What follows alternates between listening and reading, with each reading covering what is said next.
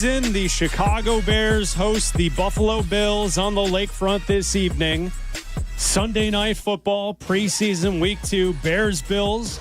I'm Chris Bleck along with Am Abdallah. You can listen to our show usually weeknights, 6:30 to 8 right here on ESPN 1000.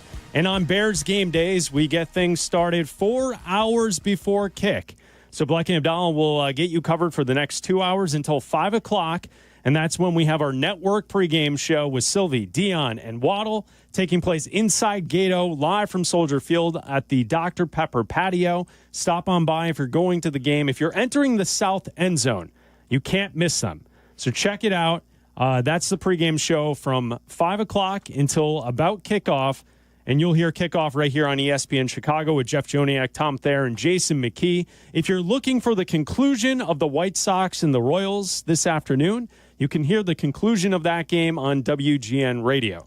So Bleck and Abdallah talking Bears football with you for the next 2 hours. Then we'll hand it off to Silvy, Waddle, and Dionne. Abdallah, as we head into week 2, it's important to note tonight the Bears will play starters. Caleb Williams will play tonight. So it's something for all of us fans to look forward to watch, and to kind of take a gauge at how this offense, and really with Ben Johnson, this is all coming together in year 2 for Caleb Williams, and something to look at this evening. Preseason game 2, this time it counts. More than last week. A little more than last week. It doesn't really, but we'd like to see them look good. That'd be cool. That's a long title for the movie poster. Maybe I don't workshop know. that. I'll workshop that one. But no, you're right. Yes, obviously the starters are going to play, and a lot has changed up at Hallis Hall this week as we lead into this game. Obviously not with Caleb Williams and not with the weapons that he has. We're going to see Roma Dunze, DJ Moore. We're going to see Cole Kmet, Colston Loveland. All the guys are going to be out there. But obviously the news coming out of Hallis Hall this week is that the biggest changes for this game are going to be to the offensive line, specifically the left tackle and maybe even the right tackle, because earlier this week a new name was added to the left tackle battle as Theo Benedict shuffled his way in to the battle between Ozzie Trapillo and Braxton Jones. And then we also got word that Darnell Wright, the coaches aren't really happy with his conditioning on the right side of the line, and Ozzie Trapillo took some reps at right tackle. So I don't know what their plan is today for Ozzie Trapillo, the rookie drafted in the second round. If they're going to have him play left tackle and kind of, move him in there and mix him up with Braxton Jones and Theo Benedict, or if the plan is going to be to kind of split reps and get, Darnell Wright some reps there while the starters are out there, and then maybe have Ozzie Trapillo play a little bit of right tackle. We'll find out. But a lot of focus is going to be today on that front, specifically the guys on the end of the line protecting Caleb Williams, because we've talked a lot about the offensive line for the last few years. We thought they finally got it right. And then this week, the offensive line questions reared their ugly head once again. And we now have more questions than we did answers when we were here last week previewing last week's game against the Dolphins. Yeah, I kind of feel like the conversation today, there's dual leads to this conversation. One, it's the starters are going to play tonight. So, for our situation, talking about this game, it's a lot more fun. I think as a fan, if you're sitting down on the couch tonight at 7 o'clock, or perhaps you're going to Soldier Field tonight, you have tickets to go to this second preseason game, you do have something to watch for, at least for a quarter, I would imagine. Mm-hmm. I don't know how long they'll play tonight. I would like to see them play for a half.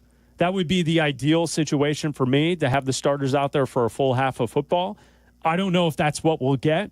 And we'll kind of go into, as we get the conversation going along here this afternoon, is because of the practice that they had with the Bills on Friday, I don't know how long both number one groups, offense and defense, will be out there this evening. So I think that's one way to kind of approach tonight. I think the other angle in the second lead is that there are major concerns over the left tackle position. And you listed off the options. We've discussed the different kind of ideas heading into camp and who would be healthy, who's battling, who was drafted, what they have. The one thing I think we all agree on as Bears fans at this moment is that there is no answer. And it stinks, and it kind of sucks that we are now entering another season as Bears fans with a huge question mark at left tackle. I'll give Ryan Poles credit. He definitely says sights on fixing the interior of the line. Joe Thuney, Drew Dahlman, Jonah Jackson, that sounds great. And I think from what I've heard at training camp so far, it's looked good in the middle. No issues in the middle. Mm-hmm. But the fact that this week you have something creep up with Darnell Wright, maybe a kick in the butt from the coaching staff. Yeah. Okay. I would have expected he to be thriving at this moment, but I guess that's not what we get. And then the fact that there are 3 players battling for left tackle, and none of them have really impressed at this moment. And we're only a couple weeks away from the start of the season. That's what's concerning to me, and that's why, to me, it's a major red flag, and I think Bears fans should have a concern that at this point, even though you knew going into camp you were going to have a battle, I don't think that we thought at this point it would be a battle where no one's winning. And they all equally have not impressed the coaching staff. And I think that's the struggle with this. And in fact, you're getting like that horse. If this was a race, you're getting the horse that's bringing up the rear coming at the end here with Theo Benedict coming in and getting some reps there with a lot of reps with the ones the last few days at camp leading up to this game. Yeah, we're 3 weeks away from the start. It will be 3 weeks away tomorrow because they open on Monday night. And I think that I'm hoping, it's weird to say that I'm hoping that it was just a message to Darnell Wright, because that means that he's just kind of Cadillacing it through camp knowing that his spot is solidified. And that's not good. But I think it would be more concerning if the coaching staff was like, he ain't it, and we got to see what Ozzie can do over on the right side. That's more concerning. So I'm hoping that this coaching staff, being the complete opposite of what the Bears had the last couple of years with Matt Eberflus, that this is a very vocal coaching staff. And if something is wrong or they believe that something isn't right or going well, they're going to tell you. And if the media asks, why was Ozzie Trapillo getting reps on right tackle, they're going to say, because Darnell Wright's not in shape. And he played well at the in the joint practice against the Dolphins, and then we got to game day, and he did not play well. And so we were not happy with what he did in the game against the Dolphins and the couple practices after that. So guess what? We're bringing in someone else that we drafted, a younger player. I know that this is only Darnell Wright's 3rd year, but Ozzie Trapillo comes in as the rookie, and maybe it's just a swift kick in the ass where they're like, hey, nothing's solidified. You need to perform every single day. We're not going to tolerate any sort of Cadillacing or taking plays off or anything like that. This is important. They start in 3 weeks against a division in the division. Their first 2 games in the division. Like, you cannot get off to an 0-2 start and expect to kind of make that up later on in the year. You can, but that's the last thing you want to do. So everybody needs to be prepared and ready to play. And I think that's why, obviously, the starters are going to play today. Ben Johnson preached, we need reps, and no better way to get reps than in an actual game today. But I think that we'll see the mix at left tackle and not so much right tackle. And I think that that's a good thing, even though you got the guy who needed, the kick in the butt to get going here. Ben Johnson on Wednesday talked about the starters and what they're going to go after playing this evening. Yeah, I'll go ahead. Our starters are going to play. Everyone's going to play. What's the value of that? Well, last week and really all through camp, I've been pretty consistent with the thought of reps are the most important thing to get him up to speed. And by the plan that we had a week ago, we were able to get him probably somewhere between 80 and 100 more reps than we would have been able to do had he played in the game. This week, it's a different schedule, different length of time in terms of in between games and all that. And so our plan right now is the guys that sat out last week, they will be playing this week. So it was Ben Johnson on Wednesday. What are you looking what are you looking for from the starters? Here's Ben Johnson on Wednesday. I think the trust that we've been talking about from the get-go, that's really where that comes into play.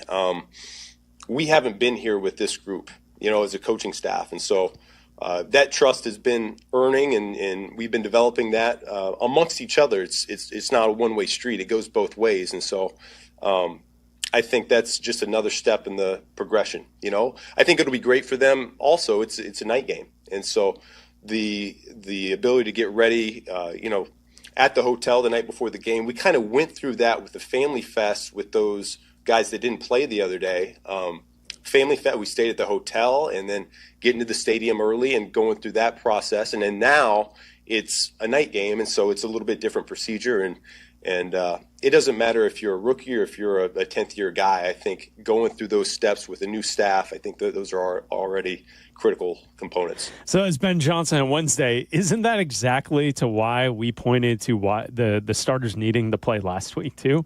Wasn't that a part of the rationale, is that you get into the routine of a game day and knowing you have to put the uniform on and to perform?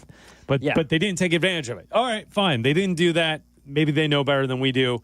They'll get that rep tonight. Mm-hmm. They will head to the stadium probably pretty shortly here, or they're already there getting ready on the field. It's a night game. They're going to have a few night games this season.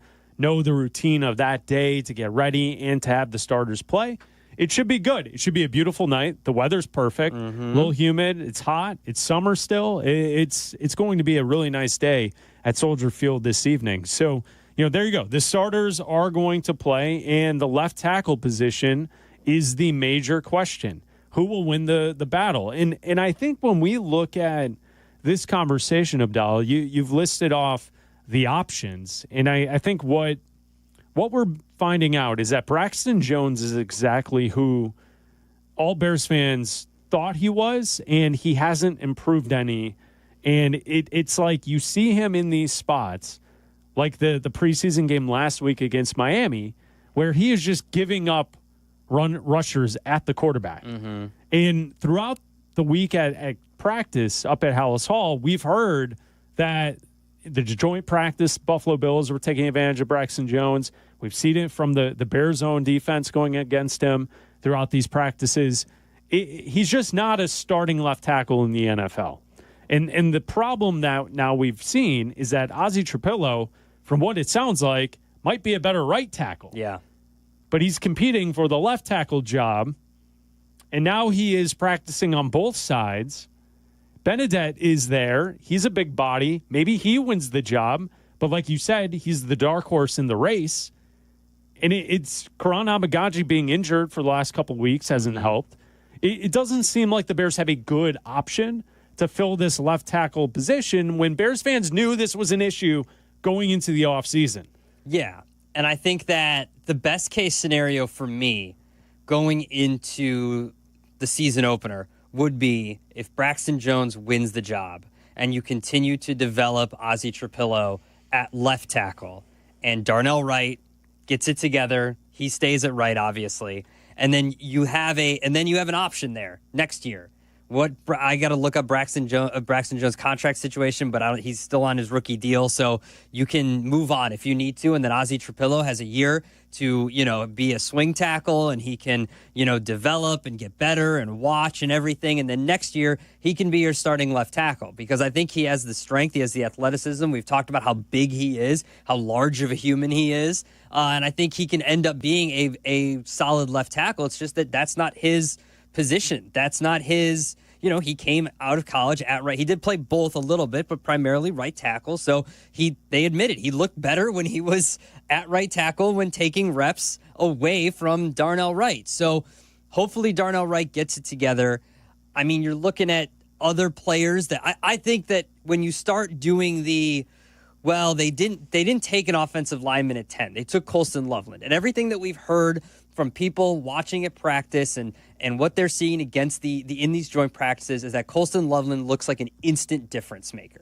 So I'm not saying that I regret the Colston Loveland pick. It's just that you already had a tight end in Cole Kmet. And yes, Colston Loveland can be a great weapon and can be a difference maker. It might be in the long run a better look and better, more beneficial for the team if you would have taken a left tackle there at 10 instead of another tight end where you already had one that you just paid. You just paid Cole Kmet. If you have the rest of the line taken care of, can you patchwork this left tackle spot throughout this season? Well, that's what we thought. We thought that Darnell Wright was set and that bringing in Jonah Jackson and paying, Drew Dahlman and then bringing in Joe Thuney, that was set, that was it. And then you might have, Ozzie Trapillo there if he wins the job, or you might have Braxton Jones there if he wins the job. But either way, we thought at least 4 out of 5 were going to be set. I still think Darnell Wright is set. I still think 4 out of 5 are set. And the fact, I'm more concerned that you've got Theo Benedict in there. Nothing against him, but the fact that you're bringing in a third option means that Braxton Jones and Ozzie Trapillo haven't played well enough for you to give someone a job yet. This is something that when they started training camp, when they started all the mini camps, they wanted this solidified last week. We should have been talking about last week heading into the Dolphins game. We should have been talking about how Braxton Jones won the job or Ozzie Trapillo won the job. And this is your offensive line. These are your 5 guys. Let's build cohesion. Let's play alongside each other. Let's get reps. Nobody knows how long it takes to form, a decent unit up there. Then Joe Thuney, I'm sure he's not happy that every time he looks over to his left, there's a different dude there, and he wants to figure out who he's playing next to. So yeah, I think that there are ways for a good offensive coach like Ben Johnson to scheme around a bad left tackle. You can roll Caleb out to the right as much as you want to and buy him some time. You can put a tight end there. You can put your running back there to do whatever you need to. But I thought that and I think that they definitely, because they said it, they wanted an answer. They wanted an answer, and then they changed their tune a week ago, and we're like, yeah, it's a work in progress. Well, I would say this. I do want to, I don't know if challenge or correct something that you said. It's not that they brought in Theo Benedict like after the fact. He's been in camp the entire time. Yeah, but not taking reps with the ones. No, but this coaching staff has talked about competition. Mm-hmm. If the kid is competing and is showing that he's better than the other two, then he earns those reps. It's not like I feel like the way you phrased it is as if these guys weren't playing well, so they went out on the street and brought someone in. No. Theo Benedict has been here with this team this offseason, and he has proven that he is worthy of getting the reps. That, to me, you got to celebrate that the kid is battling like that. But he's the 4th option. It was supposed to be Cronin, but isn't the point to play the best player? Yeah, but when all 4 players aren't good, it's not great. But what if he turns into a guy who's a solid starter for a full season? He could. I mean, clearly with Jones and Trapillo, no one has grabbed that role. No one has taken it. I think it says more about Jones and Trapillo than it does about Theo Benedict. I think it says more about how one of them hasn't stepped up and taken the job yet, and that they needed to put more guys out there to see what they have with the ones, because Benedict's been playing with the 2s, 3s, whatever, and they had Karan Amagaji. He ends up getting hurt. So now they have to bring in but you know what I mean? Like, if those 2 guys were good enough, one of them would have earned the job by now. We're 3 weeks away from the start of the season. No doubt, and that's why the conversation started with, like, we were expecting someone to be the starter, to have won the job. And I was hoping it would be Trapillo, because that's why you use the 2nd-round draft pick on a kid, is that guy turns into a starter, and it seems like he's in a little bit too much over his head at left tackle. Now he's taking reps at right. He might be the swing guy for this season. And Braxton Jones just gets pushed around. Yeah. It's that simple. We see multiple times, and again, like against the Dolphins, where it's just like an easy pass rush move on him, and you're going right at the quarterback without any resistance. Mm-hmm. And we've seen that multiple times in the past from Braxton Jones. If you want to join the conversation, how much of a concern is it to you that the Bears don't know who their left tackle is at this moment? We're heading into game 2 of the preseason. They have no idea who's going to start the season. 312-332-3776. Black and Abdal, the pregame show, getting you set here for Bears and Bills. ESPN Chicago. Hey, when was the last time you hopped out of bed without that knee or back yelling at you? Or walked downstairs without groaning step by step? I know exactly what that's like. I've felt those aches and pains as well. It's easy to think, hey, I'll tough it out. Maybe it'll fade. But nothing changes. Hey, it's your friend Tom Waddle here, and I want you to do what I'd tell any teammate to do. Call Dr. Caravelli and the team at QC Kinetics. Their regenerative treatments help your body restore and repair damaged joint tissue. No scalpels, no pills, no long recovery, just real lasting relief. Bring your x-rays and MRIs for a free, no-pressure consultation. They'll tell you honestly if you're a good fit. They even have Saturday appointments as well. Worst case, you learn something new. Best case, you get your life back without groaning every step. Call QC Kinetics right now at 312-809-5955. That's 312-809-5955. 312-809-5955. Performance-based materials are a given these days. But if you're after the stretchiest, most lightweight pieces that say, "I'm here for a good time," then take a walk on the Swanee's side. With fabric sourced from recycled plastic and styles designed for on- and off-course versatility, Swanee's brings you sustainably made, intently designed, and affordably priced golf gear. From polos to layers, it's gear that looks good, feels better, and plays everywhere. Upgrade your game and your closet at swanees.co. Has the excitement of betting turned into worry? Feeling overwhelmed every time you roll the dice? Problem gambling doesn't just affect your wallet. It can impact your health, relationships, and peace of mind. But there's hope. Gateway Foundation is here to help you take back control of your life with personalized treatment options. You don't have to face this alone. Call Gateway Foundation today at 844-444-5780. That's 844-444-5780. Parent Petroleum, its customers, and the Parent Petroleum Foundation work together to support local charities in an effort to give back to the community. During their annual Pumpathon event, with every gallon of gas purchased in the months of July and August, fuel retailers donate a portion of their sales to 4 great charities: Folds of Honor, Living Well Cancer Resource Center, Casa Kane County, and Cal's Angels. Be on the lookout for Pumpathon signage at a participating gas station near you. Learn more at parentpetroleum.com.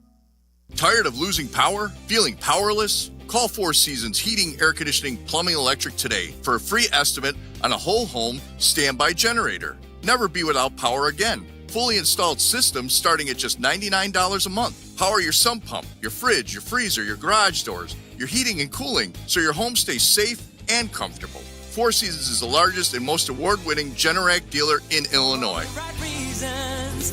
Call it 664 Seasons.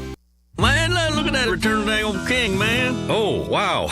Emotional. King of the Hill is back. They got a Bob's in the airport now. Oh, that's Boba. World has changed, Dad. Bobby wants to bring that new girl over for dinner. The Vegas? What the hell am I supposed to feed her? Can't we just put some grass in a bowl? From Mike Judge and Greg Daniels. Ready to make some memories, Dad? Let's freaking go. A Hulu original series, King of the Hill. All episodes now streaming on Hulu. What is your next success story? At University of Maryland Global Campus, you can succeed again with more than 135 affordable online degrees and certificates to help you move your career forward. From cybersecurity and AI to healthcare and MBA, our programs help you build critical thinking, leadership, and communication skills that set you apart in today's job market. Apply now and save with no application fee through September 3rd. Visit umgc.edu to get started. Certified to operate in Virginia by Chev. It's the Game Day Tailgate Show with Bleck and Abdallah on the new home of the Chicago Bears, ESPN Chicago.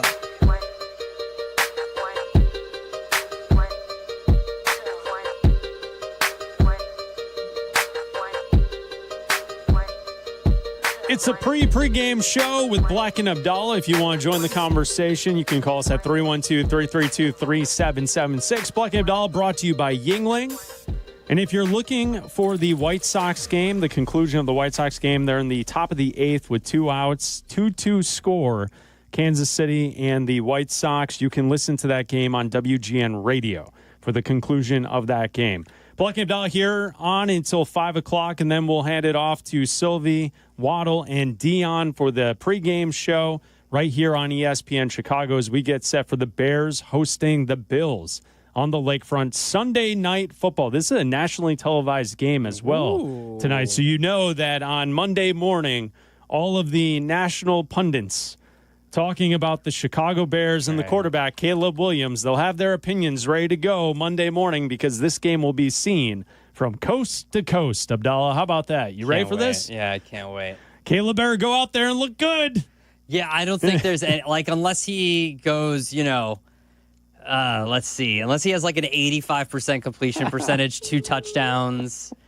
I don't think there's any way that they will all find a way to spin whatever Caleb does in a negative fashion. To hate on it? Yeah, and look, if he plays poorly, go right ahead. Then it's deserved. You know what I mean? But I don't know what we're going to see out there. I don't know how much we're going to see out there, whether it's a series, a quarter, 2 series, a half. I don't know. And I mean, they're not going to play Friday.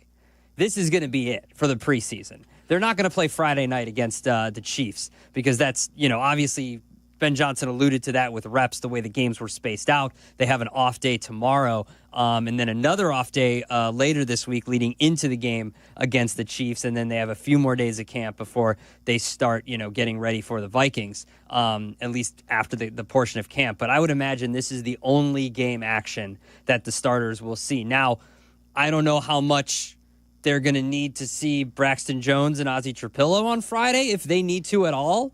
And see how they do. But hopefully that position is kind of solidified before we get to that. You can't be 2 weeks out and just I don't know. This isn't college football. You can't go out against whatever East-West school you schedule to begin the season and be we've got 2 quarterbacks. We're going to play one each half. And then figure it out. We're going to play against the Vikings. We're going to play Ozzie for the first half, and then we're going to play Braxton Jones for the second half and see how this works out. No, you need this solidified by the end of the game today is what I would like to see. But, probably not. All right, so the Bears and the Bills kickoff set for a little after 7 o'clock live from Soldier Field. You can listen to Joniak and Thayer on the call of tonight's game right here on ESPN Chicago. If you want to join the conversation, you can call us at 312-332-3776. We do have other news in the NFL from this afternoon. Ian Rappaport and Tom Pelissero on the NFL Network reporting that contract talks are at an impasse with Bengals defensive star Trey Hendrickson, and that the Bengals are listening to trade offers for the Pro Bowler, and that it seems as if the Bengals are doing their due diligence at this time. There's no trade set, but it is unlikely that Trey Hendrickson will return to Cincinnati for this upcoming season. So, Abdallah, I turn to you and I say, all right, so the Bengals are now admitting that they're listening to trade offers. I saw some teams that have been thrown out there, like the Jets, a couple others, as teams that are interested in Trey Hendrickson. Should the Chicago Bears be interested? Should they make an offer? Should they contact the Cincinnati Bengals and try and trade for Trey Hendrickson? November 2nd, Trey Hendrickson returns to Cincinnati for a revenge game with the Chicago Bears. Yes, they absolutely should. Diana Rossini saying that according to teams that have reached out, Cincinnati isn't only seeking draft capital, they also are targeting defensive players in a potential deal. Well, the Bears have a couple I could see them maybe parting with that could get that deal done. They also believe that if the Bengals would have done this earlier, they could have gotten a better draft pick because now they're not operating from a position of power. You got a guy who's not going to play for you. And so you need to move on and you need to do it fast because, like we've been saying, you're 3 weeks out from the start of the season. So I would say that if they need to get something done, it's got to be in the next week or so. And I would love nothing more than the Bears to make that phone call and make that deal. I know we haven't spent a lot of time talking about that side of the football because it seems like, for the most part, everything's been going great, right? Dennis Allen has these guys playing really well. They're playing with a renewed sense of energy. Montez Sweat looks the best he's looked in years. He's fully healthy. We haven't really talked about what's going on opposite of Montez Sweat on the defensive line, and that could be a good thing. We could wait to see, week 1 against the Vikings, how that looks. But you can't tell me that adding Trey Hendrickson wouldn't improve your football team and instantly make you a division, not favorite, but I wouldn't necessarily call them a wild card team. I would say then if they get Trey Hendrickson, they can definitely compete for the division. Yeah, I agree with you. I think also the defensive side of things we haven't heard as much from because it sounds like things have gone well at all levels of the defense throughout camp. on the front line, the linebackers, the secondary. It seems as if there's been some injuries in the secondary, but those who are stepping up and getting a chance seem to be pretty good as well. And I think what you said is correct. Dennis Allen is getting the most out of this group, and we've seen and heard rave reviews from the 2 joint practices. And so in the joint practices, if the Bears defense is flying around, taking the football away from Josh Allen and Tua Tagovailoa, I feel great about that. I feel fantastic. Like, a part of what really hurt this team last year was when Billings went out with the injury, it seemed like they could not stop the run. It may be different, joint practices, running the football. You're not really doing that if you're in a 7-on-7 drill. You're not really doing that in some of these drills. It's different when the games start. But if the run game is stout and the Bears are taking the football away with the defense, like we've kind of heard and seen throughout training camp, then I think this defense is going to be noteworthy, which will help getting to your end goal. A Trey Hendrickson added to this group, no matter who you move off of it, it's going to have to be someone that's really good to get this type of deal done. So I'm looking at a Kyler Gordon, a Jalen Johnson, something like that. Well, I'm looking at the secondary because you have guys who could fill in if you need to, if you move those players. Like, you're not moving Montez Sweat to get Trey Hendrickson because you want to pair Montez Sweat with Trey Hendrickson. So it's to me, it's kind of difficult to see a trade like this going down, but I definitely think Ryan Poles should make a call. Well, he should at least see what they're interested in. This is the type of player, you said division. You add someone like Trey Hendrickson to this team, you should be trying to win the division, and you should be trying to make a deep playoff run if that's what you're doing. I don't know if they're looking for someone that they would necessarily have to start paying like right now, like Jalen Johnson. I think he's too good to move. I would look more towards Jaquan Brisker. I know that Edmonds makes a lot of money, but if you have to do something there where he already has a contract, you don't need to like pay him now, give him new money. Brisker is cheap, so they wouldn't need to pay him at all right now.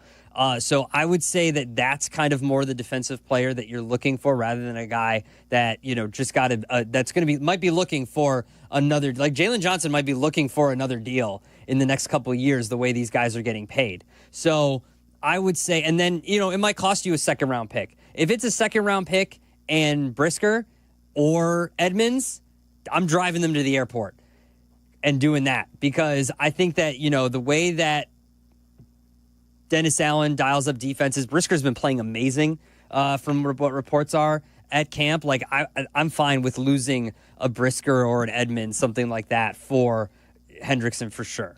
So the reports from today, the NFL Network, Rappaport, and Pelissero, that the contract talks for Bengals star pass rusher Pro Bowler Trey Hendrickson, they're at an impasse, and that the Bengals are listening to trade offers should the Bears make a move and go after Trey Hendrickson. It's Buck and Abdallah. It's the pregame show getting you set for the Bears and the Bills right here on ESPN 1000. We'll take some of your calls coming up next. ESPN Chicago.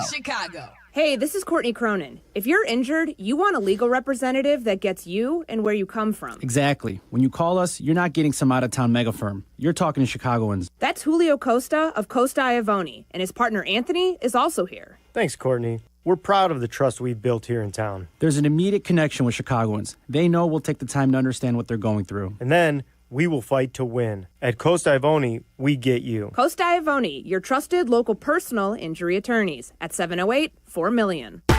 Thinking about buying a home? Want to improve your credit or learn how to budget smarter? NHS Chicago is here to help with free, expert-led classes that guide you every step of the way. Whether you're a first-time home buyer or just want to take control of your finances, NHS has the tools and support you need. Classes are offered online and in person. Click the Education tab at nhschicago.org and sign up today. That's nhschicago.org.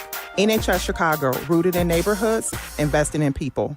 It's football season, and that means training camp game plans and getting your body in peak condition. But if you're still battling sinus pressure, allergies, or snoring every night, you're not game day ready. Take it from me, Sinus and Snoring MD is the place to go. They've got cutting-edge, non-surgical treatments that work. I've seen it. I've felt it. It's a total game changer. Don't wait till midseason to get right. Go to sinusandsnoringmd.com today. That's sinusandsnoringmd.com today. Roofers and Waterproofers Local 11 provides quality value and service in all facets of the commercial, industrial, and institutional roofing and waterproofing industry. Promoting skilled craftsmen and craftswomen through apprenticeship training, Local 11 members are trained in the application of the latest roofing and waterproofing techniques. They are at the forefront of design and installation of environmental-friendly solar, green, and garden systems. To find a highly skilled roofing contractor today, go to ChicagoRoofingContractors.org. This is the story of the one. As a safety manager at a manufacturing plant, he does everything he can to keep his coworkers safe. From finding ways to reduce risks to keeping safety supplies in stock. And for that, he relies on Grainger. Grainger offers a broad range of quality products and next-day delivery, so he can always play it safe. Call 1-800-GRAINGER, click Grainger.com, or just stop by. Grainger, for the ones who get it done. Hi, I'm Michael from the War and Treaty. You know the jingle. Now discover the facts about Ozempic, a GLP-1. Only Novo Nordisk makes FDA-approved Ozempic. Learn about the real thing. Talk to your healthcare professional today. Call 1-833-OZEMPIC or visit Ozempic.com to view the medication guide and to learn more about Ozempic, semaglutide injection 0.5 milligrams.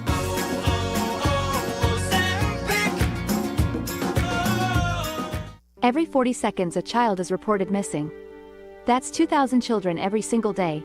It's a heart-wrenching reality that we can no longer ignore.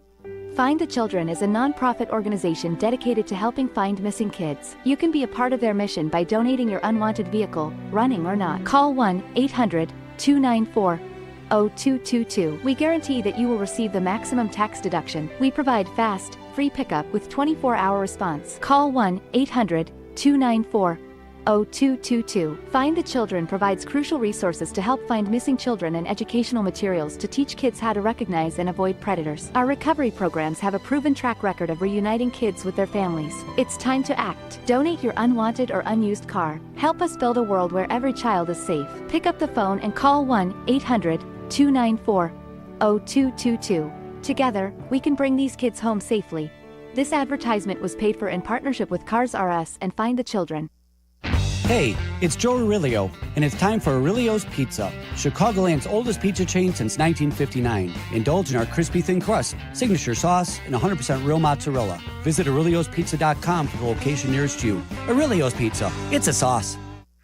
It's the Game Day Tailgate Show with Black and Abdallah on the new home of the Chicago Bears, ESPN Chicago.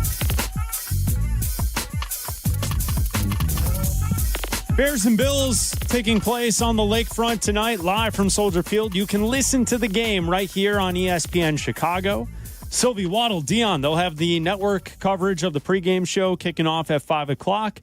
Thayer, Joniak, and McKie will have the call of tonight's game right here on ESPN 1000. If you want to join us, it's Black and Abdallah hanging out with you at 312-332-3776. We go to Tony in Oak Lawn. You're on ESPN 1000. What's up, Tony? Hey, how's it going? Good, man. What do you got? So I was listening to the conversation earlier about the offensive line situation. Bless you. And I think we should just really thank you. I think we should really just trust in the coaching staff. If this Bless was you. like the Eagles or another team that bring in offensive linemen, have competition, and then change their offensive linemen, we would be okay with it. So I think we just really need to trust the coaching staff, wait till we see what it all looks like with all the starters, and then just calm down just a bit. And that's all I got to say. Yeah, thank you, Tony. Appreciate the phone call. Yeah, I mean, and that's where if whoever wins this left tackle battle plays good football and the offense looks okay, I don't think any Bears fans will care who's the actual starter. Mm-hmm. The problem with that is that we are Bears fans. And we've lived through this. Yeah. And we've seen left tackle be an issue. And we've seen our quarterbacks get killed. Mm-hmm. And we've seen having to make a justification for why a young quarterback struggles based on the incompetence of an offensive line. Yeah. And that's something that I've lived through many times before as a Bears fan. So that's why I'm worried. I mean, I understand. I'm not panicking. Like, I'm not like, oh my God, the sky is falling. They don't have a left tackle. I understand that this is still an incomplete football team. I know that they're ready to win. They say they're ready to win, but it also took the Lions a couple GMs to build their offensive line. And when you look at their age, Darnell Wright's 24, Jonah Jackson's 28, Drew Dahlman is 26, and Joe Thuney's obviously 32. He's the old man in the bunch. But if the left tackle position isn't solidified, it's not great, but it's not the end of the world. If these four guys are going to be your four guys for the next 3 to 4 years until Joe Thuney retires, then that's fine as long as Ozzie Trapillo works out for Ozzie Trapillo has to work out for next year. Yeah. Braxton Jones can be the guy this year, and Ozzie Trapillo may take over at some point, or if Braxton Jones gets injured again and maybe he doesn't get the job back because Ozzie Trapillo just proves he's a solid left tackle, or maybe Ozzie wins the job and Braxton Jones is your swing tackle and then you're set. This is not necessarily a complete team. I don't think any team is ever fully complete. You can always, we're talking about them trading for Trey Hendrickson because we still don't have a definitive answer opposite Montez Sweat. We still don't know if they are going to be able to stop the run the way they were when Andrew Billings was healthy last year. So I would say that I'm not panicking. I do think that Ben Johnson can scheme around it and can build an offense that can protect Caleb Williams. As long as Caleb Williams is getting the ball out in time, that's going to be a big thing. Like, Ben Johnson can scheme all he wants to. If Caleb Williams isn't throwing the ball when Ben Johnson wants him to, that's going to be more of a problem than trying to protect him because he's allowing those rushes to progress and eventually get to him. So it's going to be a lot of, rolling him out to the right, getting the ball out fast, all that kind of stuff, and that's up to Caleb. Caleb has to get rid of the football. If you know that you're weak on the left side, you got to get rid of the football in time and not put yourself in harm's way. And I think Caleb has the talent to do that, to progress in that fashion too. But also he can use his legs and throw on the run and all that kind of stuff that we saw flashes of last year. Well, and some of the concern that we've heard to this point in camp is that running the offense hasn't gone smoothly. And the thing that I would be concerned about is if you're struggling at left tackle and you're having issues just getting the plays in and getting the plays called and then getting to the line of scrimmage and no procedural issues as that's taking place, it's going to take some time for Caleb to also recognize the little tricks that he needs to manipulate the defense to also help out a left tackle that may be struggling. Mm-hmm. And I think that's where if we had a veteran quarterback who knew this offense inside and out, and maybe it's not as much of a concern. And maybe it's something that Ben Johnson and the veteran quarterback could kind of handle as you go through a season. Allow the left tackle to kind of figure that situation out. Mm-hmm. Unfortunately, the Bears aren't going to have that. This is a quarterback in his second year that, to this point in camp, that stuff has been the struggle. Pre-snap issues, communication to the rest of the huddle. That's the stuff of concern with Caleb to this point through camp. There have been some practices where the ball has hit the ground. That's also a concern. But it's not like everything with a new offense is all buttoned up and everyone's ready to go. And I think that's where you also listen to those who know, like Tom Thayer, talk about when you're in the system for multiple years in a row, it's not only the quarterback and the play caller that know the ins and outs, but also the other players on the offense know the ins and the outs. So if you are confused, maybe the person next to you. So if it's Braxton Jones that needs the assistance or Ozzie Trapillo that needs the assistance, you look to Joe Thuney, and Joe Thuney, a vet in a system for multiple years, he may know. Mm-hmm. They're all learning this together. Yeah. And that's, I think, where it's a concern that you don't know who's going to be the left tackle because you would like that person to be learning alongside Joe Thuney and that they learn together, and then there's less questions, and then you're taking care of things as you go, and then Caleb doesn't have as much on his plate. Because I think to this point, that's been the concern locally in camp about Caleb in this offense. Nationally, people think that he's a bust. That's weird because I watched him play 17 games of football last year. He wasn't great, but he wasn't a bust. Well, he was an okay quarterback last year as a rookie. It's also dumb to call somebody a bust before their second year even started.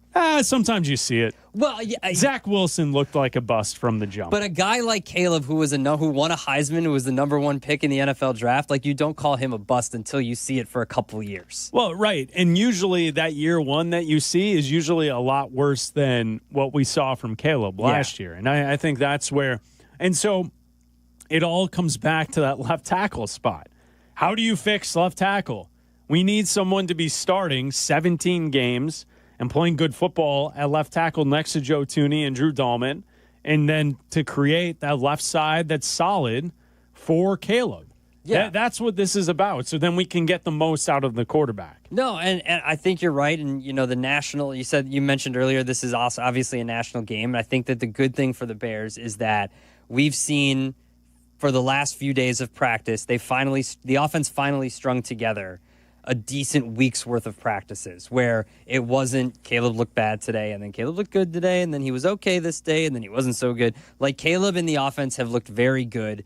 The connection between him and Rome Odunze has been excellent. Everybody's been raving about that. Colson Loveland looks like a guy worthy of being a top 10 pick, and he's got a connection with Caleb. The one thing that is also concerning is a lot of penalties with stuff pre-snap, false starts, all that kind of stuff, delay of games. That's going to be an issue that I'm looking for today as well. I'm looking to see if these guys can get the play call in, get it called on time, get to the line, don't jump off sides, don't jump early, any of that kind of stuff, whatever it is. And I want to see a clean operation. And then, if they connect, cool. I don't think that Ben Johnson is unloading his bag of tricks today, They're probably going to run a bunch of vanilla stuff just to get, some reps for Caleb and that kind of thing. But I want to see the operation look better than the reports we've been getting in camp. It's Black and Abdallah here on ESPN 1000. If you want to join us, you can call us at 312-332-3776. It's a Bears game day. If you're looking for the conclusion of the White Sox and Royals game, they're in the bottom of the 8th with 2 outs. Royals lead 6-2. You can listen to that game on WGN Radio.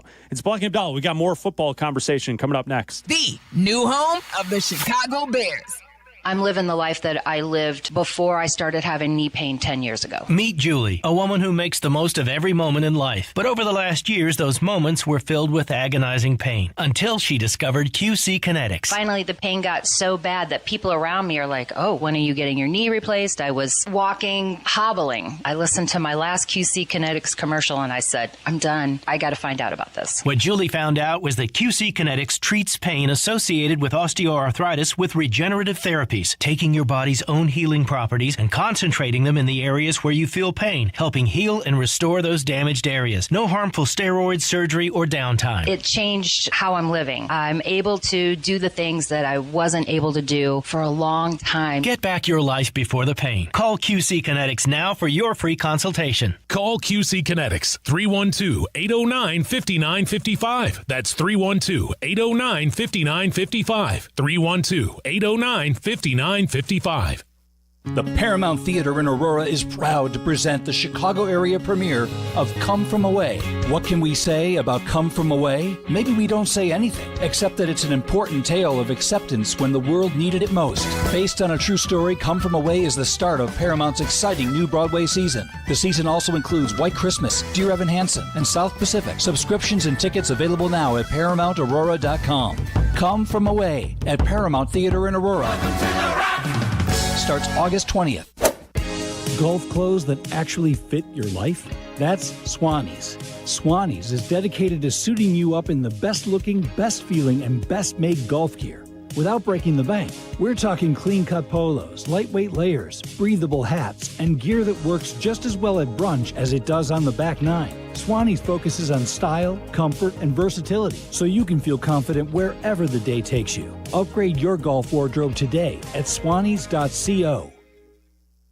Escape the heat. Head to True North convenience stores and get any size True Oasis fountain drink for 89 cents with True Rewards. Cool that thirst with any of your favorite Pepsi fountain drinks for 89 cents. As a free True Rewards member, pick the perfect size for you. No matter if you're craving a big drink or a small sip, it's just 89 cents. Don't have the True Rewards mobile app? Find it in the Apple or Google Play Store to download and save instantly. True North convenience stores. Fast, friendly, clean.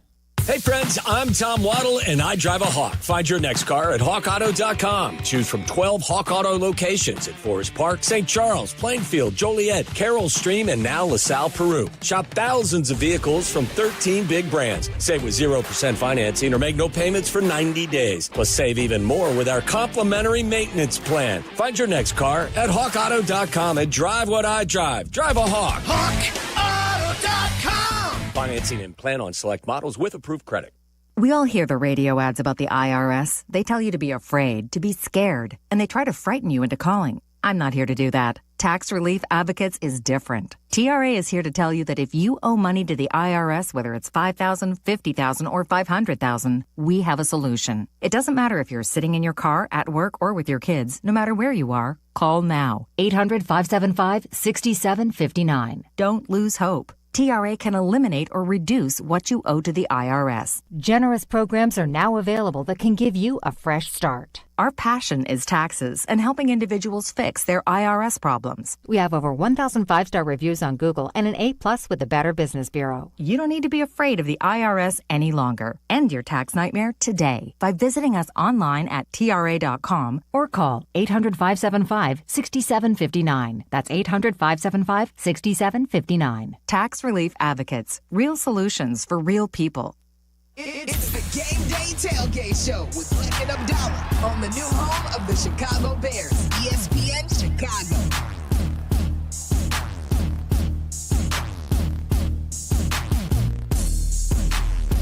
Black and Abdallah hanging out with you. If you want to join the conversation, talking Bears football, Bears and Bills on the lakefront tonight, preseason week 2. Sunday night football. The starters are playing. Hell yeah. John in Oak Lawn, you're on ESPN 1000. Hello, John. Hi, how you doing? We're good. What's going on? Cool. Thanks for taking my call. Yeah, I was just hoping to talk a little bit about the offensive line that you guys were just talking about. And then I got one more quick thing right after. So it's almost like, to me, I'm in a deja vu moment. You know, it's like every year we go into close to the season, and we're yet again talking about the offensive line. And it's just like, at what point, you know, we're 3 weeks away from the season. At what point are we just going to finally fix this offensive line? You know, here we are again. Yeah, sure, we added a couple pieces in the middle there. Great. But at what point does this end? Do we stop talking about this offensive line, right? 3 weeks away from the season. Here we are, right? And then the second quick thing I just wanted to touch on, you know, Amagaji is one of those guys, right? At what point do we cut ties with this guy? You know, he's been in the league for, 2 to 3 years now? I think this is his second year. One time, he was a rookie last year, right? Yeah, and he's seen the field only one time so far, and he got completely ran through by the Minnesota Vikings last year. You know, it's just, at what point do we just cut ties with this guy, try and get some pieces fixed on this offensive line, and end it once and for all? And hopefully, we finally can go into a season feeling confident, you know, with this offense, instead of just year after year questions about the offense. That's all I got. Appreciate you taking my call. Thanks, John. Appreciate it. Yeah, Amagaji is a second-year player. He's going to be here for a while because he was a draft pick of Ryan Poles. Third round, too. And they're going to need to get him to get up the speed and to play. So it wasn't good that he got hurt here in the last couple of weeks and hasn't been really a part of this left tackle battle because it did seem like early in camp he was mixing in. It was a 3-man race between he, Trapillo, and Braxton Jones. Now, Benedette is now in that race. Amagaji's on the outside, ramping. He's been ramping here for the last week, Abdallah. A bit of a ramp for Trapilla, for Amagaji. But, I mean, he's a draft pick. He's going to get an opportunity. Yeah, I also think, when are we going to stop talking about it? Probably never, because there is no perfect offensive line. Someone's going to get hurt at some point, and then we'll talk about whether or not Ryan Poles drafted the right amount of depth. If this battle continues through the start of the season and neither Braxton Jones or Ozzie Trapillo look good, we'll be talking about, should they have taken Will Campbell and all this. Like, we're not the only ones in Chicago that harp on their offensive line. Every show doing this has a problem with their offensive line. Like, Detroit and Philly are maybe the only ones that are like, nah, we're good. We'll focus on other things. Yeah, I mean, everybody else has offensive line problems. Trust me. I'd say this, though, from the outside looking in, there are people around football who think that the Bears have a good offensive line this year. I'm not saying that everybody, like all the PFFs and the action networks and all that stuff. Yeah, ESPN. We've seen rankings where the Bears' offensive line is top 10, if not top 5. I agree with that. I think that's just looking at names on the back of the jerseys. Yeah, these guys haven't played together yet. Theoretically, 4 of 5 spots should be good. Yes. Now, this week, whatever's going on with Darnell Wright, that's questionable, but I don't think the national media really knows that right now. And whatever's going on I don't know if anything's going on. Just his positional coach essentially called him out for being out of shape. Yeah. And so we'll get to that sound later in the program. Well, but so that's something. But then 3 of the 5 spots are new faces who are decent football players. Well, yeah, but I can also poke holes in those guys, too. Like, I could tell you Joe Thuney's 32 years old. At some point, it's going to start to drop off. Maybe not this year, okay? And Jonah Jackson got hurt and couldn't get his spot back. That's why he's here, because his replacement played better than he did. So, yeah, 3 of the 5 spots should be solidified. 4 of the spots should definitely be solidified, but I can still. Drew Dahlman's like the only one. He was the only center available, basically, and then that's why they went out and paid him, because they had such a glaring hole at center this year. So he just happened to be the guy that was available. Like, it worked out that he was available, and the Bears had a crap ton of money to go out there and spend, but there could be causes for concern at every position, because you think that we have like a quarterback problem in the NFL? The offensive line problem is just as bad. There are not enough offensive linemen for the 32 teams in the NFL. There's just not. Before we continue on with Bears conversation, can I have 30 seconds on college football? You and I are huge college football fans. Yeah. First of all, we're 6 days away from the first college football game. Hell yeah. We are August 30th is the first Saturday where it's a full slate of college football. So that's 2 Saturdays from now coming up. But 6 days away from the first game. Did you see this story about the Big Ten looking at an idea to expand the college football playoff to either 24 or 28 teams? I hate it. In the upcoming years. I hate it. That they're putting together, it's in the early stages, but the Big Ten is putting together an early proposal that would suggest that you'd have 28 teams in the playoff. No. And that the Big Ten and the SEC would each get 7 automatic bids.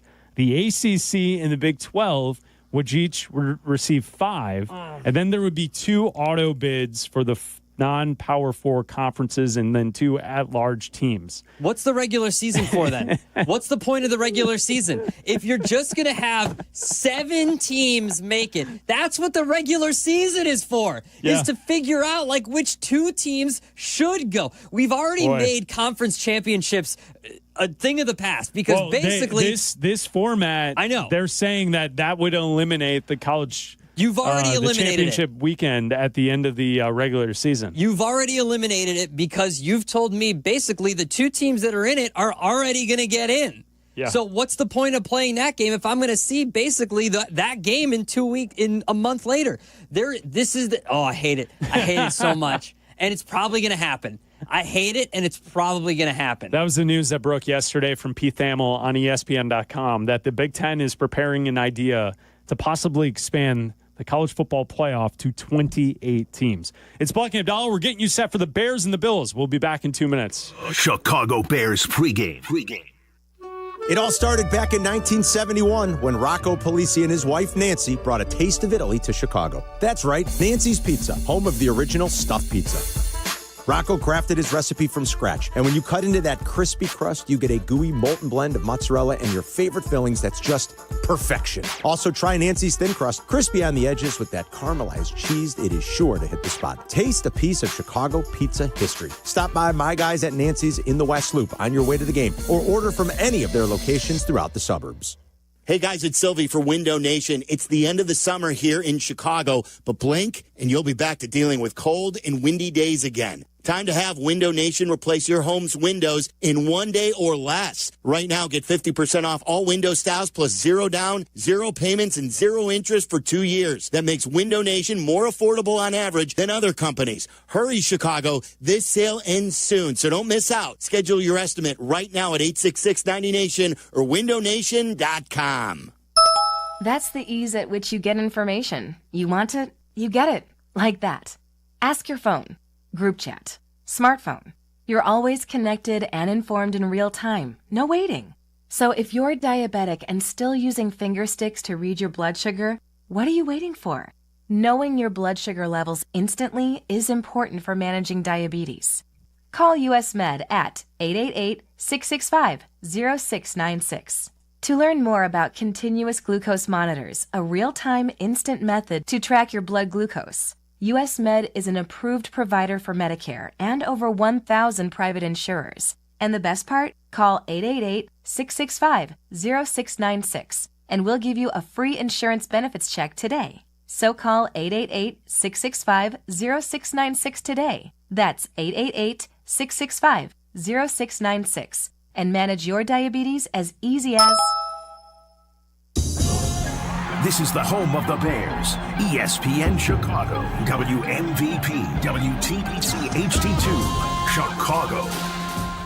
It's the Game Day Tailgate Show with Black and Abdallah on the new home of the Chicago Bears, ESPN Chicago.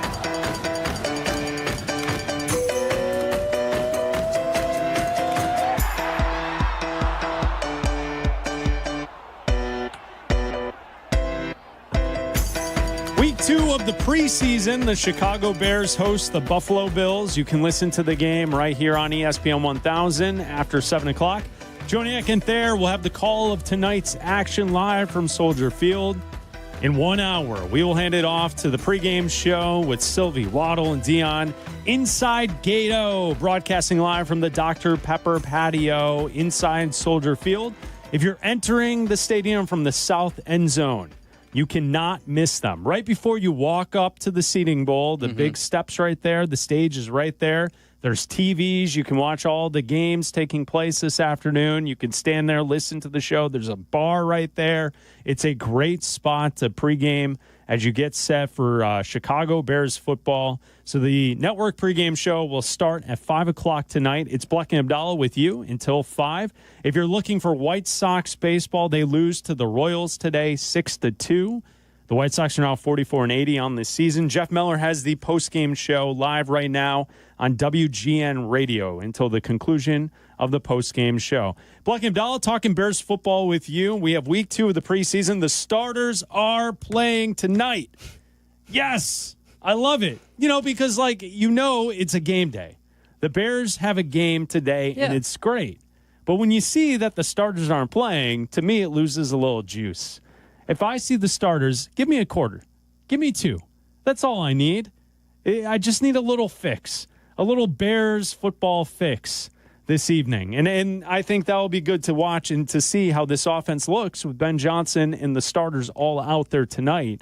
And I think that's going to be an exciting thing to kind of look and listen to later on this evening. Yeah, we don't know how long the starters are going to play for, whether it's a series, whether it's 2 series, depending on whether it's a snap count. Maybe their first series is 15 plays and, eat 7 minutes off the clock, and that's it. You end on a positive note with some form of score. I would like to see them play, you mentioned it in our first hour, a half. That would probably be good. There's nothing wrong with getting better. There's nothing wrong with playing more snaps, even if the Bills aren't playing their guys. If you're out there working and trying to get more familiarity with your wide receivers, with your tight ends, more familiarity with this Ben Johnson offense, any reps are valuable, especially to this offensive line. We don't know how they're going to hand out reps to Braxton Jones, to Ozzie Trapillo, to Theo Benedict, who's now in the mix for the left tackle spot, whether Ozzie Trapillo gets some reps at right tackle with Darnell Wright. There's a lot of unknown heading into this game, and I would say it's more unknown than it's weird to say that we have more unknown now than we did in week 1 of the preseason. Like, this is when it should be like, all right, these are the guys.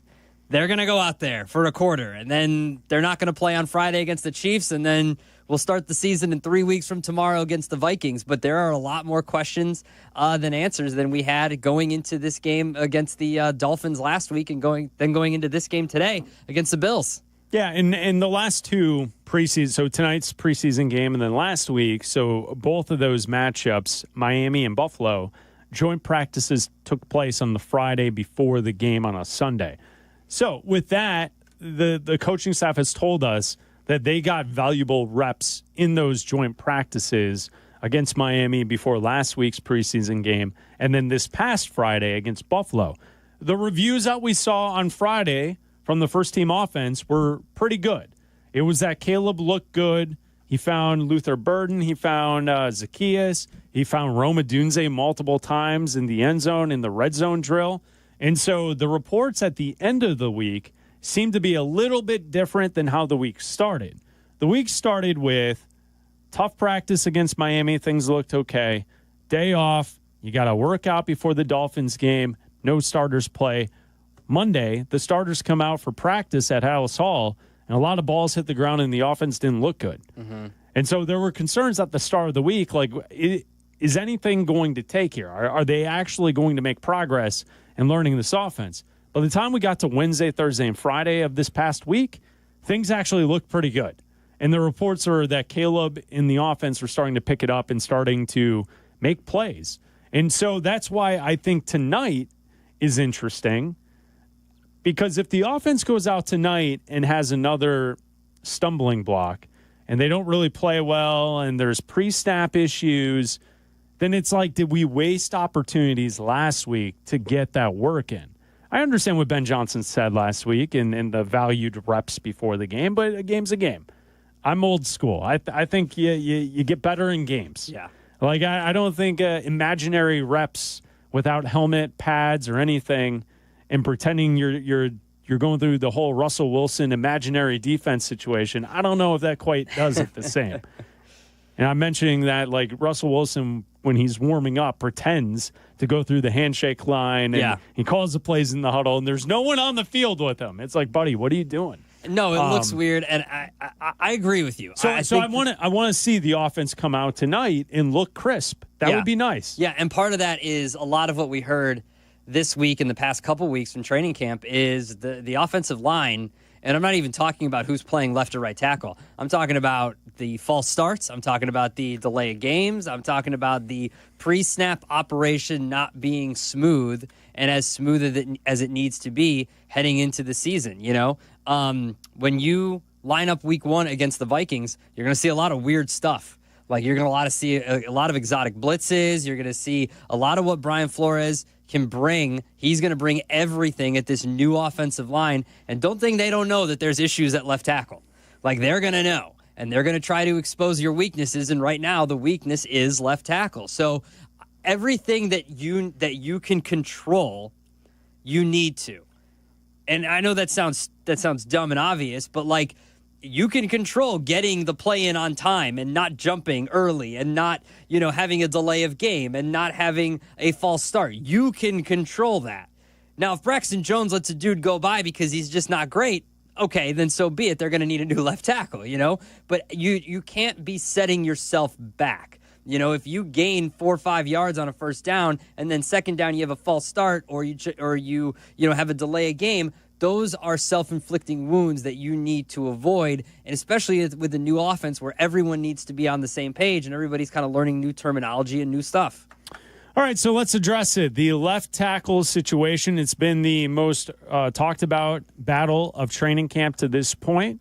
Here's Ben Johnson on Friday before the joint practice with the Buffalo Bills talking about the left tackle situation. Yeah, hopefully some clarity. That's what we're looking for. This thing's gone on now 3.5 weeks, and I said, and I'll say it again, we'll go as long as we need to go to find the right guy, but we'd like to see someone go ahead and make it clear to us that he is that guy, and we just haven't seen that yet as a staff. There's been too much up and down, and so today's practice will be a huge thing, and so will Sunday's game in terms of getting some clarity there on that. We'd love to go ahead and solidify that spot and move forward from there. And it might be one of those things where when we make that decision, it's not final for the season. It could be we have to reassess after a couple of weeks of the season, or by the bye week we might have to reassess. So it might be something that goes on.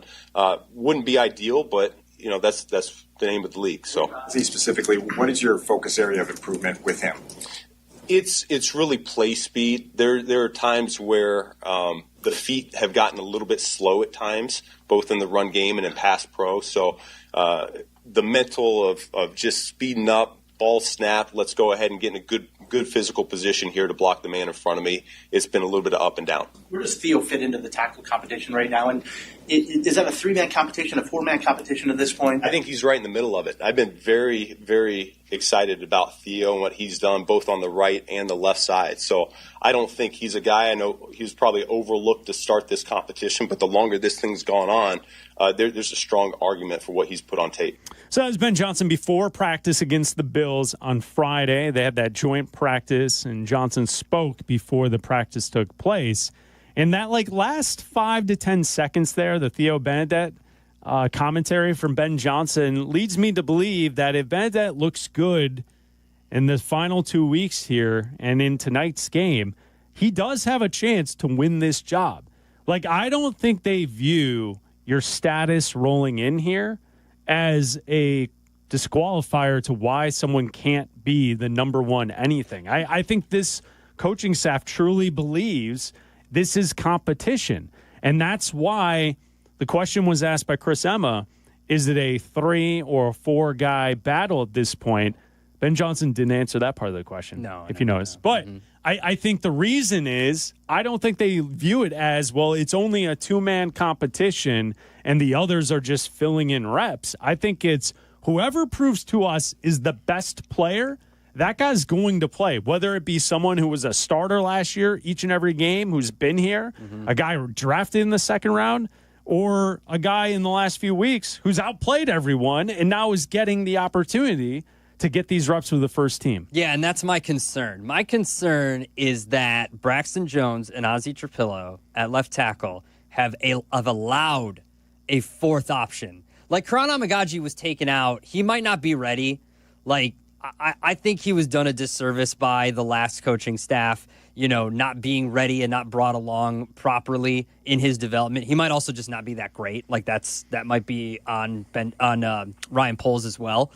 But that these two guys, Braxton Jones, who going into his 3rd year now, and Ozzie Trapillo being drafted in the 2nd round, I know he's moving over to the other side. And Ben Johnson even said it. It's just the speed. The speed of the game is faster than he is right now. And that's what happens when you're a rookie and he's just not ready yet. The fact that those two guys have allowed a 4th guy is concerning to me. Theo Benedict might end up being a great left tackle. I'm not taking anything away from him. The point is that when we went into this camp, it was a 3-man race. And then Karan Amagaji got injured. Unfortunate for him, he was removed from the race. And it became Braxton Jones and Ozzie Trapillo. And everybody kind of thought, Brad Biggs reported it, people up there have been saying it was Braxton Jones' job to lose. Well, now it seems like it's both their jobs to lose, with Benedict in the mix now.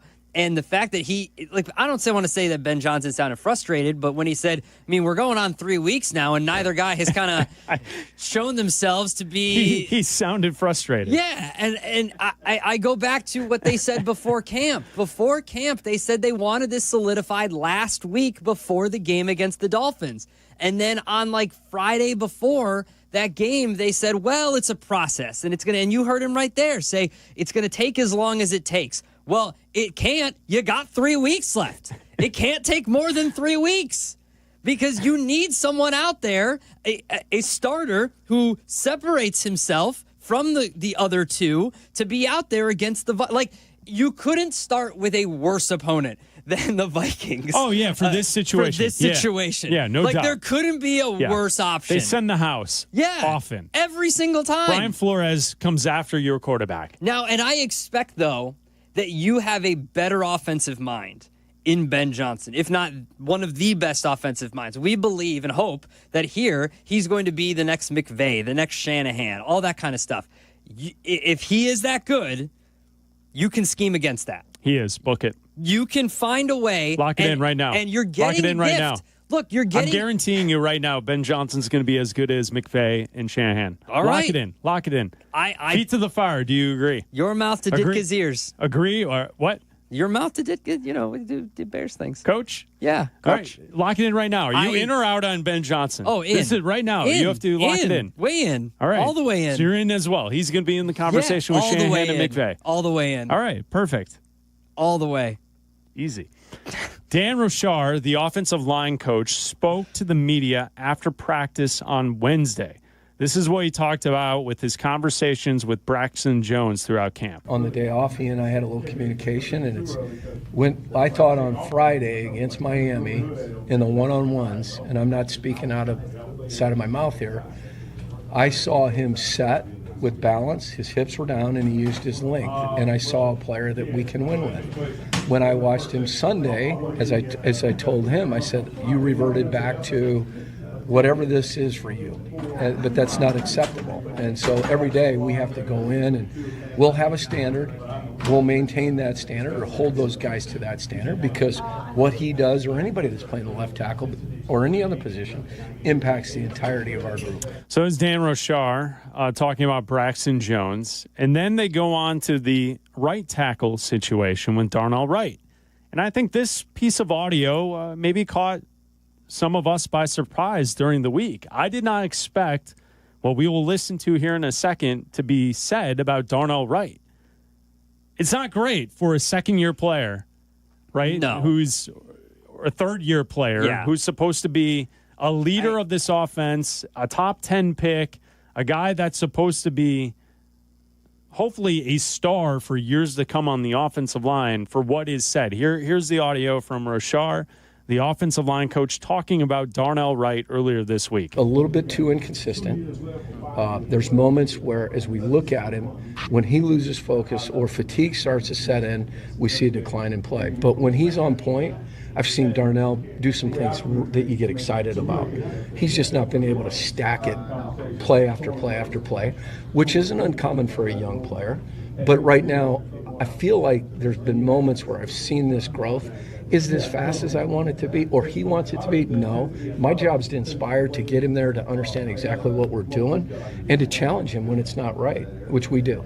So there you go. Commentary on Darnell Wright. Perhaps not necessarily in physical shape to have a great camp. Is that what we're hearing here? No, I think the point was the last sentence there, where my job is to motivate and kind of, give these guys a kick in the ass when they need to. And I think that's what this is. I think that, he said it, you've got a young player that it's not an excuse. I'm not making excuses for him. It's inexcusable. You need to lead by example. You've got rookies coming in, like you're a 3-year, you're in your third year as an NFL starter. And not only that, but 2 guys over, you have an all-pro guard who is watching you and has to play alongside you every single snap. And you're Cadillacing it through games or through practices or whatever. I'm hoping that this is just a kick in the ass. And they're just telling him, hey, you gotta get it together.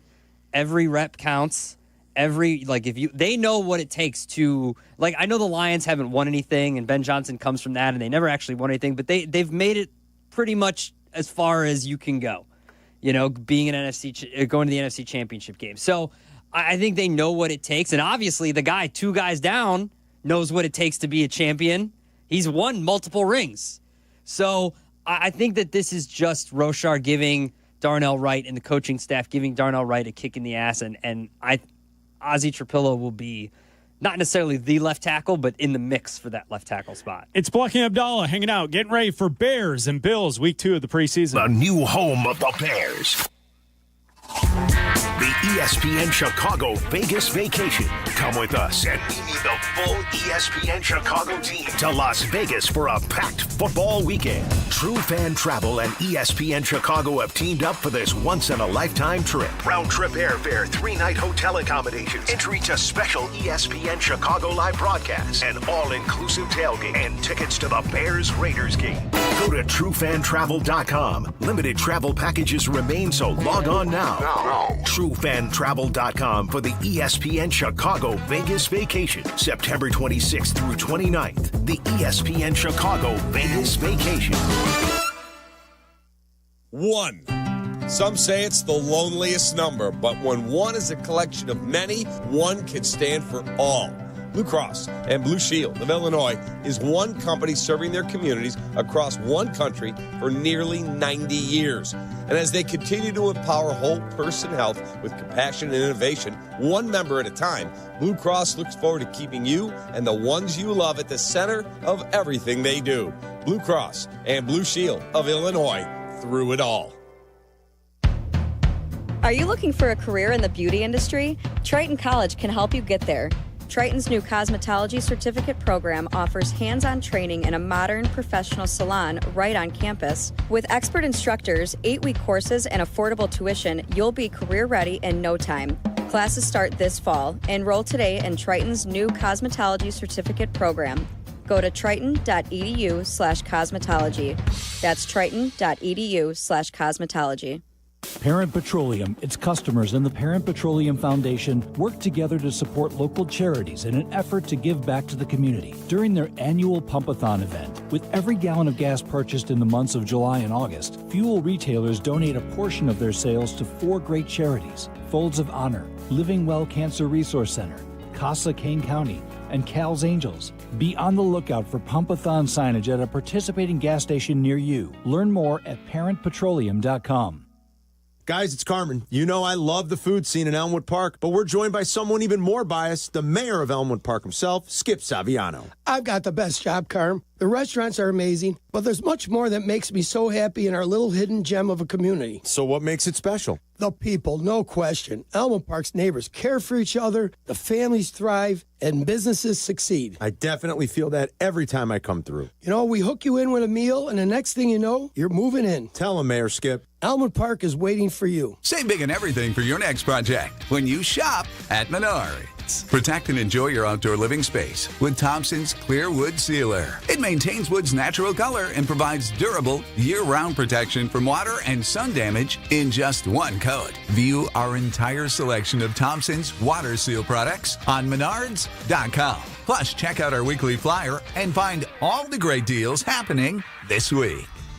Save big money at Menards. Roofers and Waterproofers Local 11 provides quality value and service in all facets of the commercial, industrial, and institutional roofing and waterproofing industry. Promoting skilled craftsmen and craftswomen through apprenticeship training, Local 11 members are trained in the application of the latest roofing and waterproofing techniques. They are at the forefront of design and installation of environmental-friendly solar, green, and garden systems. To find a highly skilled roofing contractor today, go to ChicagoRoofingContractors.org. Now that I'm a dad, I can't stop thinking about what would happen to my kids if something happened to me, like losing the house or not affording college. Yeah, that used to keep me up at night too. It's why I finally got life insurance from Ethos. It's 100% online. No medical exams, just a few health questions. I got $2 million in coverage for around $2 a day. I never realized it was that simple. Get your free quote at ethos.com/game. That's ethos.com/game. Rates may vary. Bill monthly. Sample rate 10-year term life policy for a 35-year-old healthy non-smoking male. In theaters now, Marvel Studios' The Fantastic Four is the #1 movie in the world. Yes! Hell yeah! It's unlike anything Marvel has done before. We face a danger that is threatening our family. And now it's certified fresh. I will not sacrifice my child for this world, but I will not sacrifice this world for my child. And it's one of the best superhero movies of all time. Marvel Studios' The Fantastic Four. In theaters now. Rated PG-13. Some material may not be suitable for children under 13. It's the Game Day Tailgate Show with Black and Abdallah on the new home of the Chicago Bears, ESPN Chicago. Black and Abdallah brought to you by Yingling. Check out the flight today if you're tailgating, getting ready for the Bears game. Only 95 calories, 2.6 grams of carbs. Flight is the next generation of light beer from Yingling. It's Black and Abdallah hanging out with you at 312-332-3776. Talking Bears and Bills, week 2 of the preseason. Michael in Michigan, you're listening on the ESPN Chicago app. What's up, Michael? Hey, brother. Hey, go Bears. Go Bears. Hey, man, I'm a diehard Bear fan, but I wanted, Caleb Williams had a good season last year, got sacked a lot of times, 68 times. What you think about what's going to happen this year on the front lines? How they're going to protect them?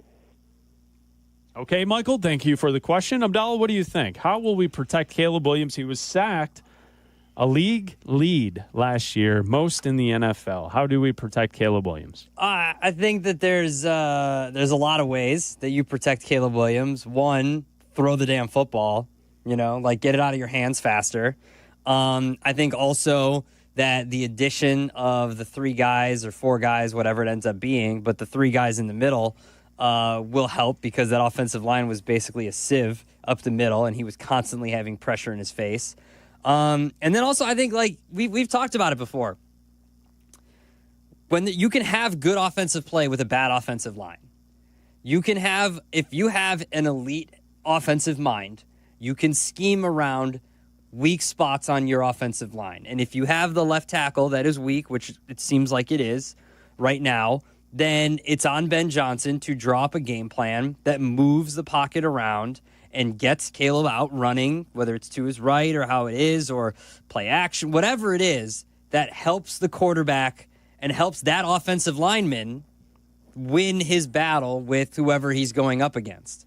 And I think that, if the game plan against the Vikings is to throw the ball behind the line of scrimmage and screen the crap out of them, and you win that game 14-10, cool. I don't care. It's a win. I was kind of upset the way that they started the season last year, but you won. They won against the Titans. Obviously, it ended up unraveling and whatever, but you have to game plan for the opponent, and you have to find a way to win each game depending on, and each team is different. They're not going to see a defensive scheme like the Vikings the rest of the year until they face the Vikings again. So I think that there are multiple ways, and I think that Ben Johnson is that kind of mind that can game plan for specific teams. And I think that you can find ways to scheme around soft spots on your offensive line. Yeah, I think so too. Hopefully having 2 good tight ends helps with that. Hopefully the run game helps with that. I think that's probably the offensive side of conversation that we've had the least amount of time talking about here in the preseason. Is last week Cal Monungai looked pretty good in his first preseason game. Roshar Johnson's there. You have DeAndre Swift. Can the backs, run the football well to then help Ben Johnson use play action and then scheme up around a possible weak spot in the offensive line? That to me is, if they run the football well this season, you will have success with Caleb in the passing game. I think if the run game sucks and then you have issues at left tackle, I think then you can see a shaky offensive performance throughout the year. Yeah. But if you run the football well and you push bodies forward and you're gaining 4 to 5 yards a carry, and you're putting Caleb in 2nd and 5, 3rd and 1 situations, this offense, I think, is going to hum based on Ben Johnson's ability to manipulate a defense. So I think, there's so much of this that goes into play. Yeah, it could be possible that the left tackle is the downfall of the team in the season. It is possible. Yeah. Right? If you get Braxton Jones out there and he's just letting guys by him, Ole, and here goes a rusher, and then they take Caleb's head off, the season's going to be over. But Don't get him killed. I do think that Ben Johnson may be good enough as a play caller to be able to scheme around some of these issues like you were talking about. Look, and that's why they brought in a Hall of Fame guard. That's why you brought in Joe Thuney. That's why you paid all the money to Drew Dahlman. That's why you hope Jonah Jackson can play like he did before he got injured with the Rams. So I think that the additions that they made in the middle will help that a lot. They really like Kyle Monangai. I mean, with Roshar being hurt, it's Swift and him. You're going to see Swift tonight. You're going to see a lot of Kyle Monangai, I would imagine, but they really like him. He's looked really good in camp so far. Look, if you found a starting running back, because obviously Swift is here this year, he might not be here next year. Depends on how the year goes. But if you found a starting level running back in the 7th round, that's awesome. That's where you find him. It's Black and Abdallah talking to you here on ESPN 1000. So we know the Bears starters will play tonight. We are getting reports from those who are at Soldier Field right now, both Buffalo reporters and then Bears reporters who are watching the Buffalo Bills kind of warm up with a workout. And from what it looks like right now is that many of the Buffalo starters, especially those on offense, are out there going through a workout, which would lead you to believe that many of those starters, including Josh Allen, will not play in tonight's game. It's not an official word, but right now many of the offensive starters are out on Soldier Field going through a workout. And typically when that takes place in the preseason, those players then also do not play in said game. We do know the Bears will start their starters tonight. We do not know who is going to play tonight for the Buffalo Bills. Josh Allen right now is going through a workout on the field. Keon Coleman's out there. Many other players who are also starters are all out there going through a workout right now. So we'll wait and see on word from the Buffalo side of things. Personally, for me as a Bears fan, I do not care. I'm not one of these fans who see first-teamers against second-teamers and think that that's an issue. That doesn't bother me. No, I think get your work in. I do not care. There are some people who are going to call the radio station and say, but they're only going against second stringers. No, Caleb's out there against the third stringers. Good. What's going on? Good. He should look good then. But those people are going to, they're spitting out Jardinaire at you while they're saying it. I understand that those people are going to be out there. Well, then it's even worse if he looks bad. Well, okay. Well, I wasn't going to go into that. No, I'm going into it. I'm just pointing out. If Trubisky marches down the field against the Bears starters, problems. If Caleb Williams doesn't look good against backups, problems. Okay? Those are not good things.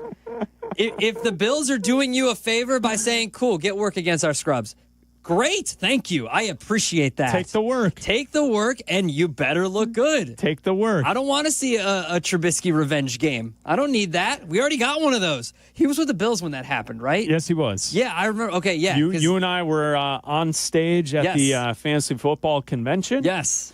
And we were, our panel was during the half that Trubisky was in at quarterback. He toasted them. Yeah, and people were, bebopping and take-thatting all over the stage. Yeah. And it was like, dude, relax. It's a preseason game. Take that, Abdallah. He was playing against scrubs, right? Yeah. That's the point. Look good. Go out there and look good. Dennis Allen, show me who's going to show up opposite Montez Sweat, right? The secondary should look good.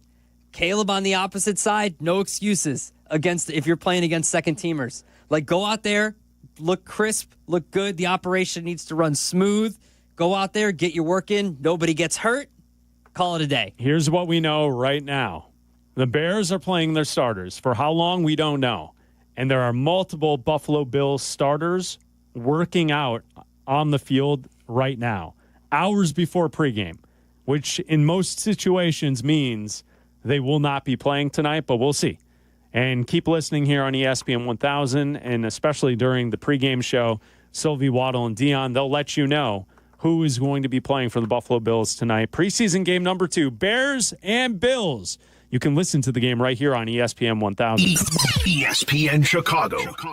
Waddle and Silvy. It says we are your new home for the Chicago Bears. This is year 3. Well, this is day 1 of the future. All right, so Stan corrected. We're your How about this? We're your home for the new Bears. Oh, I like that. We're your home for the new Bears. I like it. This is the home of your new Chicago Bears. ESPN Chicago. Boom! That's your promo. Right there. Thinking about buying your first home? Neighborhood lending services from NHS Chicago makes it possible. We offer affordable home loans, home improvement financing, and expert support, all from a trusted nonprofit with deep roots in your community. Let NLS take you to the next level in your journey to home ownership. Call us today at 773-329-4111 or visit our website at nhschicago.org. Click on NLS Connect. Neighborhood Housing Services of Chicago is an equal housing opportunity lender.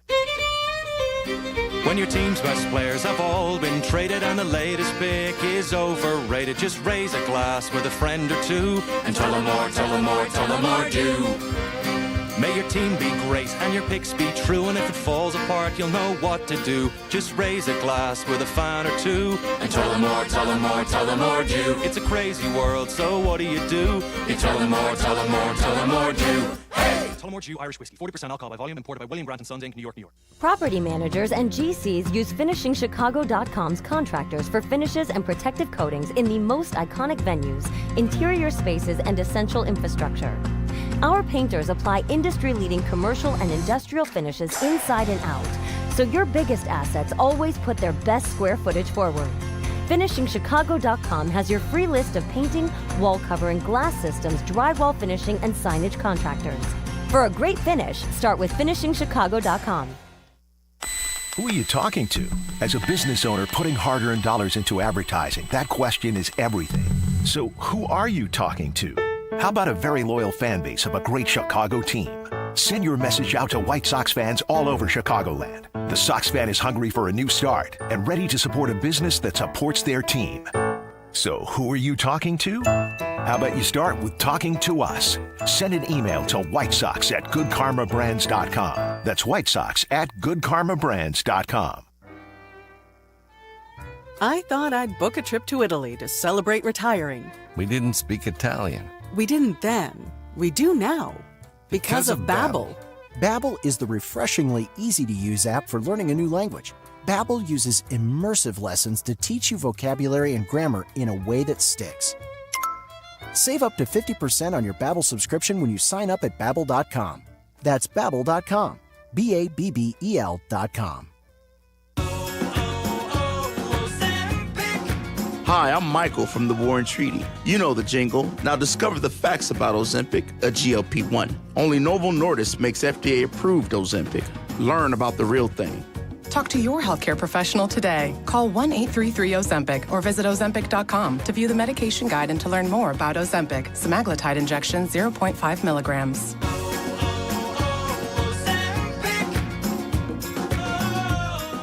Are you ready to make a difference for the environment while helping the visually impaired at the same time? Then donate your vehicle to Heritage for the Blind today by calling 1-800-983-6530. Every donated vehicle will either be properly recycled in an eco-friendly manner or given a new life through reuse. Donating your vehicle is easy. Simply call 1-800-983-6530 and Heritage for the Blind will do the rest. They'll even arrange for your vehicle to be picked up at no cost to you. And for a limited time, when you donate your car, you'll receive a $200 restaurant voucher and a 2-night, 3-day hotel stay at one of 50 locations. Call 1-800-983-6530 right now to schedule your vehicle donation and make a positive impact on the environment while helping others. Heritage for the Blind, where every car donation counts and every person makes a difference. Call 1-800-983-6530 now. This advertisement is paid for by Heritage for the Blind. Plumbing disaster, power out, furnace or AC failing? These can't wait, and neither should you. Four Seasons guarantees same-day installation with no extra fees for nights, weekends, or holidays. Call your trusted local expert today at 866-4Seasons. It's the Game Day Tailgate Show with Black and Abdallah on the new home of the Chicago Bears, ESPN Chicago.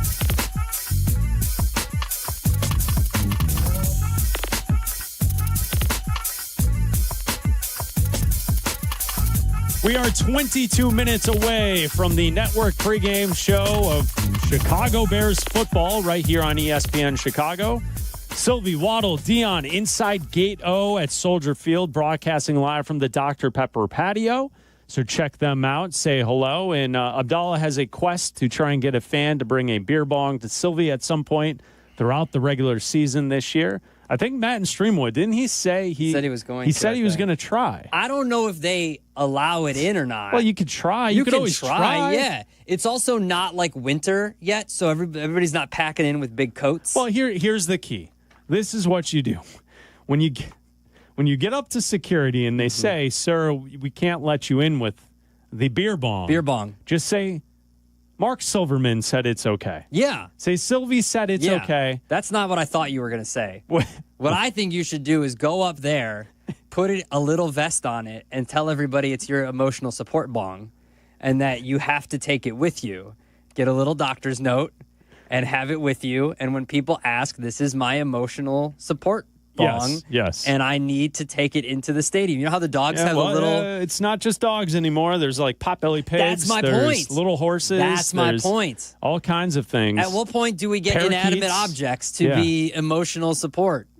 It also sounds like something you probably did before when you flew.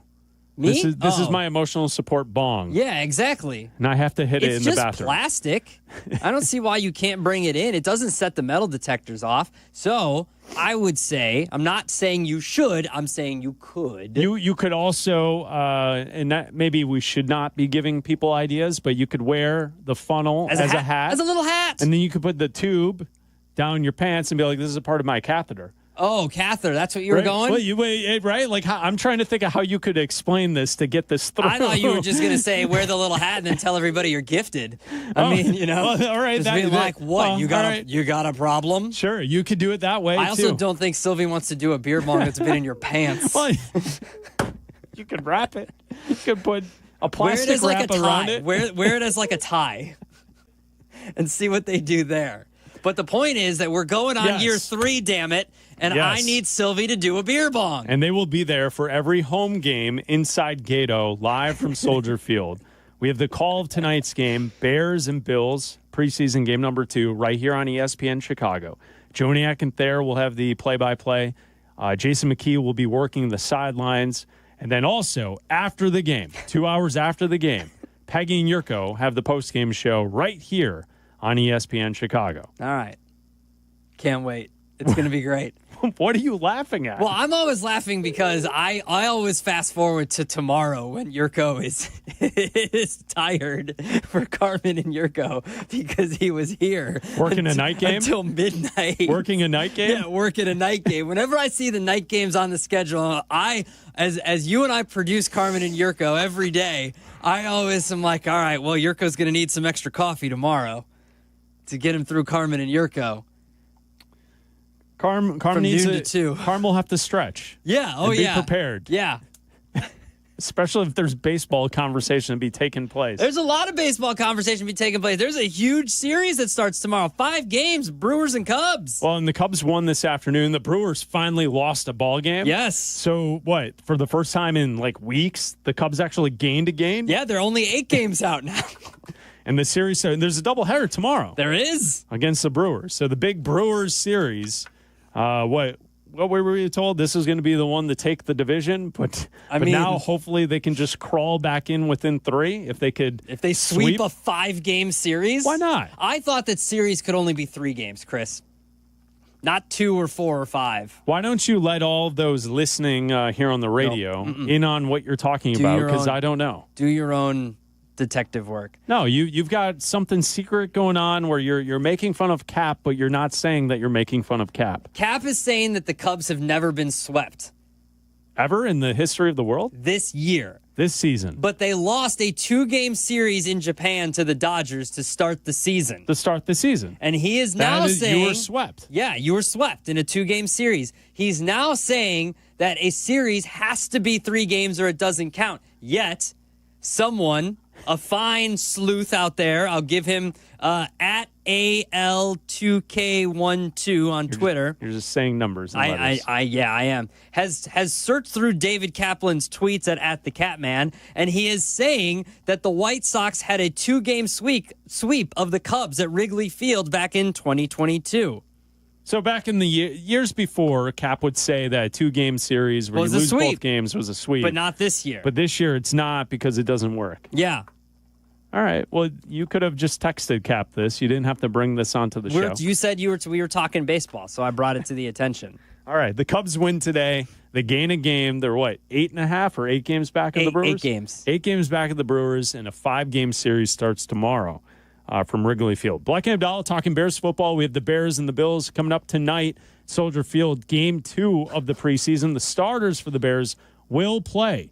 We go to Bob in Michigan. You're on ESPN 1000. Hello, Bob. Hey, guys. I love to hear you. Best show on ESPN 1000. Thank you, man. I think you'll get this reference. Black, you too, probably. But where are the MacGyver drinkers out there? Who could make a beer bong in the stadium? I've thought about this. Saying? I've made bongs out of worse. Exactly. Give me an avocado, a snorkel, and my ice pick. Come on. You ever seen the back of a dollar bill? Oh, weed. Oh, okay. man. So here's what you can do, okay? Where are the enhancement drinkers? You know? I think they sell RC Cola, right? Yes. Okay, so you get an RC Cola, chug it, cut that thing in half. That's the funnel part. Okay. Okay? Now we need to find something to use as a tube. Do they sell frozen drinks like for kids?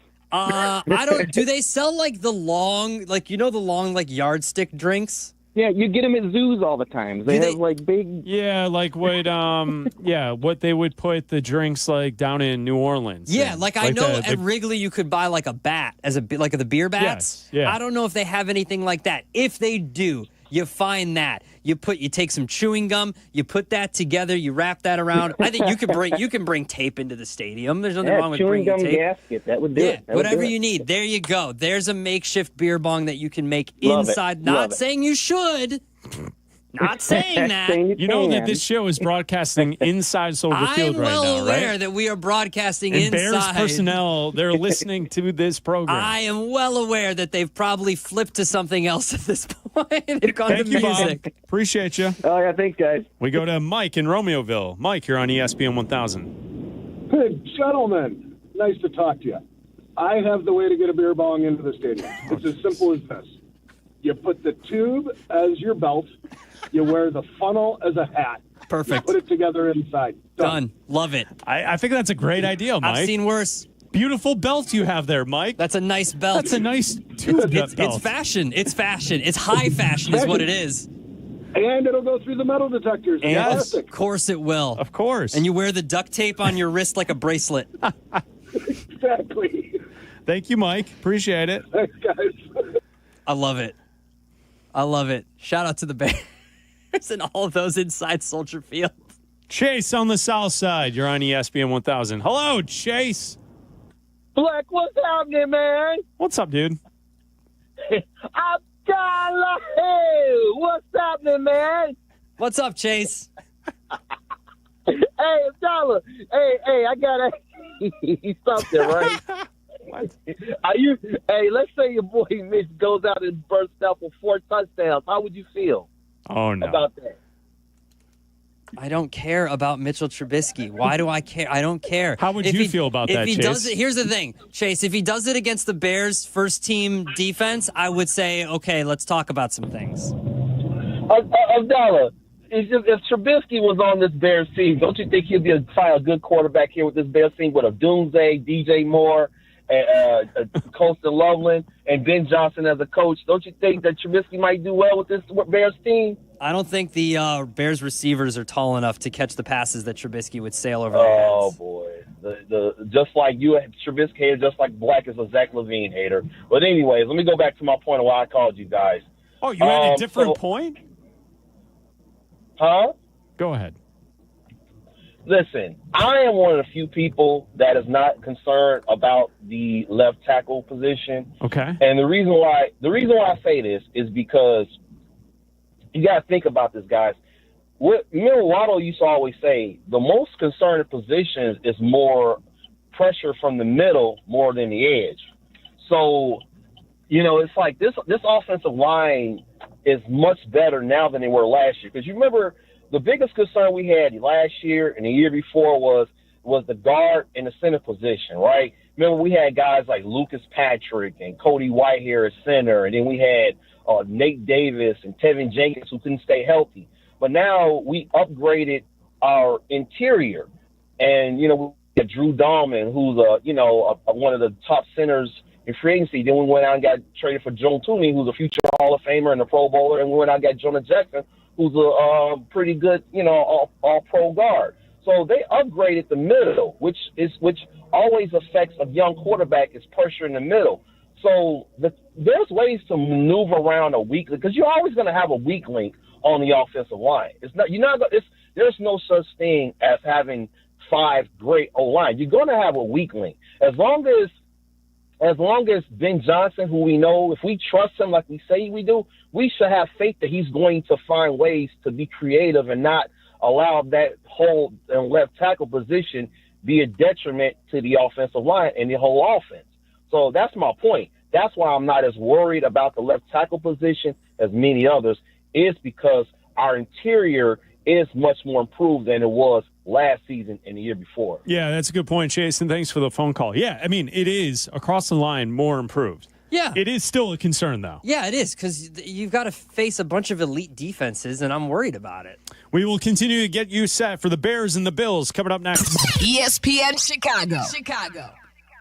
The Chicago Bears, the Buffalo Bills. Preseason game number 2, live from Soldier Field. This is Chicago! Tonight at 7, Joniak, Thayer, and McKie have the play-by-play from the booth and on the sidelines. But join us at 3 p.m. for 4 hours of Bears pregame, including Marc Silverman, Tom Waddle, and Dionne Miller. Live network pregame inside Gato at Soldier Field at 5 p.m. Are you ready? Catch me outside. How about that? Bears and Bills. Preseason game number 2 tonight at 7 on the home of the Bears, ESPN Chicago. The dog days of summer are here, and the Schaumburg Boomers are in hot pursuit of their 5th Frontier League championship.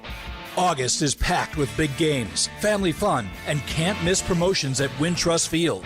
Mark your calendar for Fan Appreciation Night, Thursday, August 28th. Enjoy giveaways all game long, plus an epic drone and fireworks show to cap off the night.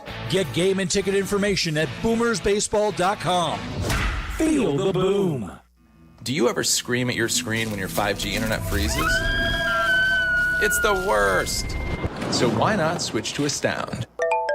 Wi-Fi that just works. With Astound Wi-Fi, you'll rage less, buffer less, and live more. Lock in gig speed Wi-Fi for just $35 a month, guaranteed for 3 years. Plus, get up to a $200 Amazon gift card.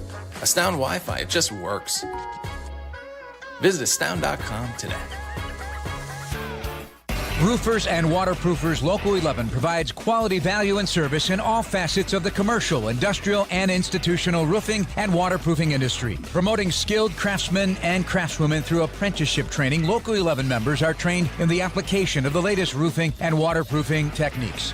They are at the forefront of design and installation of environmental-friendly solar, green, and garden systems. To find a highly skilled roofing contractor today, go to ChicagoRoofingContractors.org. Relish this. 2 Chicago icons, Lou Malnati's and Portillo's, have teamed up for the flavor mashup you didn't know you needed. Introducing the Chicago Dog Deep Dish. Lou's legendary deep dish crust, gooey cheese, topped with real Chicago-style hot dog slices, and all the classic fixings: mustard, relish, tomatoes, onions, sport peppers, and a pickle. But hurry, it's only here for a super limited time at 21 Lou's dine-in locations. Carry out and delivery too. Lou Malnati's, Chicago's legendary deep dish. Save big money on all of your household essentials when you shop at Menards. Soften your water with Diamond Crystal Water Softener Salt. It helps your soap and detergent clean better, minimizes water softener residue, and increases the life of your appliances. Pick up a 50-pound bag of Solar Naturals Salt Crystals today at Menards. Plus, check out our weekly flyer on Menards.com for all the great deals happening now. Save big money at Menards. Hey, teachers! We know you work hard to inspire future generations, so IKEA wants to say thank you. Now through August 17th, your local IKEA stores are offering all teachers and educators an exclusive 15% off your entire purchase during IKEA Teacher Appreciation Days. Whether you're revamping your classroom, organizing your home office, or rewarding yourself, IKEA has got your back. So stop by your local Schaumburg or Bolingbrook IKEA, fill up that cart, show your staff ID at the register, and enjoy their special thanks and 15% off. That's the ease at which you get information. You want it, you get it. Like that. Ask your phone. Group chat. Smartphone. You're always connected and informed in real time. No waiting. So if you're diabetic and still using finger sticks to read your blood sugar, what are you waiting for? Knowing your blood sugar levels instantly is important for managing diabetes. Call US Med at 888-665-0696. To learn more about continuous glucose monitors, a real-time instant method to track your blood glucose, US Med is an approved provider for Medicare and over 1,000 private insurers. And the best part? Call 888-665-0696 and we'll give you a free insurance benefits check today. So call 888-665-0696 today. That's 888-665-0696 and manage your diabetes as easy as... It's the Game Day Tailgate Show with Black and Abdallah on the new home of the Chicago Bears, ESPN Chicago.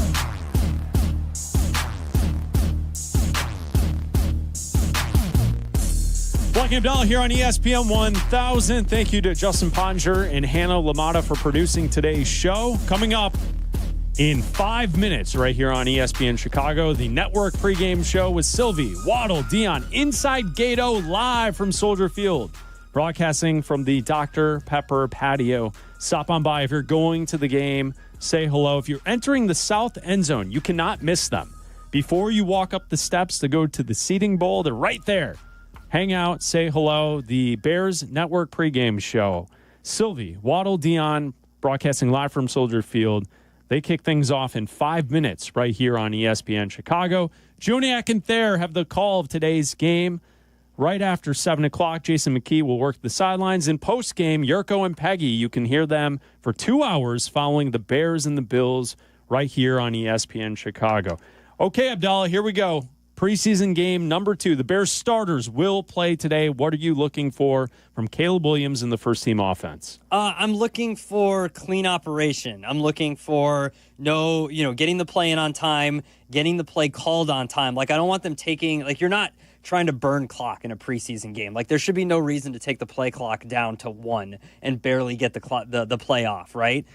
You should be able to get the play in, call the play, and execute in a timely fashion. Also, I don't want to see any false starts. Like, there's been a lot of false starts in practice. I don't want to see any of those. And then also, give me an answer at left tackle. Like, someone, for the love of God, give me an answer at left tackle. Like, I want Caleb to have a good day, obviously. Everybody wants that, but there's more...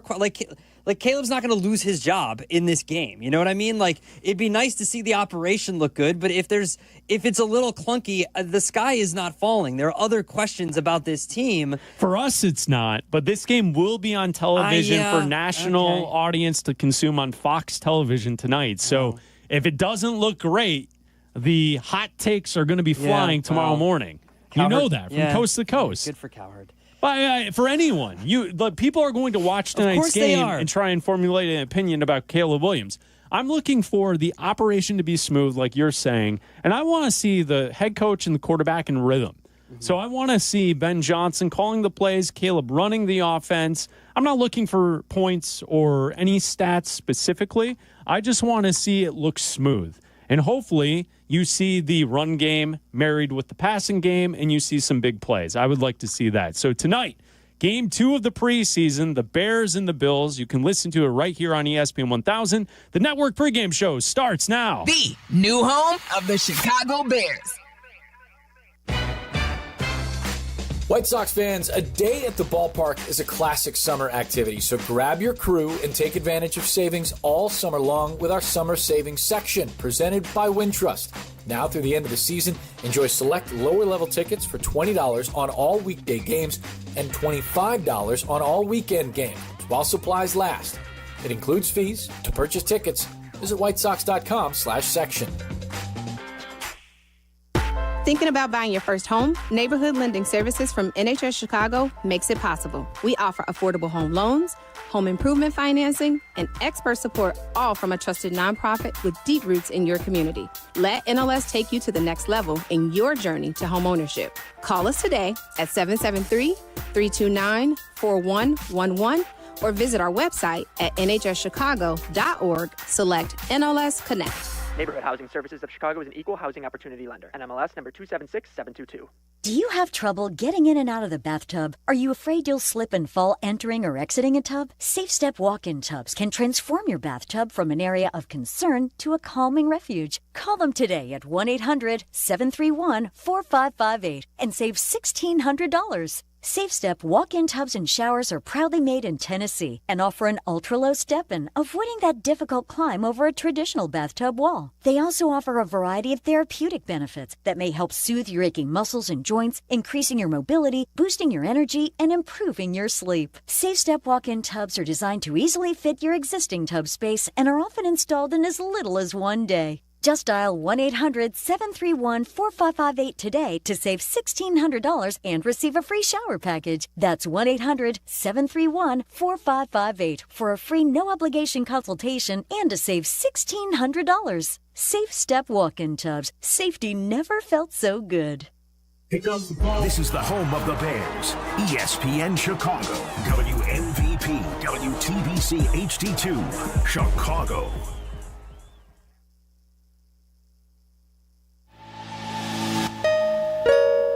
Another season is upon us. What's new? We have a blank piece of paper to write upon. But I've got a blank space, baby, and I'll write your name.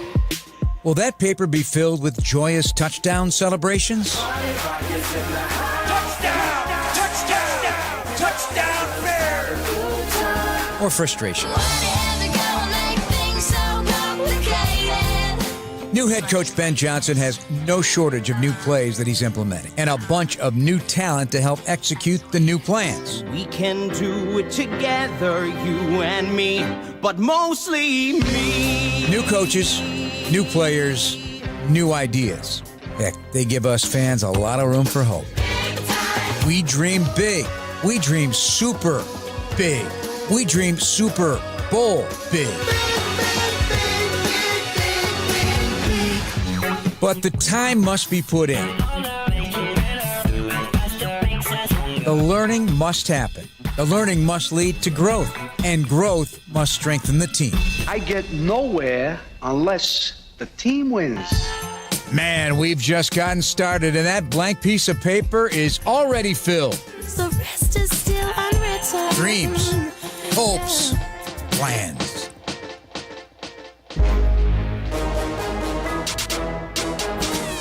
This is Jeff Joniak. Welcome to preseason game 2, Bears and Bills, on the Chicago Bears Radio Network. The Chicago Bears Radio Network is brought to you in part by Hard Rock Casino, Northern Indiana, by Miller Lite, and by Great Clips. This is Bears football on the new home of the Bears, ESPN Chicago.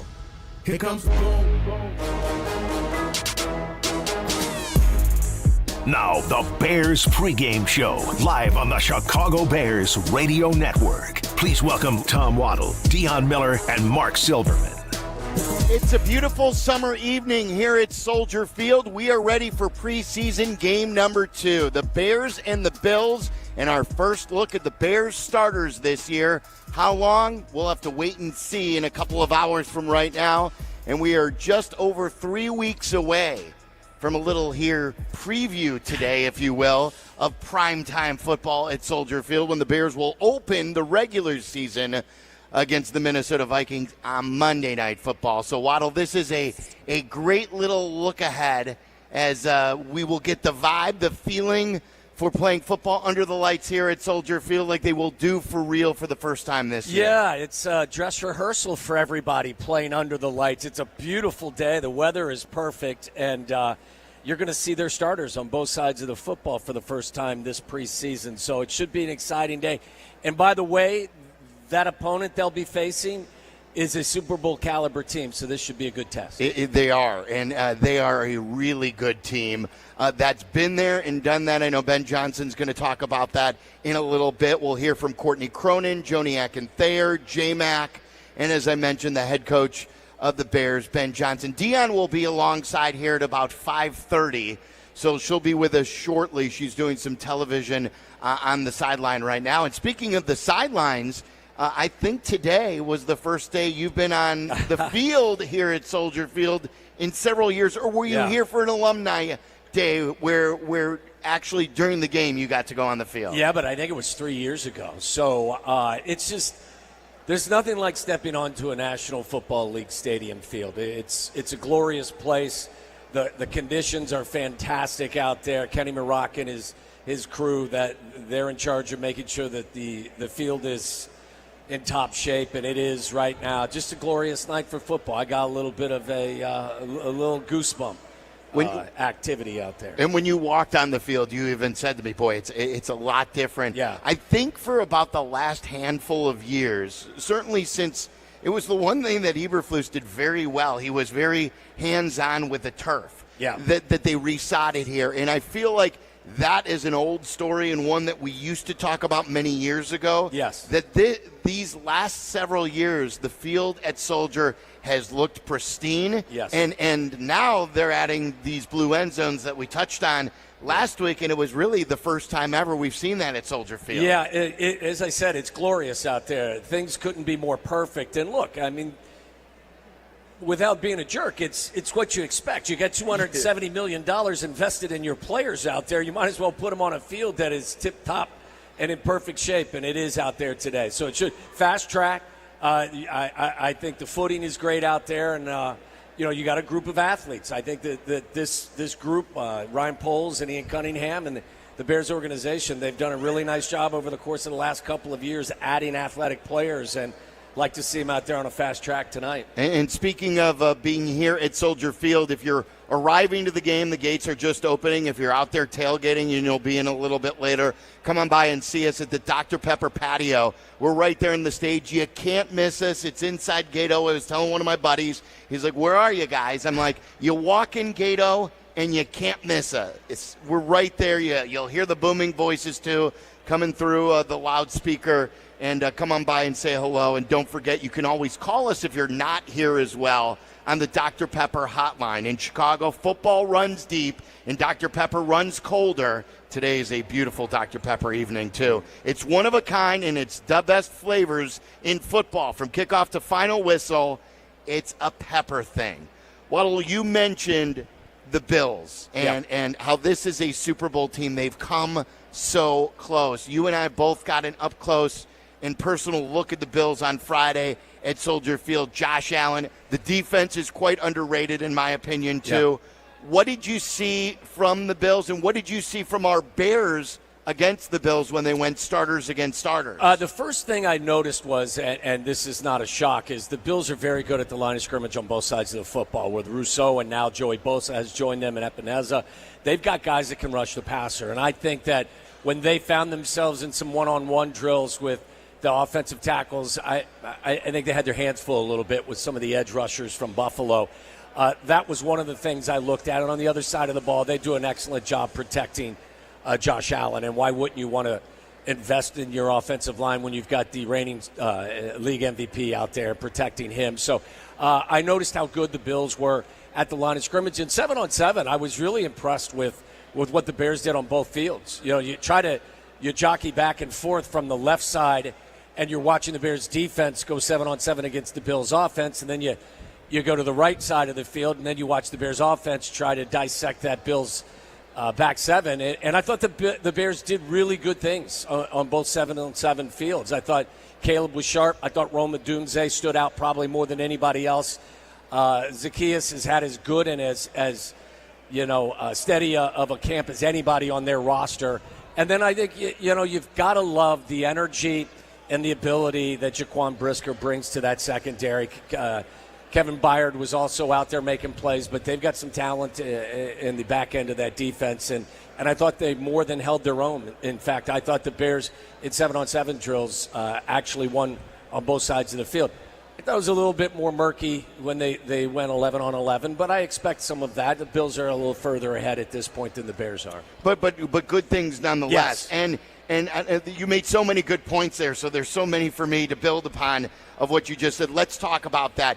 Where have you seen the progress on offense so far? We'll get to the left tackle. That's going to be the focus of this game and going to be the focus of a lot of our energy going forward. Do the Bears have a left tackle that's going to be able to step in and be trusted.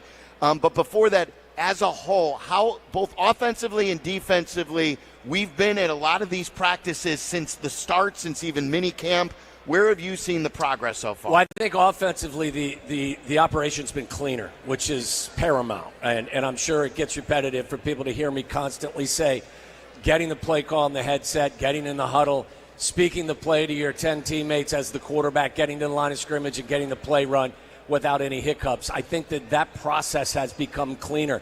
There's no question there are playmakers in that offensive huddle. Luther Burden III has really shown you why they drafted him with a high second-round pick. He's good on the edge. He's really good in the middle of the field.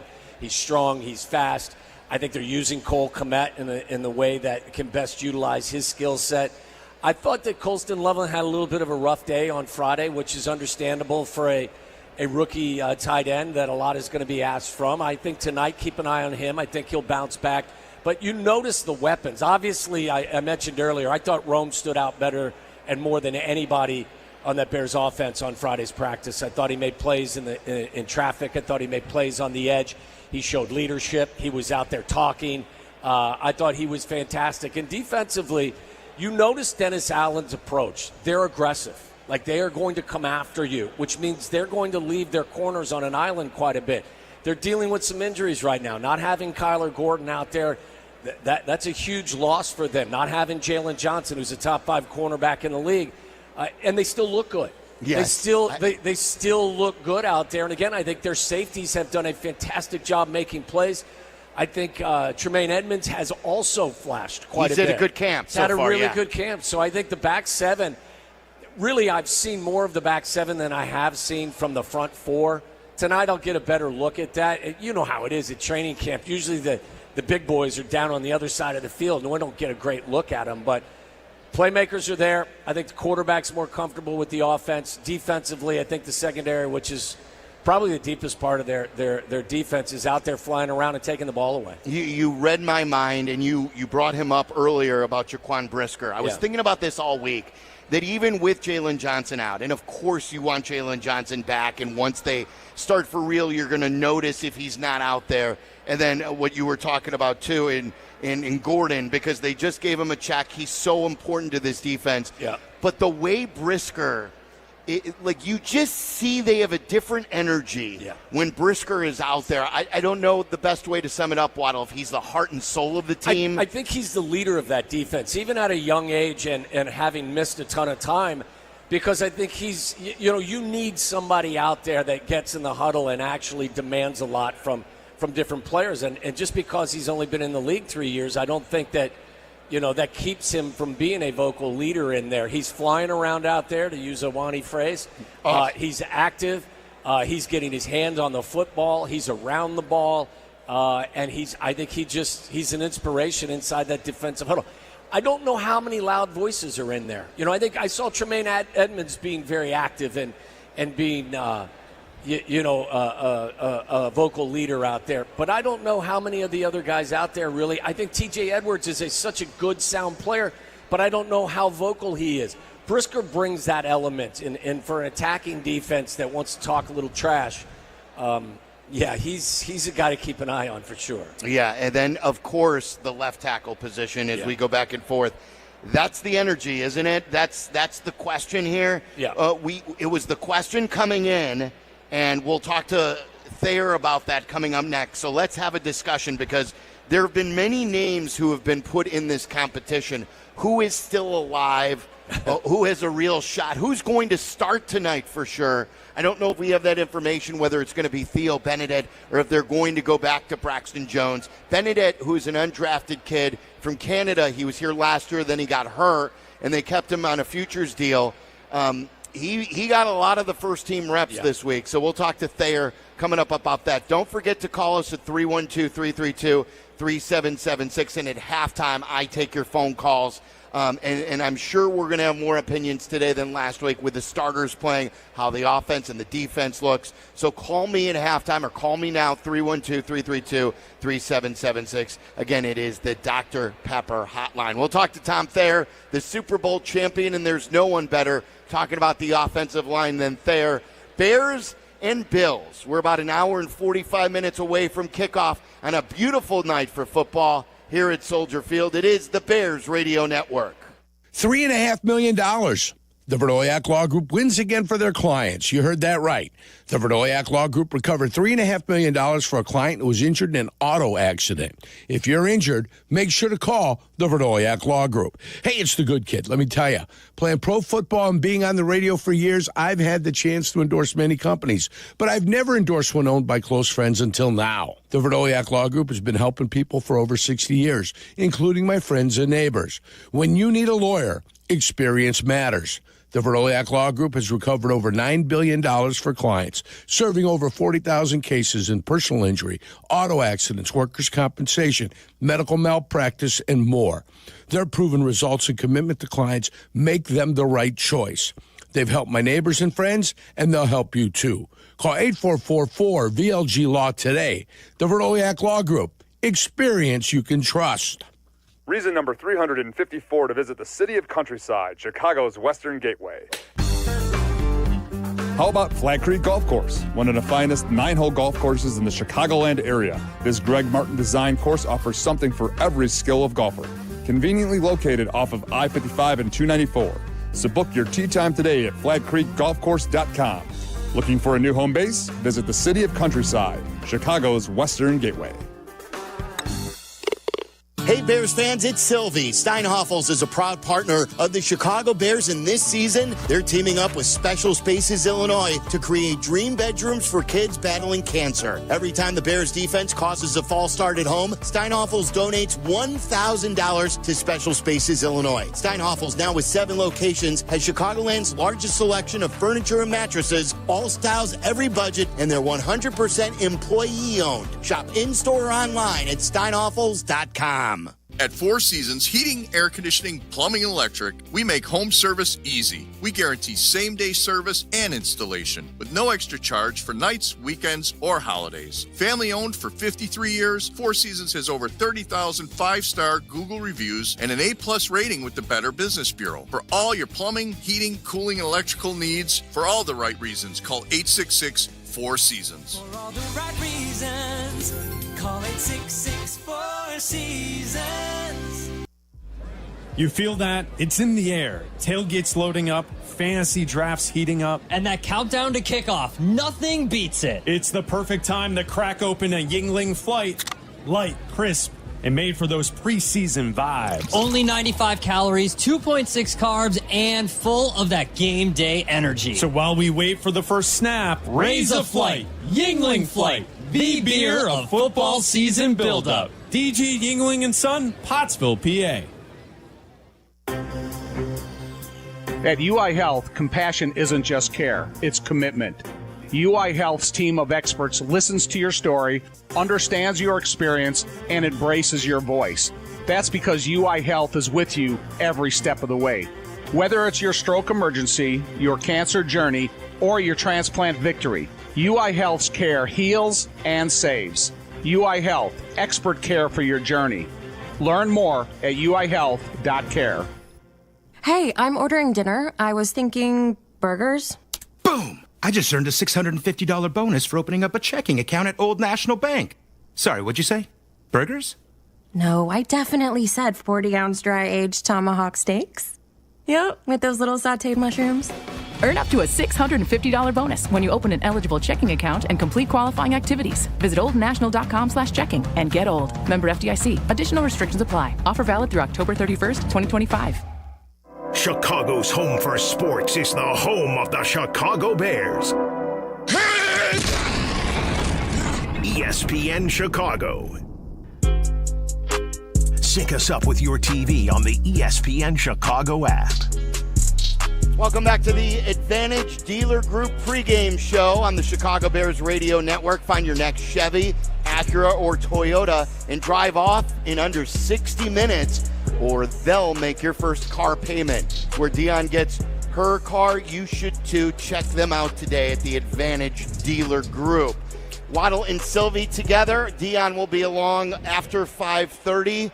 Let's go up to Tom Thayer right now and talk offense and talk about this Bears team in general, specifically offensive line. And Tom, we talked to you during the week, and Ben Johnson said he's looking for clarity on the offensive line. In order to gain that clarity, what does he need to see at left tackle? You need to see performance out of a variety of plays, field position, down and distance, and competition. And whether you're looking at specifically at the offensive left tackle, can I throw a design protection that slides away from the left tackle, puts him on an island, and he's got the most responsibility of any offensive lineman there for successful pass protection. And if he can withstand that, then okay, that's a notch in his belt. And then if you have him directly at the point of attack and he has to have a physically led one-on-one block while the guard and center next to him, they have a double team that creates the point of attack, can he go out and do that? But, it's going to be a fundamental challenge to every one of these guys to make sure what they've been doing in practice, they know exactly what they're going to do. And then fundamentally and technically, they have to go out there and do it perfect. But, they're going to be evaluating the right tackle in every position as well. So I think there's just a big point of emphasis at the left tackle because Ben's been addressing that since the podium the first day of this training camp began. Tom Thayer joins us from the Hyundai booth upstairs as well. Tom, before I ask you a football question, I need to ask you if you got anything really cool for your birthday yesterday. Oh, that's right, the birthday boy. Yeah. Listen, at 64, you really don't get stuff. It's what you're gifted. And so last night, at my usual Saturday night ritual, is going out to dinner with my 8-year-old great nephew. And that's a bigger thrill to me than anything I could get. So I did that again. Unfortunately, we lost power in a big storm and waiting for the electricity to come back on. Oh, it's cool. Hey, what did you see from the entire offensive line in the joint practice with the Bills on Friday? I think there's a little bit more smoothness to the whole process. From the time they hear the play called in the huddle to they get to the line of scrimmage, they understand everybody's responsibility, and then they can efficiently, get the job done. Especially the three inside guys, when they're working together for a majority of snaps, they know exactly what they're looking at and what they're required to do in order for the play to be run successfully. And so that's exciting to see, but it seems like every time we get out of a practice, there's always a lot of questions about the offensive tackle position, and that's going to be a challenge until that decision is made. You went out there for, one-on-ones against the defensive line of the Buffalo Bills. It's a little bit more of an unrealistic drill because the defensive line knows exactly what they're doing and how they have to perform. But if they hold up well against it and they show signs of strength and balance and leverage and everything you want to see out of them, it also, probably gives you an understanding that these guys realize what they're doing and what they need to do going forward. But, we talked on Friday and we talked about the amount of reps that this group still needs together. And I still believe that because the more efficiently you can run the snap count at the line of scrimmage, the better you're going to see organized blocking and effort given by all 11 guys, not just the 5 guys up front. Tom, you always talk about the home field advantage with regard to the snap count and the cadence. Can you tell some of the fans listening out there why it's so important, especially with so many new faces on that offensive line this year? It's because the offensive timing is such a specific. It's an exact. It's not like 9 guys know what they're doing and 2 guys are off the ball a little bit slower. That's enough to ruin the whole play. So when you have the crowd at a really soft tone and they can hear Caleb in the huddle, and then he can go to the line of scrimmage and start barking out his commands, and they can understand that rhythm and the sound of his voice, exactly know when they're going to get off the ball if it's a run or they're going to get in a retreat position if it's in a pass. You just have to know the specifics, the exact timing of a snap count. And I don't want to belabor on how important I think it is, because the only weapon an offensive line has is the snap count.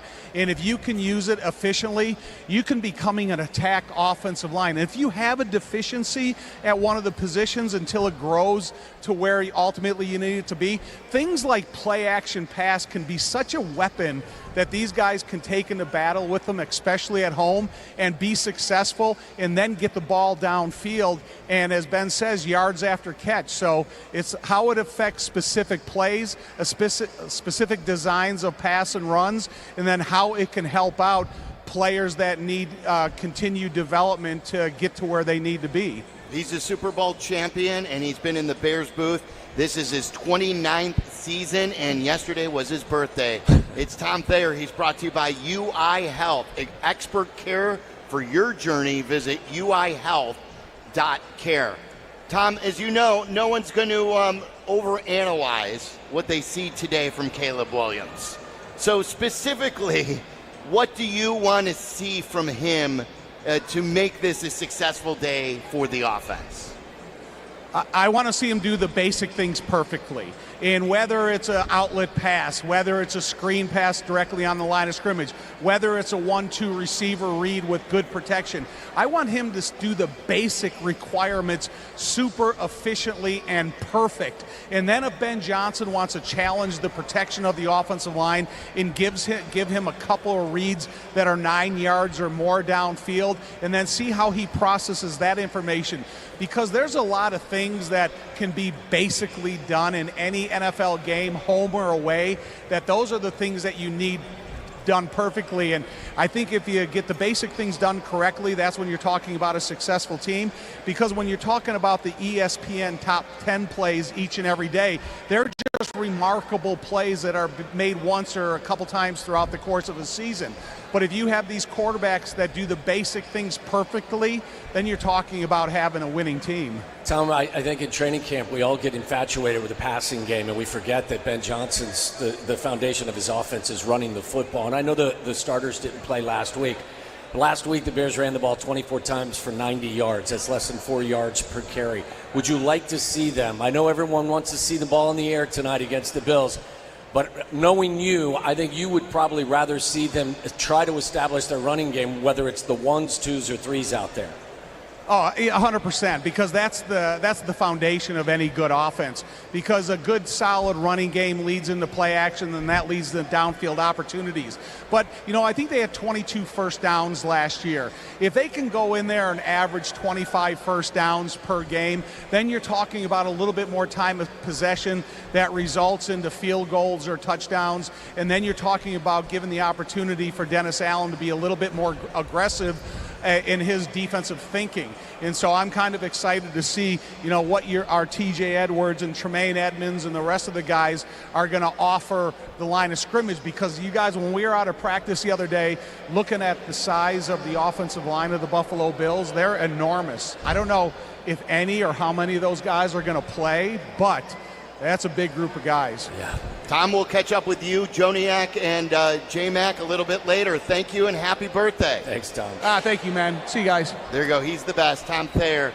Each and every week, you'll hear him on our flagship station, ESPN 1000, on all of our shows as well. Did you get him anything for his birthday? We sent him a video. Yeah. So we went to the Savannah Bananas last night on our way downtown. I had the boys do a video and send it to Tom, and I asked them who their favorite Tom is. I won't say who they answer. All good. By the way, right in front of us here inside Gate O at the Dr. Pepper stage, we have the Parade of Chicago mascots, and then some too. I see the Eagles mascot here, the Vikings mascot is here, Benny the Bull is here, there's Tommy Hawk, it's led by Staley, the great Bears mascot. So the mascots walking through the concourse, they still get me fired up. Do they really? Are you a mascot guy? I'm a mascot guy. Yeah? Always have been, yes. All right, coming up next, we'll talk to Courtney Cronin. What does she want to see from this team? She has seen virtually every practice of this preseason, and does she believe a move can be made, whether it be for a left tackle or perhaps a veteran pass rusher? We'll talk to Courtney, and then Dionne Miller will join us as well. We're just about 90 minutes away from kickoff at Soldier Field. It's Bears and Bills on the Bears Radio Network. Illinois State University and Chicago's favorite football team have a lot in common. A long tradition. Illinois State is the oldest public university in Illinois. A history of success. Redbird graduates earn $15,000 more than the national average. And highly regarded recruits. Our newest freshman class is our largest ever. There's never been a better time to tune in on Sundays, and there's never been a better time to be a Redbird. Get started on a Hall of Fame career today. Learn more and apply for admission at illinoisstate.edu/admissions. With 3 locations to serve Chicagoland, Advantage Chevrolet gives you so much more. Visit and see the amazing inventory and savings at Advantage Chevrolet Bolingbrook. And Advantage Chevrolet values your time. They'll have you in your new Chevy in less than 60 minutes, or they'll make your first car payment. That's right. Drive off in your new Chevy in less than 60 minutes, or they will make your first car payment. Visit AdvantageChevrolet.com. Together, let's drive. Must mention offer upon arrival before negotiation. Restrictions apply. Ask dealer for details. Step right up and gaze into my crystal ball. I see flashing lights, spinning reels, and a big win. This August, you have a ticket to a cash carnival at Potawatomi. Play with your rewards card and earn entries to win your share of $300,000 in cash and prizes. Prize drawings every Thursday through August 28th. Your fortune awaits only at Potawatomi Casino Hotel, Milwaukee. More info online. Must be 21 and a rewards member to play. In football, success is about team effort, and the same is true for your hair. At Great Clips, they save your haircut details in clip notes, so every member of the highly skilled team knows exactly how to create your signature look. And with our easy-to-use app, you can check in from anywhere and get a ready next text when you're up next for a cut. It's the confidence of a great haircut, delivered by a team you trust. Download our app today. Great Clips. It's gonna be great. In Chicago, football isn't just a game, it's a way of life. And when the Bears hit the field, there's only one drink that brings the flavor, Dr. Pepper. And now, it could be your ticket in. Enter the Dr. Pepper Bears ticket sweepstakes at drpepperticketsweeps.com/Bears for your chance to win tickets to an upcoming game. Terms and conditions may apply. Imagine having your skull detached from your spine to save you from paralysis. When Phil came to Northwestern Memorial Hospital, his spine was digging into his brainstem, but our team developed a plan to rebuild his spine. Nationally ranked for neurology and neurosurgery by U.S. News and World Report, Northwestern Medicine is pioneering treatments for the toughest conditions. Incredibly, Phil was walking just days after surgery. As Phil's nurse, I'm proud to be on a team that's changing lives. Northwestern Medicine, better. For over 2 decades, I've called the plays here in Chicago, and when it comes to a winning strategy for selling your home, I've found the perfect play. At Jeff Buys Your House, we offer a fast and easy solution for selling your house. No repairs, no commissions, no hassle. We're a local, veteran-owned company, and we've made the process simple since 2007. Don't take a chance selling your house with just anyone. Trust the team at Jeff Buys Your House. Visit jeffbuysyourhouse.com today for your no-obligation offer. You know that sound, and you better get used to it, because when you bank with Consumers Credit Union, you got people cheering for you everywhere you go. Whether it's a quick run to the grocery store, the gas station, or shopping on your phone without even getting out of bed. When you get that kind of support with lower fees, great rates, and a team that's fully committed to your success, you win. Consumers Credit Union, the people in your corner. How about this? We're your home for the new Bears. I like it. This is the home of your new Chicago Bears. ESPN Chicago. Fantasy football Sundays at 7 a.m. on ESPN Chicago. We'll get into the injury report, which is always brought to you by our great friends and partners at Maurice Longo and Associates. If you've been injured at work or in an accident, visit MauriceLongo.com. That's MauriceLongo.com. That's Maurice Longo and Associates. Courtney Cronin joins us right here at the Dr. Pepper stage, and Dionne Miller will put on a headset here shortly as she is finished with her television duties. And Courtney, as we talk about the starters playing today, what are you specifically looking for most? I think the left tackle battle, because of what transpired this past week with Theo Benedett entering the mix, and now you've got 4, but it really now feels like a 2-person race because Ozzie Trapillo's taken more reps with the second team at right tackle. I would like to know the clarity like that Ben Johnson wants, because I don't think you can let this thing drag out much longer. But they say they're going to let it go as long as it needs to go. But this week, obviously what we saw in the joint practice, that was a problem on Friday. So to come away from this weekend maybe with a little bit more certainty about who you want to see this next week, getting more of those ones reps, I think is really important. It was so much fun to watch practice with you. You're usually in that front row and you're taking notes, but you were standing behind me and next to Waddle at this practice, and I could hear you with some groans with some of the left tackle play. So explain to everyone what you mean by Friday being a rough one for the left tackle. There were a lot of false starts, and I know it wasn't all on the left side of the offensive line. There were a couple that came on the right side, but Braxton Jones getting pushed into, Caleb Williams, the would-be sacks that can't get called in practice because he can't hit the quarterback. It's a problem right now. You have 4 left tackles. Do you have 1? Like, this is... I know that they wanted to get this thing solved before training camp, and they said they will let it go as long as they can. But I think that the realistic option here, for what Ben Johnson said the other day, is to find your best option for week 1, and you've got a 4-game sample size then to evaluate that player. And if you need to make a switch in season at week 5, like, thank God your bye week is week 5. It's early enough to where you can, realistically have a stop-start place if it doesn't look good early this season. It's kind of a conundrum because you want to see who can kind of step up and handle that left tackle position. But by the same token, you do not want to expose your quarterback to any type of unnecessary abuse. So with that as the backdrop, do you expect Ben Johnson to, call plays and game plan to help that position to try and make sure his quarterback gets out of here healthy? Yeah, you'd like to think if they can roll Caleb away from pressure, like away from that side, if it continues to be a weak spot, that they will. I think we know what Braxton Jones is at this point of his career. And it's not to say that hitting your ceiling as a former 5th-round pick is a bad thing, but I think that there is a ceiling on a player like that.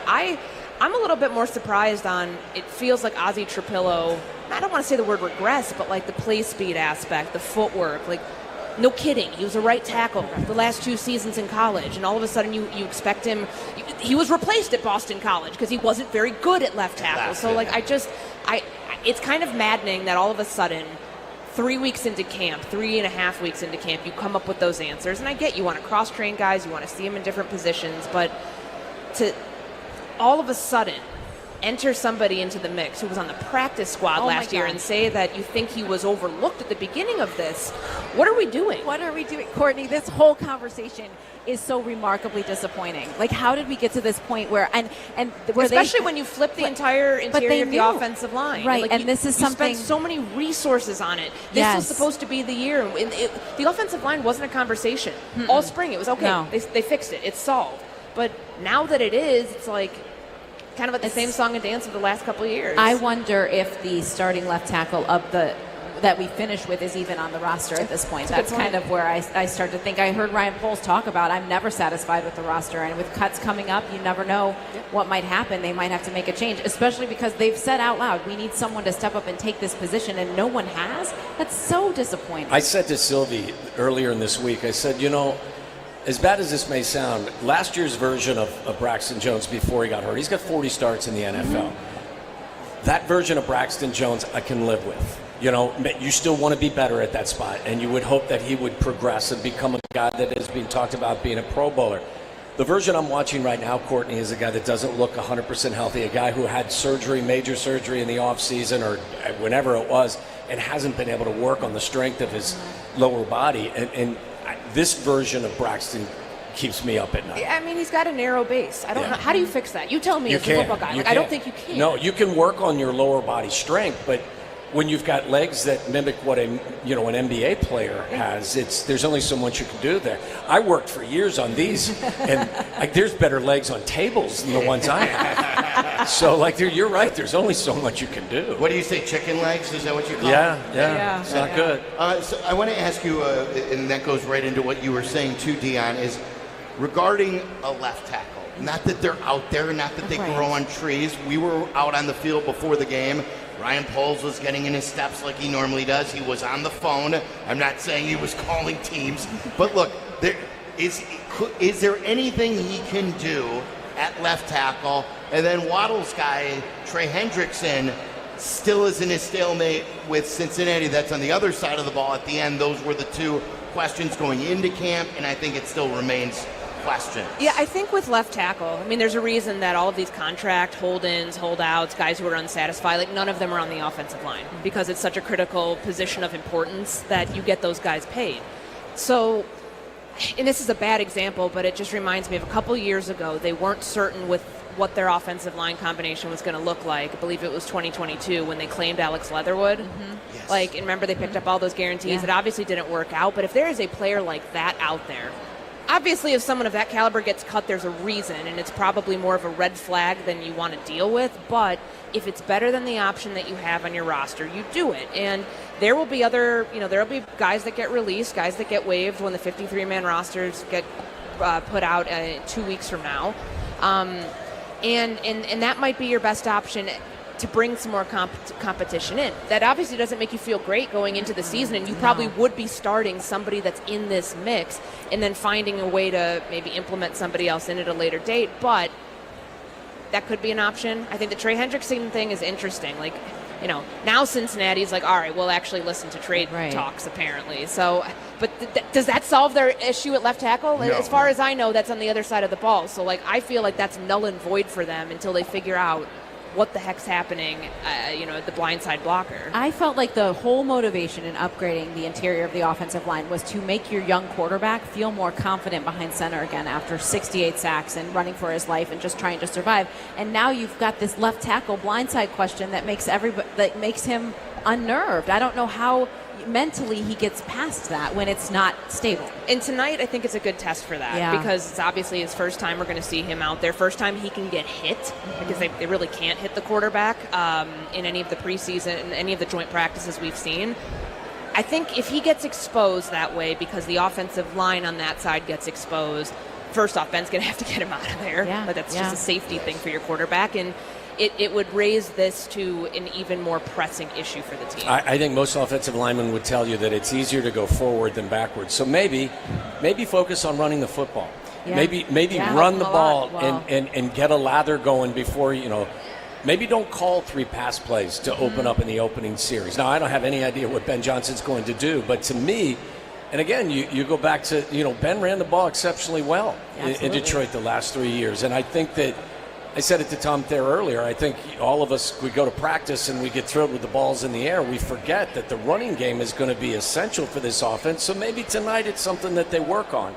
Who knows? Especially early on, because we have heard from Ben, we have heard from Ryan Poles, we've heard from Caleb just about the patience that needs to be expressed here with this group. This offense isn't going to look great probably the first month of the season, so lean on your run game. And I think there's a great opportunity tonight, someone like Kyle Monungai, who averaged 6 yards a carry last week, to continue to work himself into that rhythm. He's shown he's a reliable workhorse back. Ben Johnson, foreshadowing, saying this is a guy I think we can trust this fall. If Roshar Johnson's not able to be out there because he's been injured for the last week, behind DeAndre Swift, I would imagine Monungai gets a nice load tonight, and that's going to go a long way in determining what they can and can't do to mitigate some of those issues of the offensive line, because Waddle's right. Like, it's not just that, it's the whole passing game. They're going to have to lean on the other element of this offense to get into a rhythm early on. Yeah, on the defensive side of the football, we started the show talking about some of the guys who have flashed, and Brisker has been noticeable, and he gives them a different energy, he makes them a much better defense.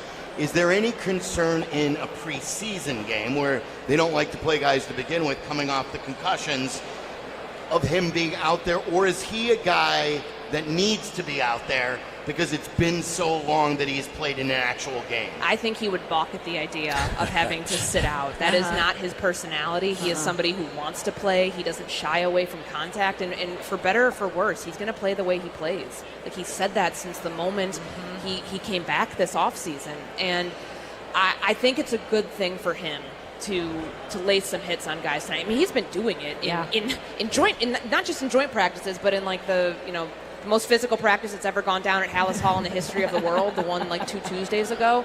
He was out there making a lot of plays. But on that note, you saw Jalen Johnson was out there working out earlier, right? Okay. I think that's a very good sign for him and where he's got to be for week 1, going through a pretty extensive workout.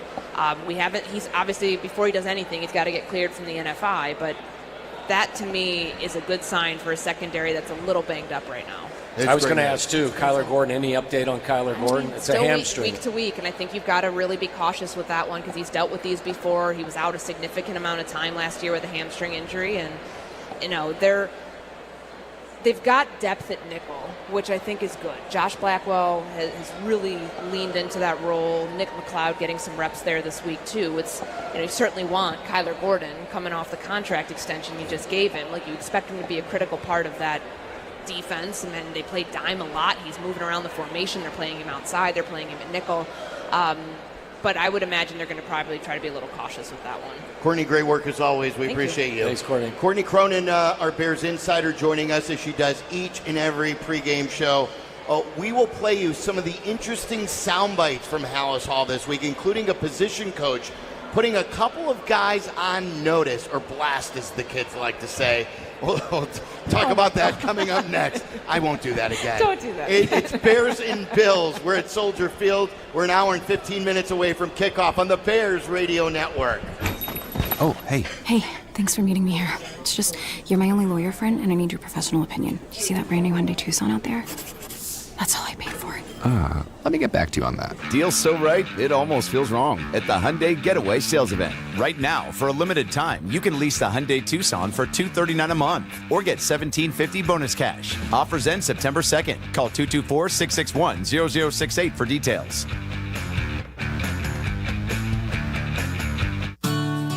Hey, Bears fans, it's Silvy. Steinhoffel is a proud partner of the Chicago Bears. Just opened their newest furniture and mattress superstore in Maryville Plaza in Maryville, Indiana.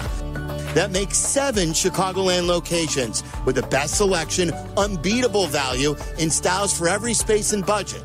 Plus, they're 100% employee-owned. That's a local pride you can feel good about. Shop in-store or online anytime at steinhoffels.com.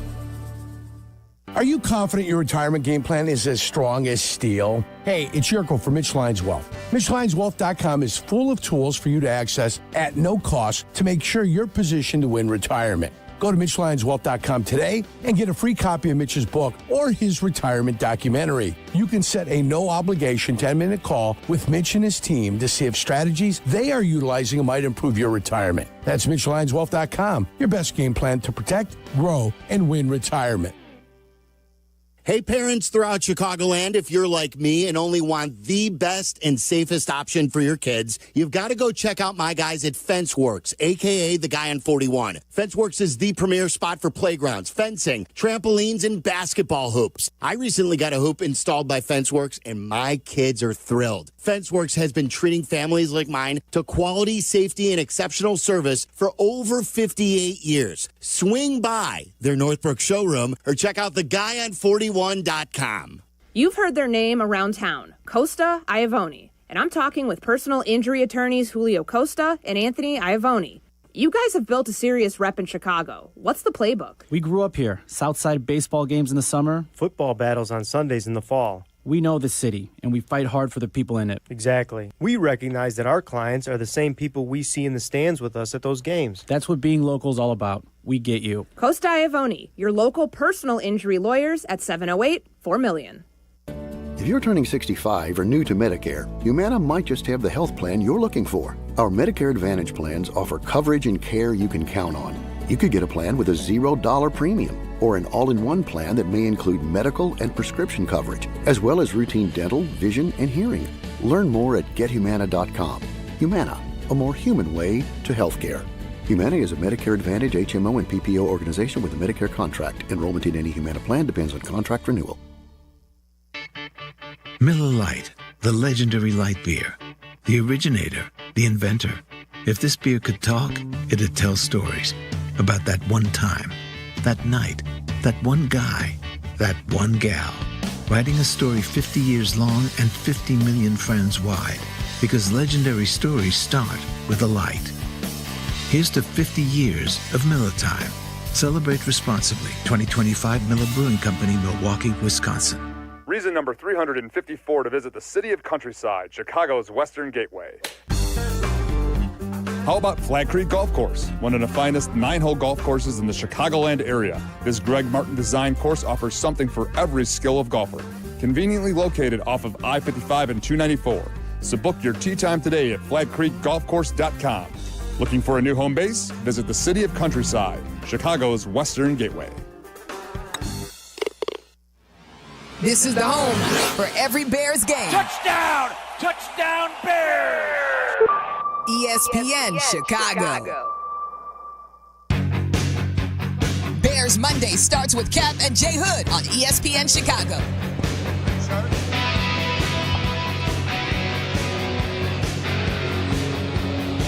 Back at Soldier Field, we're getting set for Bears and Bills preseason game number 2. We got a quick turnaround.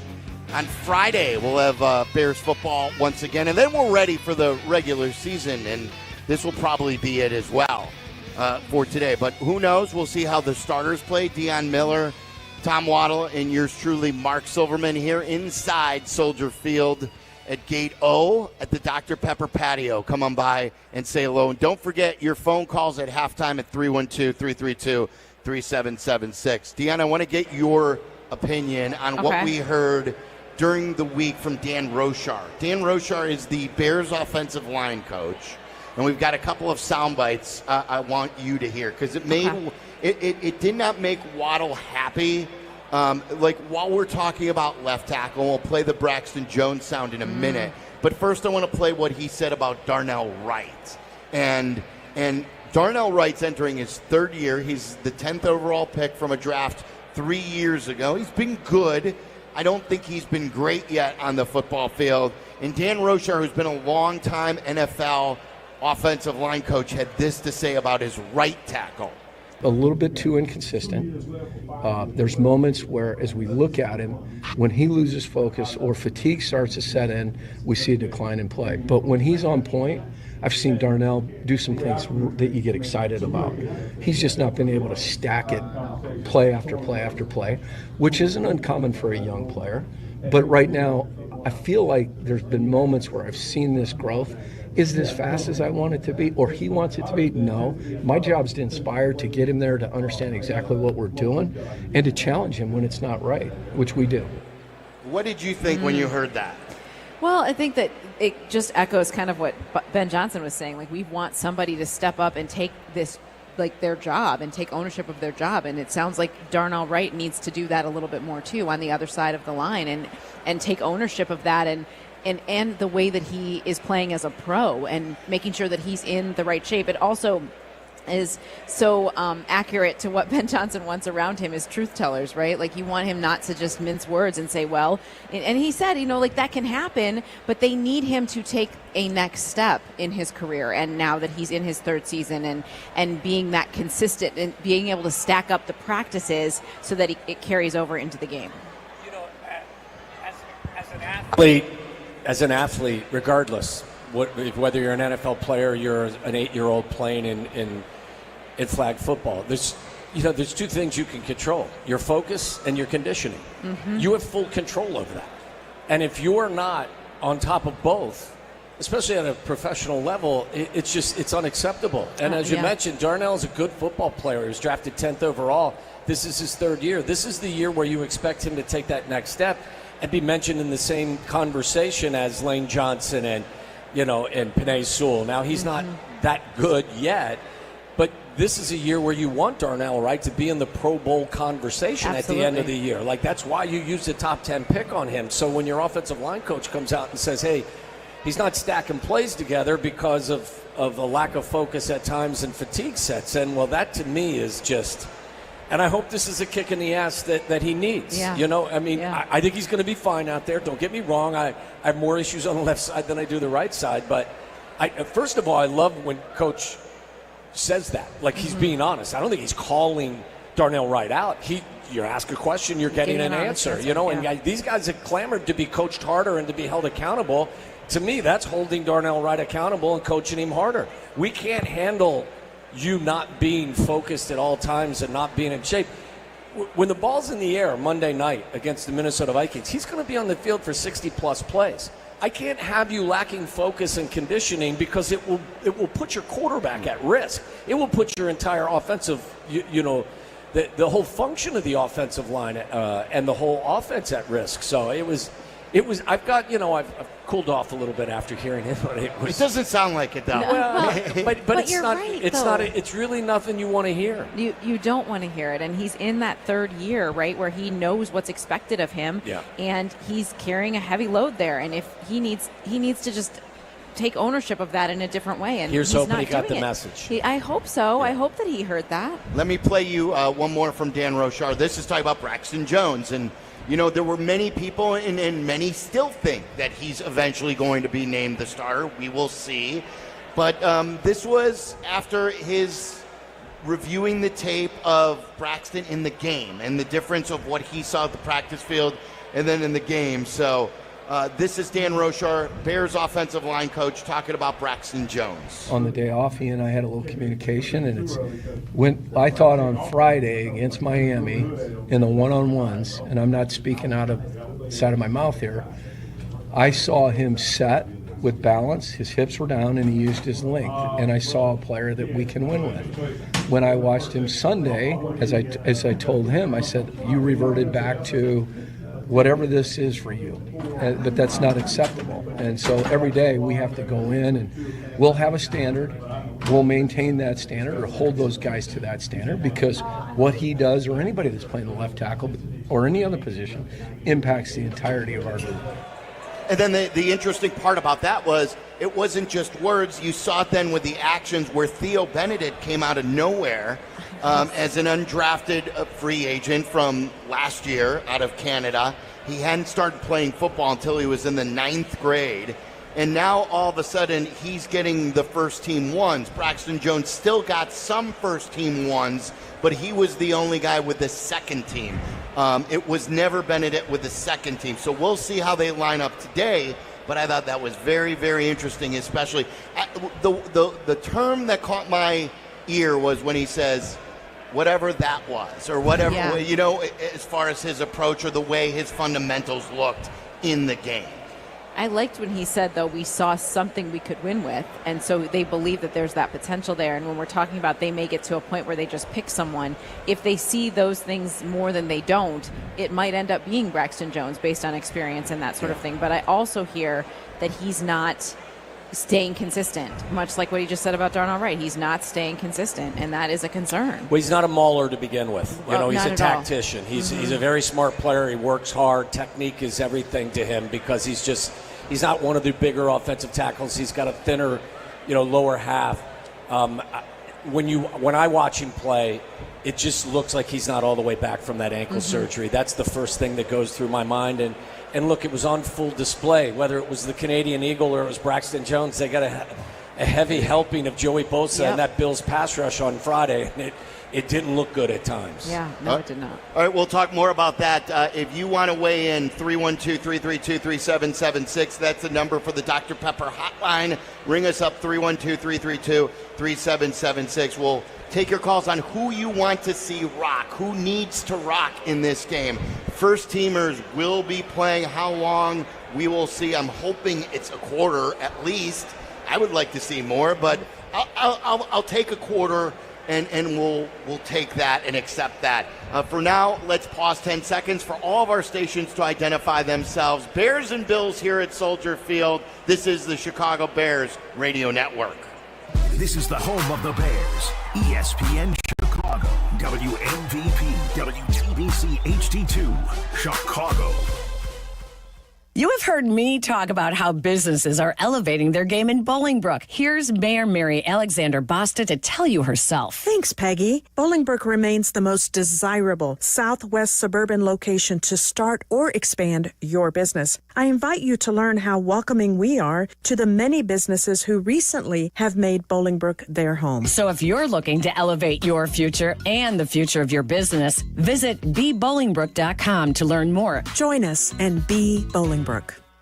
Want to live life at max volume? Then look no further than Hard Rock Casino Northern Indiana. With over 1,700 slots, 80 table games, live entertainment, and 5 restaurants which span a wide range of culinary genres, we are sure to have something for everyone. Whether you want to indulge in a savory dish at Council Oak Steaks and Seafood or take in dinner and live music at the world-renowned Hard Rock Cafe. Amplify your entertainment experience at Hard Rock Casino Northern Indiana, just off Exit 6, I-8094. Must be 21. Gambling problem? Call 1-800-9-WITH-IT.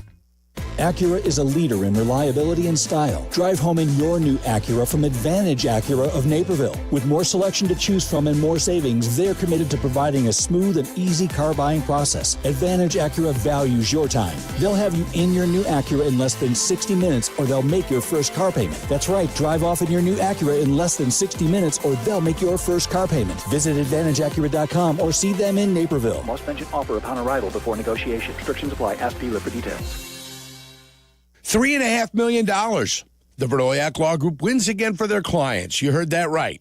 The Verdoyak Law Group recovered $3.5 million for a client who was injured in an auto accident. If you're injured, make sure to call the Verdoyak Law Group. Hey, it's the good kid. Let me tell you, playing pro football and being on the radio for years, I've had the chance to endorse many companies, but I've never endorsed one owned by close friends until now. The Verdoyak Law Group has been helping people for over 60 years, including my friends and neighbors. When you need a lawyer, experience matters. The Verdoyak Law Group has recovered over $9 billion for clients, serving over 40,000 cases in personal injury, auto accidents, workers' compensation, medical malpractice, and more. Their proven results and commitment to clients make them the right choice. They've helped my neighbors and friends, and they'll help you too. Call 844-4VLG-LAW today. The Verdoyak Law Group. Experience you can trust. In football, success is about team effort, and the same is true for your hair. At Great Clips, they save your haircut details in clip notes, so every member of the highly skilled team knows exactly how to create your signature look. And with our easy-to-use app, you can check in from anywhere and get a ready next text when you're up next for a cut. It's the confidence of a great haircut, delivered by a team you trust. Download our app today. Great Clips. It's gonna be great. It's not a tailgate until someone burns the brats and forgets the bottle opener. Dude, that happened one time. And I brought the beer. Yingling Flight. Thank you very much. Smart move. 95 calories, 2.6 carbs. Light enough to go the distance, unlike your cousin trying to toss a spiral. And it actually tastes like beer, not like those mystery seltzers in Steve's cooler. This season, skip the gimmicks. Yingling Flight. Raise the bar on your tailgate. DG Yingling & Son, Pottsville, Pennsylvania. At UI Health, compassion isn't just care, it's commitment. UI Health's team of experts listens to your story, understands your experience, and embraces your voice. That's because UI Health is with you every step of the way. Whether it's your stroke emergency, your cancer journey, or your transplant victory, UI Health's care heals and saves. UI Health, expert care for your journey. Learn more at uihealth.care. Chicago's home for sports is the home of the Chicago Bears. ESPN Chicago. Tom Waddle, Dionne Miller, and Marc Silverman. Bears pregame. That's right. This is the Advantage Dealer Group pregame show, the Chicago Bears Radio Network. We roll on inside Gate O. You can find your next Chevy, Acura, or Toyota and drive off in under 60 minutes, or they'll make your first car payment. And we always say it, Dionne, you love your car from I love my the Advantage Dealer Group. Kind of obsessed with it, yes. It makes me feel much cooler than we all know I am. So oh, no. You're very cool. You definitely you raise the coolness of the show. No doubt. I'm not sure about that. There's no doubt. So come on by and say hello. It is a spectacular night for football, gorgeous, too. Yeah. You know, the clouds have rolled out of here. It's a little breezy, but nothing crazy. If we would have a night like this for Monday Night Football in 3 weeks against the Vikings, we would absolutely love it. Right now it is time for Who's Gonna Rock, or Who You Want to See Rock, and that is brought to you by the Hard Rock Casino, Northern Indiana.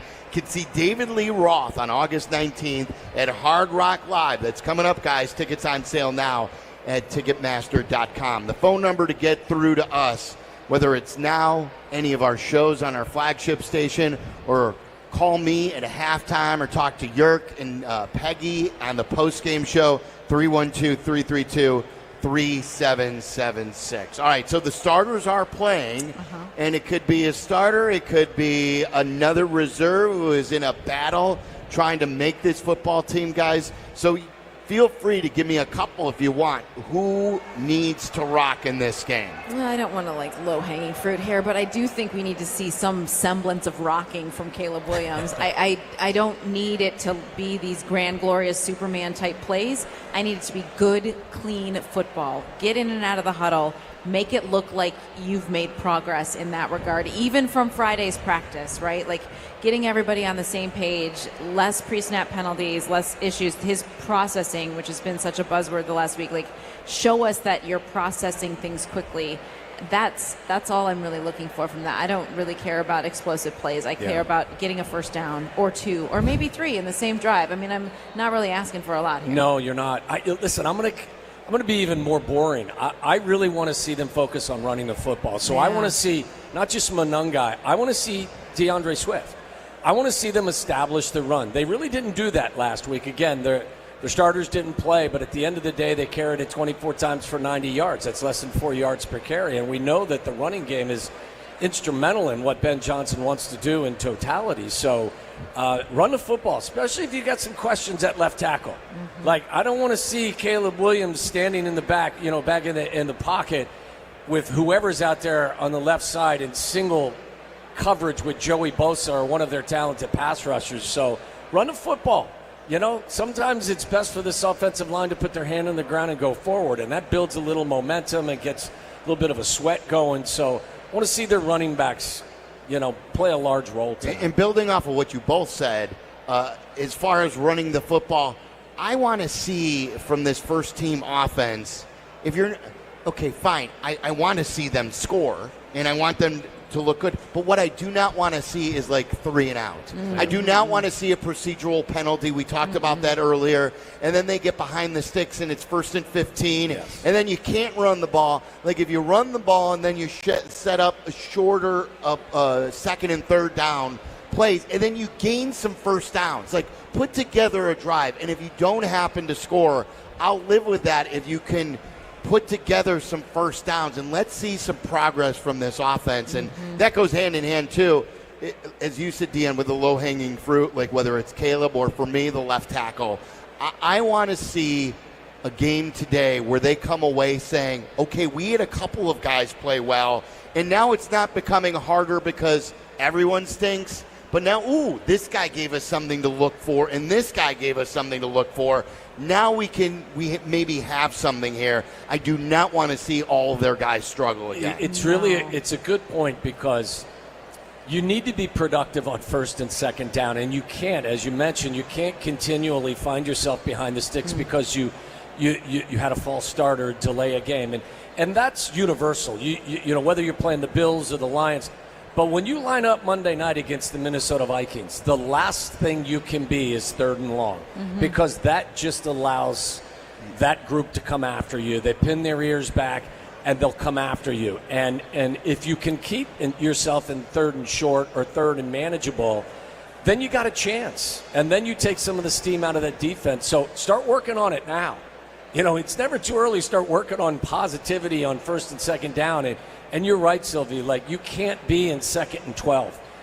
You can't be in 1st and 15. We would see that all the time. Yeah. I text both of you guys. I'm like, they're playing from behind the sticks. It is impossible for a rookie quarterback with a bad offensive line last year, who is struggling himself, to try and gain first downs after that. And just a reminder, too, on last week. Bagent got off to a slower start, or at least the offense. I would like to see them out there to gain a little rhythm. I know everyone plays scared these days in the preseason, but I want to see them get into some sort of rhythm. And look, if they go 1 or 2 series and they put together a couple of good drives and then you want to pull them off because they did get into a rhythm, I'm cool with that. But if they don't, I don't want to see just a couple of series of 2 3 and outs or 1 first down and a punt, and then that's it. I want to see them at least accomplish something out there to build on in this practice week as we get closer to opening night. The one thing that I know we're learning a lot about Ben Johnson, but his honesty, I don't think he is going to force anything. I was struck by his comment on Friday when he said he went back to when he was game planning for Buffalo when he was with Detroit and watching that game plan and what he had done, and he realized with his own Bears team that they are not there yet. So I don't think he's going to force them to try something or just for the sake of doing it. Everything has intentionality with him, and he's very aware of exactly where they are and kind of balancing that where I know I'm confident we can eventually get there, but I know we're not there yet, and so we're going to stay in this area before we try to push to the spectacular over here. You go back to last Sunday, their first 2 drives were 3 and outs. Yeah. 3 passes on the first drive. They tried to run it on first down. They threw it on second down. They threw it on third down. They ran the ball once out of 6 plays in their first 2 drives. I'm hoping tonight that that's not the case. Mm-hmm. I'd rather see them run it 5 times and throw it once in their first 6 plays. You really want to see them run the ball. I want to see them run the football because you're not going to be able to drop back and throw it 50 times a game, and I don't think that's what this offensive-minded head coach wants to do.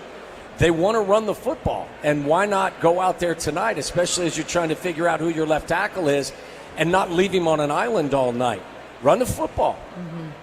As far as other things and who we want to see rock or who's going to rock, I want to see more from Booker. He had a great game last week with 3 sacks. We also saw a couple of the young guys, Noah Sewell, who's been a backup on this team and he's been a bit injured the last couple of weeks, have a really good game. Hippolyte, the rookie, was all over the field. What I want to see is that wasn't a flash. We would see Dominique Robinson in past years have a good game, and then we'd be like, where is he? I want to see Booker build on last week and show me that he can be a true rotational piece that can get to the quarterback. I'd like to see, Rome Odunze make a play tonight as well. I think Rome's had a really good camp. As I said, I thought Rome stood out more than anyone on the Friday practice on the offensive side of the ball. I'd like to see them build on that a little bit tonight. And again, listen, when I say I want to see them run the football, I'm not saying that they have to run it every single freaking down, but you do have to be a balanced attack.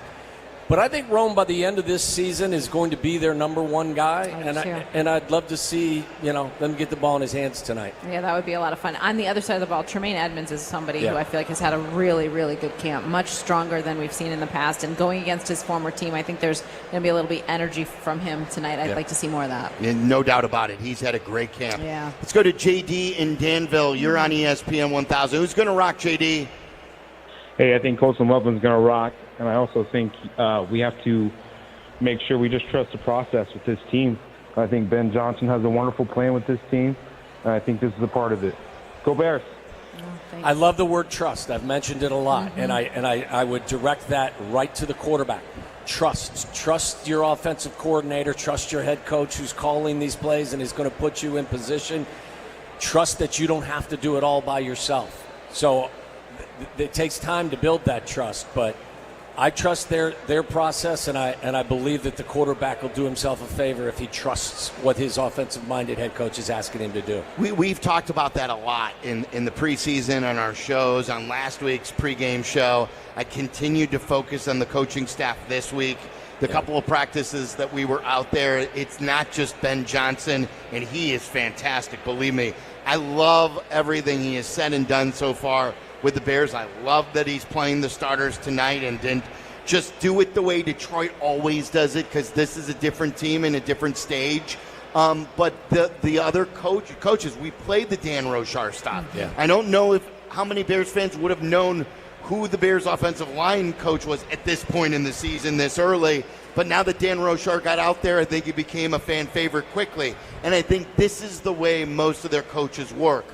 They will love on you if you do well. We have heard a lot of that, where they'll throw bouquets. But if it's not that, they'll also say he needs to be better. He didn't have a good camp.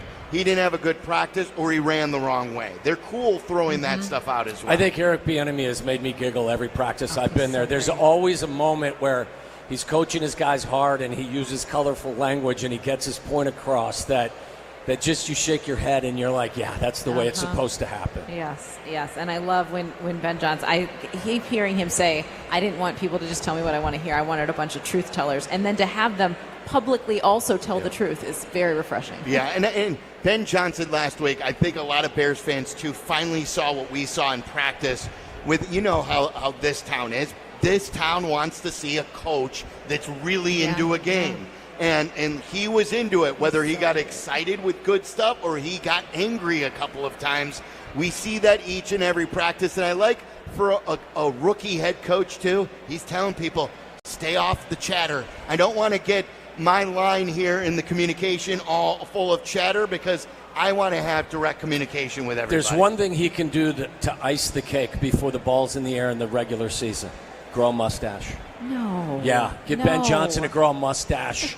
It's the only thing he's missing right now. Everything else he's doing is spot on. Grow the mustache. Well, I hate that idea. Well, Dionne, it is scientifically proven that you need some sort of facial hair in order for a Bears team to win a championship. Tell me the last Chicago team you recall where the coach or the manager did not have some sort of facial hair.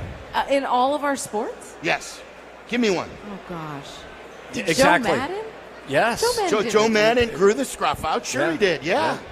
Joe Madden grew the scruff out, and not in 15 and 16. The year he won the Super Bowl, Mike Ditka had the mustache, Coach Q had the mustache, Phil Jackson had the mustache and the beard.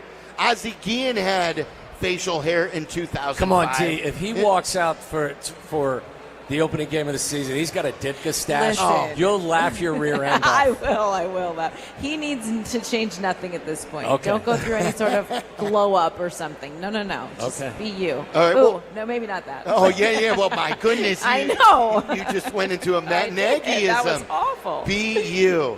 By the way, great crowd is always coming out and seeing us here at the Dr. Pepper patio. We have another Waddle jersey in the house.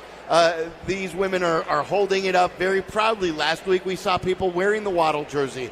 I've seen Cutlers. I've seen a Cal Long jersey today. And, of course, the tried and true 18 and all the players on this year's team. So we continue to see those. So come on out and see us at the Dr. Pepper patio. This is the Advantage Dealer Group, a pregame show with Waddle, Dionne, and Silvy. More of your phone calls if you want to weigh in at 312-332-3776. And there was one national broadcaster who was impressed with what he saw from the Bears this week in their joint practice with the Bills. We'll play you that coming up next. This is the Bears Radio Network. Roofers and Waterproofers Local 11 provides quality value and service in all facets of the commercial, industrial, and institutional roofing and waterproofing industry. Promoting skilled craftsmen and craftswomen through apprenticeship training, Local 11 members are trained in the application of the latest roofing and waterproofing techniques.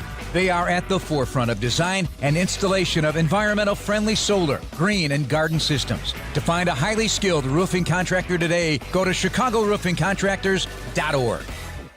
Hi, I'm Dave Musial, owner of Four Seasons Heating, Air Conditioning, Plumbing, and Electric. And this is our biggest sale ever. Buy a new air conditioner or furnace and get 72 months interest-free financing and up to a $4,000 system rebate. Plus, Four Seasons guarantees to beat any competitor's price by up to $1,000, guaranteed.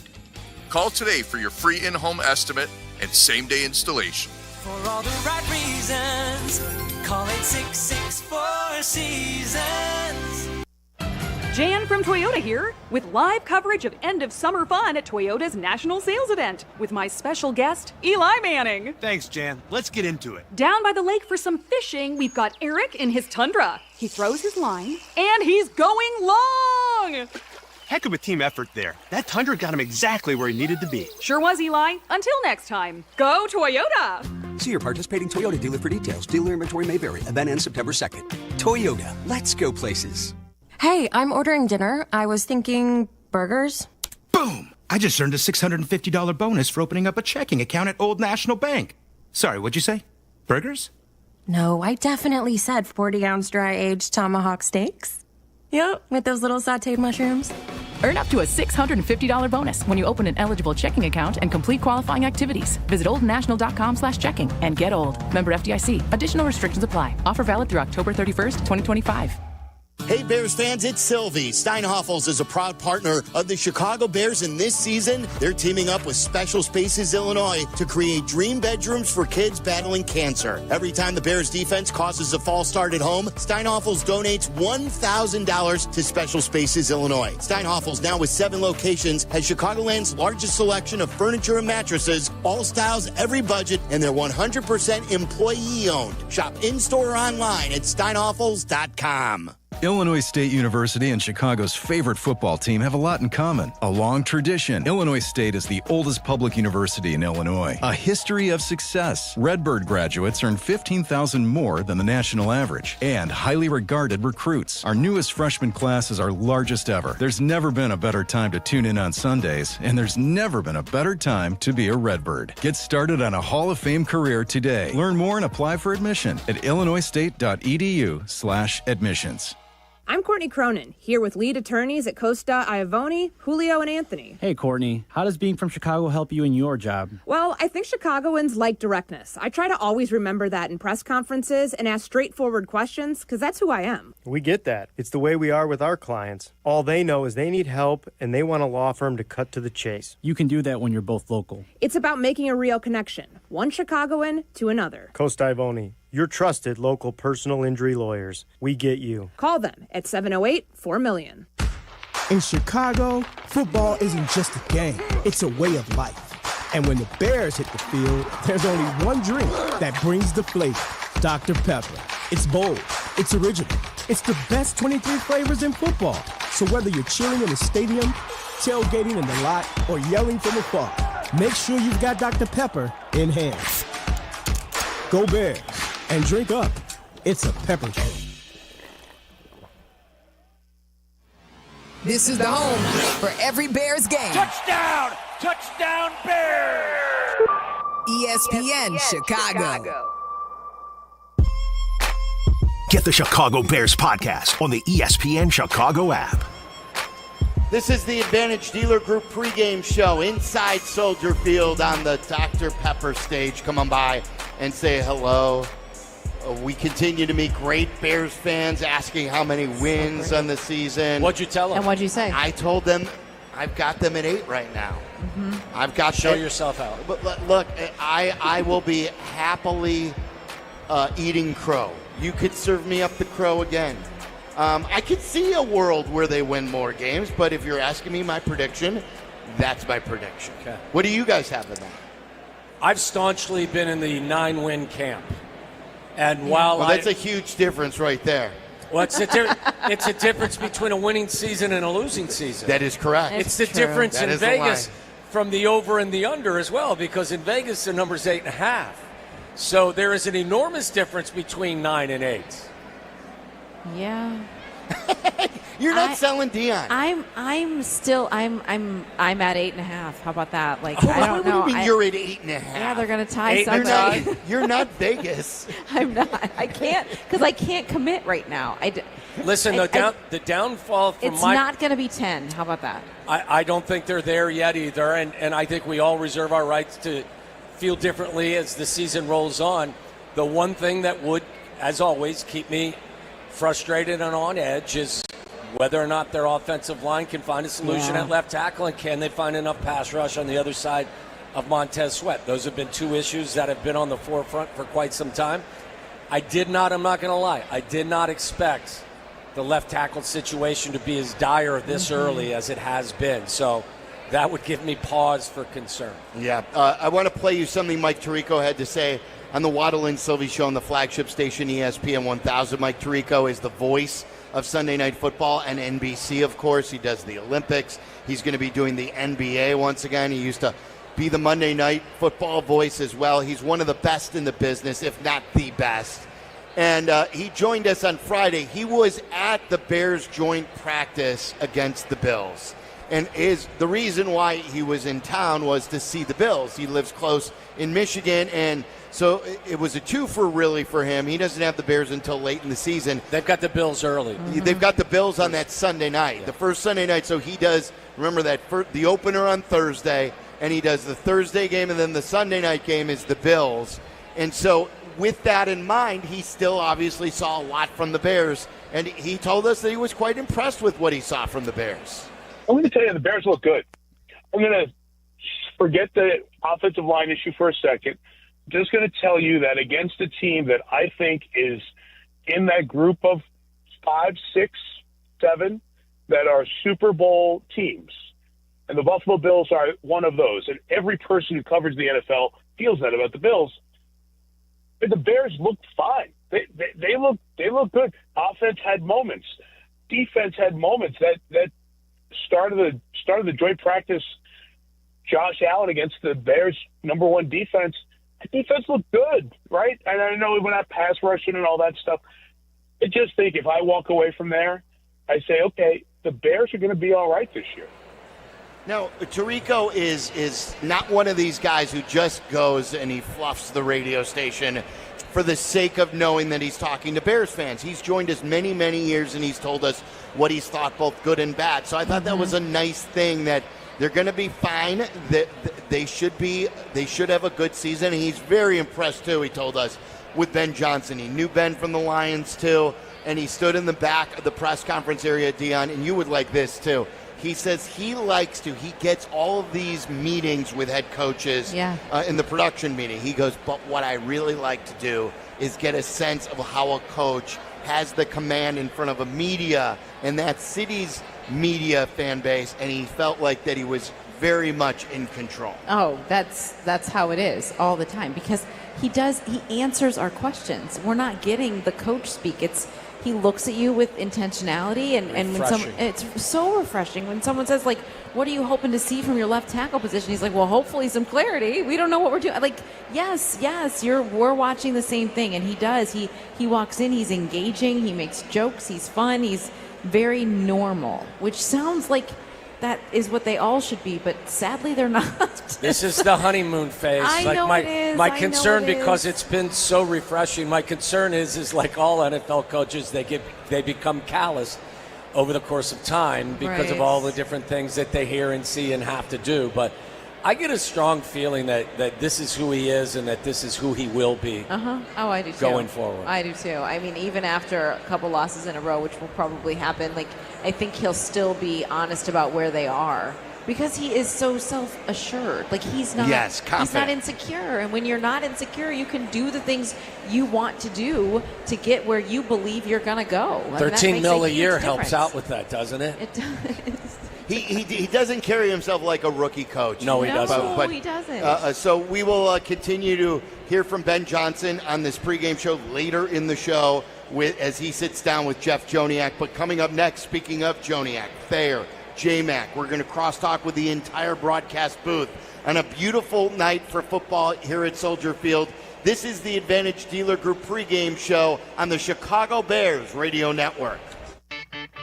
Miller Lite, the legendary light beer, the originator, the inventor. If this beer could talk, it'd tell stories about that one time, that night, that one guy, that one gal, writing a story 50 years long and 50 million friends wide, because legendary stories start with a light. Here's to 50 years of Miller Time. Celebrate responsibly. 2025 Miller Brewing Company, Milwaukee, Wisconsin. Want to live life at max volume? Then look no further than Hard Rock Casino Northern Indiana. With over 1,700 slots, 80 table games, live entertainment, and 5 restaurants which span a wide range of culinary genres, we are sure to have something for everyone. Whether you want to indulge in a savory dish at Council Oak Steaks and Seafood, or take in dinner and live music at the world-renowned Hard Rock Cafe, amplify your entertainment experience at Hard Rock Casino Northern Indiana, just off Exit 6, I-8094. Must be 21. Gambling problem? Call 1-800-9 with it. $3.5 million. The Verdoyak Law Group wins again for their clients. You heard that right. The Verdoyak Law Group recovered $3.5 million for a client who was injured in an auto accident. If you're injured, make sure to call the Verdoyak Law Group. Hey, it's the good kid. Let me tell you, playing pro football and being on the radio for years, I've had the chance to endorse many companies, but I've never endorsed one owned by close friends until now. The Verdoyak Law Group has been helping people for over 60 years, including my friends and neighbors. When you need a lawyer, experience matters. The Verdoliak Law Group has recovered over $9 billion for clients, serving over 40,000 cases in personal injury, auto accidents, workers' compensation, medical malpractice, and more. Their proven results and commitment to clients make them the right choice. They've helped my neighbors and friends, and they'll help you too. Call 844-4VLG-LAW today. The Verdoliak Law Group. Experience you can trust. Imagine having your skull detached from your spine to save you from paralysis. When Phil came to Northwestern Memorial Hospital, his spine was digging into his brainstem. But our team developed a plan to rebuild his spine. Nationally ranked for neurology and neurosurgery by U.S. News and World Report, Northwestern Medicine is pioneering treatments for the toughest conditions. Incredibly, Phil was walking just days after surgery. As Phil's nurse, I'm proud to be on a team that's changing lives. Northwestern Medicine, better. And here we are, folks. It's the Jeff and Jeff Call. I know football. And I know houses, because when it comes to selling your house, you need a winning team you can trust. No surprises, no fumbles, just a clear path to closing, just like a perfect play. Jeff Buys Your House makes it simple. A fair offer, no repairs needed, and a closing date on your timeline. Don't take a chance selling your house with just anyone. Visit us at jeffbuysyourhouse.com for your no-obligation offer today. Oh, hey. Hey, thanks for meeting me here. It's just, you're my only lawyer friend, and I need your professional opinion. Do you see that brand new Hyundai Tucson out there? That's all I paid for it. Let me get back to you on that. Deal's so right, it almost feels wrong at the Hyundai Getaway Sales Event. Right now, for a limited time, you can lease the Hyundai Tucson for $239 a month or get $1,750 bonus cash. Offers end September 2nd. Call 224-661-0068 for details. In football, success is about team effort, and the same is true for your hair. At Great Clips, they save your haircut details in clip notes, so every member of the highly skilled team knows exactly how to create your signature look. And with our easy-to-use app, you can check in from anywhere and get a ready next text when you're up next for a cut. It's the confidence of a great haircut, delivered by a team you trust. Download our app today. Great Clips. It's gonna be great. The Chicago Bears podcast. If you aren't listening, you're not getting the whole story. See it or hear it now on the ESPN Chicago app or wherever you like to pod. Joniak and Thayer with Jason McKie. Bears football, ESPN Chicago. All right, it is time to get Jeff Joniak's journal into crosstalk with our broadcast booth. It is presented by Steinhoffel's, Chicagoland's furniture and mattress leader, now open in Maryville, Indiana. Shop in-store online at steinhoffels.com. It was so great to hear Joniak and Thayer calling a game back for the 2025 season last week to see how excited they were for football yet again. And then I went up to the booth today, and there was Jeff Joniak hosting a birthday party for Tom Thayer. That was nice of you, Jeff. Yeah, we had cupcakes with chocolate frosting for Tom. Doug's wife brought some cookies. So, yeah, you got your fill. Nicely done. Your ladies love me. I got cookies from Doug's lady, and I got cupcakes from your lady. Yeah. So, Tom doesn't like – I called him yesterday. Yesterday was his birthday, and you could tell, yeah. Okay, thanks, Jeff. And that was it. Like, he doesn't want to talk. Like, that's it. Don't celebrate Tom's life. Right. But it is a worthy birthday, and enjoy your next trip around the sun, big fella. Thank you. See what I mean? He won't go and indulging. He won't engage, Jeff. No, he will not. He will not. Now, we get him riled up about some football today, then he'll engage all right. But I don't Ian Cunningham, we were down on the field earlier. He asked me, hey, how do you prepare for these night games? I don't like night football. You wait all day. I get antsy. I'm sitting here watching ESPN News, I guess, ESPN 10 or 8, I don't know. I'm watching Dave Spider-Man Omer doing the skipping the rocks competition. There's actually rock skipping being televised. He won with 50 skips. This is what I'm dealing with right now. So I need some football. I can't be killing time watching rock skipping. Well, what do you want to watch, cornhole? I don't want to watch anything. I want to watch some football. Yes. So here we go. First impression. In the near future, everybody, not necessarily what happens today, but Ben Johnson and his staff, they're going to arrive at a game plan that features Caleb Williams' strengths. and then fold in the areas needing attention over the course of the season. We're talking about a smash mouth run game, play action, work the middle of the field, cash in your red zone chips, and then feed what Caleb has an appetite for. So I'm looking at this very positively. So we'll see it start tonight. Second thought, Josh Allen. What a dude, man. Tom and I are watching him. He's dressed, so I don't know if he's going to play or not tonight. But the thing is, he's very, very good with the fans. He goes over all the little kids that are on the Buffalo side of the field, some with Bills jerseys, playing catch with them. He's a man of the people. He's a great dude. 10-plus wins in a playoff appearance in 6 of 7 seasons. So pretty impressive what he's done, a model of consistency. You hope that's what's next for Caleb Williams and the Bears. Third degree, Dennis Allen's defense has me very intrigued. When it's all said and done, it might be the most underrated and impactful hire by Ben and possibly in the league this year. Dennis Allen is legit. My fourth and short, 7 Bills had 2+ interceptions in 24. They tied the Vikings for the most in the NFL. I'm projecting the Bears defense to do the same in 25. Many hands getting to the ball. That's been shown already in training camp. And if that happens, these Bills were plus 24 last year. They didn't have the greatest defense. They had a great offense. And they were within 3 points of going to the Super Bowl. So just use that for food for thought. There's my Joniak's Journal. Very good. And J-Mac, as you are down on the field, you're a coach as well, very successful high school coach. You played at the highest level, went to a Super Bowl. As far as starters, what do you want to see from them as not only a guy who would play, but also a guy who now coaches? Yeah, you want to see, just overall, especially on offense, the overall operation, right? Starting with Caleb Williams, you want to see how efficiently this offense runs with him at the helm, right? Getting the play calling, getting to the line of scrimmage with enough time so that way you can execute a motion or a shift that we know is associated a lot with a Ben Johnson offense, right? You want to see an offensive line step up. We'd like to see some clarity, like Ben Johnson said, with this left tackle position, right? So you're going to see, in uniform right now, you got Braxton, Theo, and Karan all in uniform tonight. They're going to get their fair dose and an opportunity to take that position. And defensively, I just want to see the defensive starters who didn't play last week come out here and continue what we've seen throughout these joint practices, right? Aggression, physicality, generating takeaways. So you want to see all of that when it's their first opportunity to showcase, what we're so excited to see this upcoming season. Tom, what have you seen from Theo Benedette and how he's firmly placed himself in the mix here? It's really been a surprise because he's showed that he's got the athleticism in order to play the position.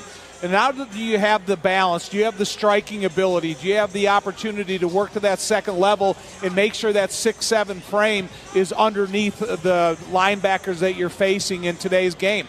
I'm super impressed by his commitment to over the last couple of years and how highly the coaches think of him and what he could possibly pull off here in this battle at the left tackle position, because he's come in the last 8 or 9 days and showed not that he doesn't belong, that he belongs in the race. And so if he would come out here tonight and put in a great effort in understanding what's being said in the huddle and how it pertains to his specific job, and then he works with tight ends and offensive guards and does it well and efficiently and creates a point of impact on runs, then, hey, more power to him. And I would love to see a dark horse like that come in the third week of the training camp and into the preseason games and put himself in that race.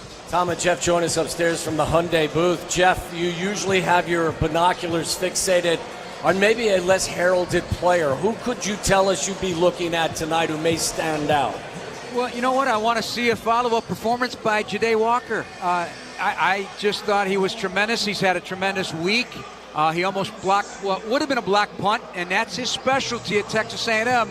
So you get a guy like that who has an outside chance, albeit a long shot chance of being one of how many receivers are going to take. And Richard Hightower sees that kind of play. He blocked one against Texas and blocked one against Miami last year at Texas A&M. I just love what he's doing. So that would be one guy right there. And then I guess on the defensive side of the ball, I want to see exactly how things are with a guy like Josh Blackwell. So we don't know when Kyler Gordon's going to be back. They're hoping he'll be back. but, he's had a tendency to have some soft tissue injuries, so that guy is a nickel when he's not a gunner on special teams, which is his specialty. But this guy he's learning a lot, and he is developing as a player, so I want to see what he does tonight.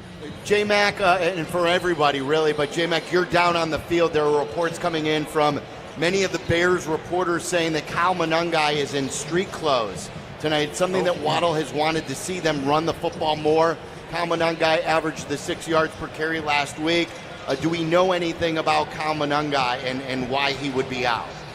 Yeah, he's definitely in street clothes. I'm not sure as to why he's not participating tonight. He had a really good joint practice on Friday. It would have been another great opportunity to get more evaluation on him against, solid defense that the Buffalo Bills have. So just expect Deion Hankins and Ian Wheeler to get a heavy dose along with DeAndre Swift.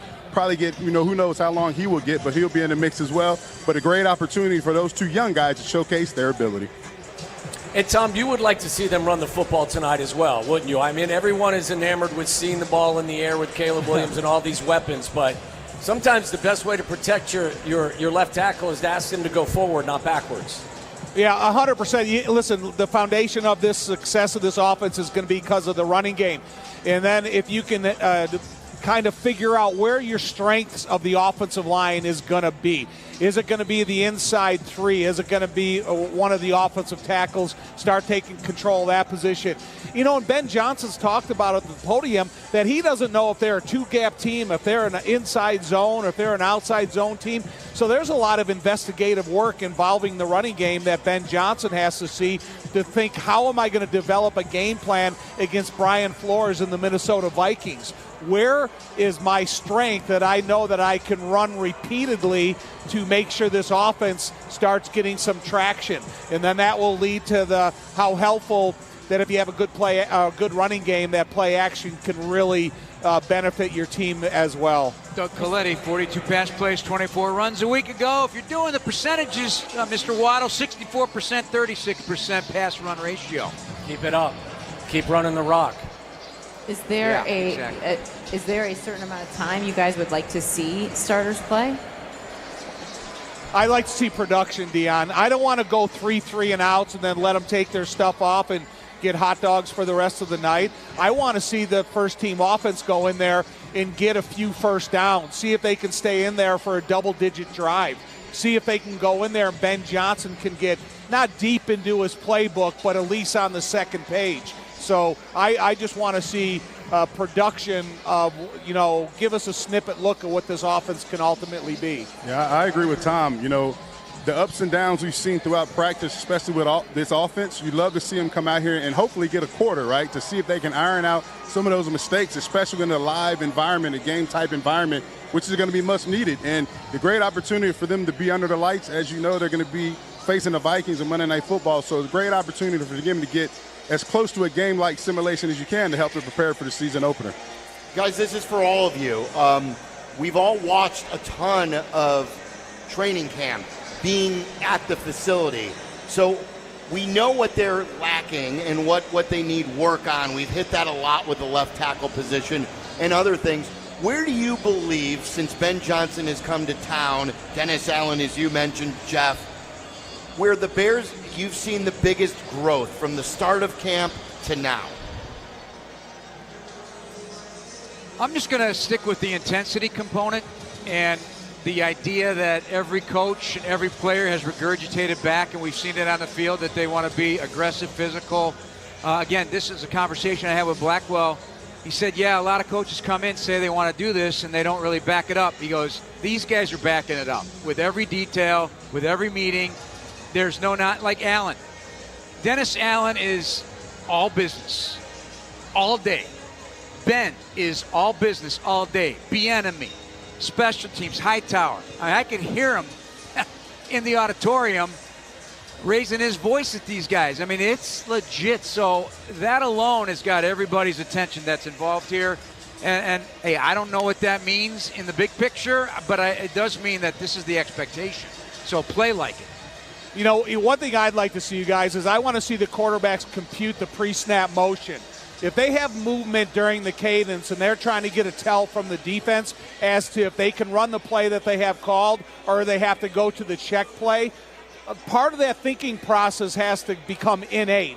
And if they can realize that the pre-snap motion that Ben has called for them is all to tell them, get a little bit of an evidence of what the defense is trying to, and then they can run the play more efficiently, I'd like to see how all the complexity of the offense starts working together. And Tom, to that point, we've seen a lot in training camp where the play clock does wind down, and there were a couple plays against the Bills where I don't even think they threw a flag on one of them, but it was clearly a full second after it hit zero that the offense didn't get the play off in time. The delay of game today, making sure that they're getting out of the huddle with enough time to run the play and for Caleb to size things up. Is that something you guys are looking for tonight? Yeah, it's Ben's got to be able to get the play into the helmet of the quarterback quick enough where they can have time to transfer the information to the huddle, and then they can go to the line of scrimmage, have a second of that evaluation time, and then get into their cadence. So it's a process from the sideline to the field to call it in the huddle, break the huddle, and then get to the line of scrimmage. Because right now, Silvy, as they're going through their pregame warm-ups, they're breaking the huddle instantly. There is no lingering in the huddle, so I think it's probably been a point of emphasis and the conversation that Ben has had with these guys already. Without a doubt. I mean, the verbiage of this offense, the language just with one particular play call is going to be huge for Caleb to really enunciate the entire play to the group in the huddle so that way everybody understands what their job is. But like we're saying, to have enough time to go to the line of scrimmage, right? Sometimes there's two plays within one. They'll can the first play, go to the second play. They can kill the first play and go from run to pass. So there's a lot of things that come with one play call, but also being able to make sure you're efficient enough to have enough time to go out there and execute a shift or a motion if that play calls for it as well. J-Mac, how valuable is this time for Ben Johnson as well, these games? He's wearing two hats now, not just the offensive play caller, but he's also the head coach. I thought he did a really nice job managing the clock at the end of the half last week. How important are all of these moments for him to get used to things before the ball goes in the air week one? It's very important. The more game-type situations you're put in and actually executing it in a game-type environment just helps continue to prepare you as a head coach for the season, right? You may practice game situations, short yardage, goal line, 2-minute situations, right, third and long, all day long in a training camp, controlled environment. But you have the opportunity as the head coach to go into a game-type environment and really, work on your craft and really focus in on the situation and how you plan to execute that, not only as a head coach but as a staff. It's invaluable in terms of your preparation for the season. Last thing, guys, is last week the Bears, they had 2 false starts, 2 illegal shifts, and 1 illegal formation. So it's not an epidemic that they're going through right now, but it is about the process of having that whole process become perfect so you don't have 5 penalties like that. Guys, great stuff as always. Can't wait to hear the call. Thank you. Thanks, guys. All right, Thanks, guys. Bear down. There you go. Happy birthday, Tom. I like the bear down, too, that J-Mac threw in there as well. So it is a beautiful night for football. We're going to hear from Ben Johnson coming up. We've got just over 15 minutes till kickoff. It's Bears and Bills. This is the Advantage Auto Group pregame show on the Bears Radio Network. Crash, bang, suddenly you are on the DL. If that happens as a result of somebody else's negligence, we can help. I'm Jim Morisi, Chicago personal injury lawyer. Our experienced attorneys and support staff will talk with you during a free consultation, tell you your options, and ensure that you take the right steps throughout the entire process. Visit us at MorisiLongo.com. That's MoriciLongo.com. Your future is our priority. Tired of losing power? Feeling powerless? Call Four Seasons Heating, Air Conditioning, Plumbing, Electric today for a free estimate on a whole home standby generator. Never be without power again. Fully installed systems starting at just $99 a month. Power your sump pump, your fridge, your freezer, your garage doors, your heating and cooling so your home stays safe and comfortable. Four Seasons is the largest and most award-winning Generac dealer in Illinois. Right reasons. Call it 664 Seasons.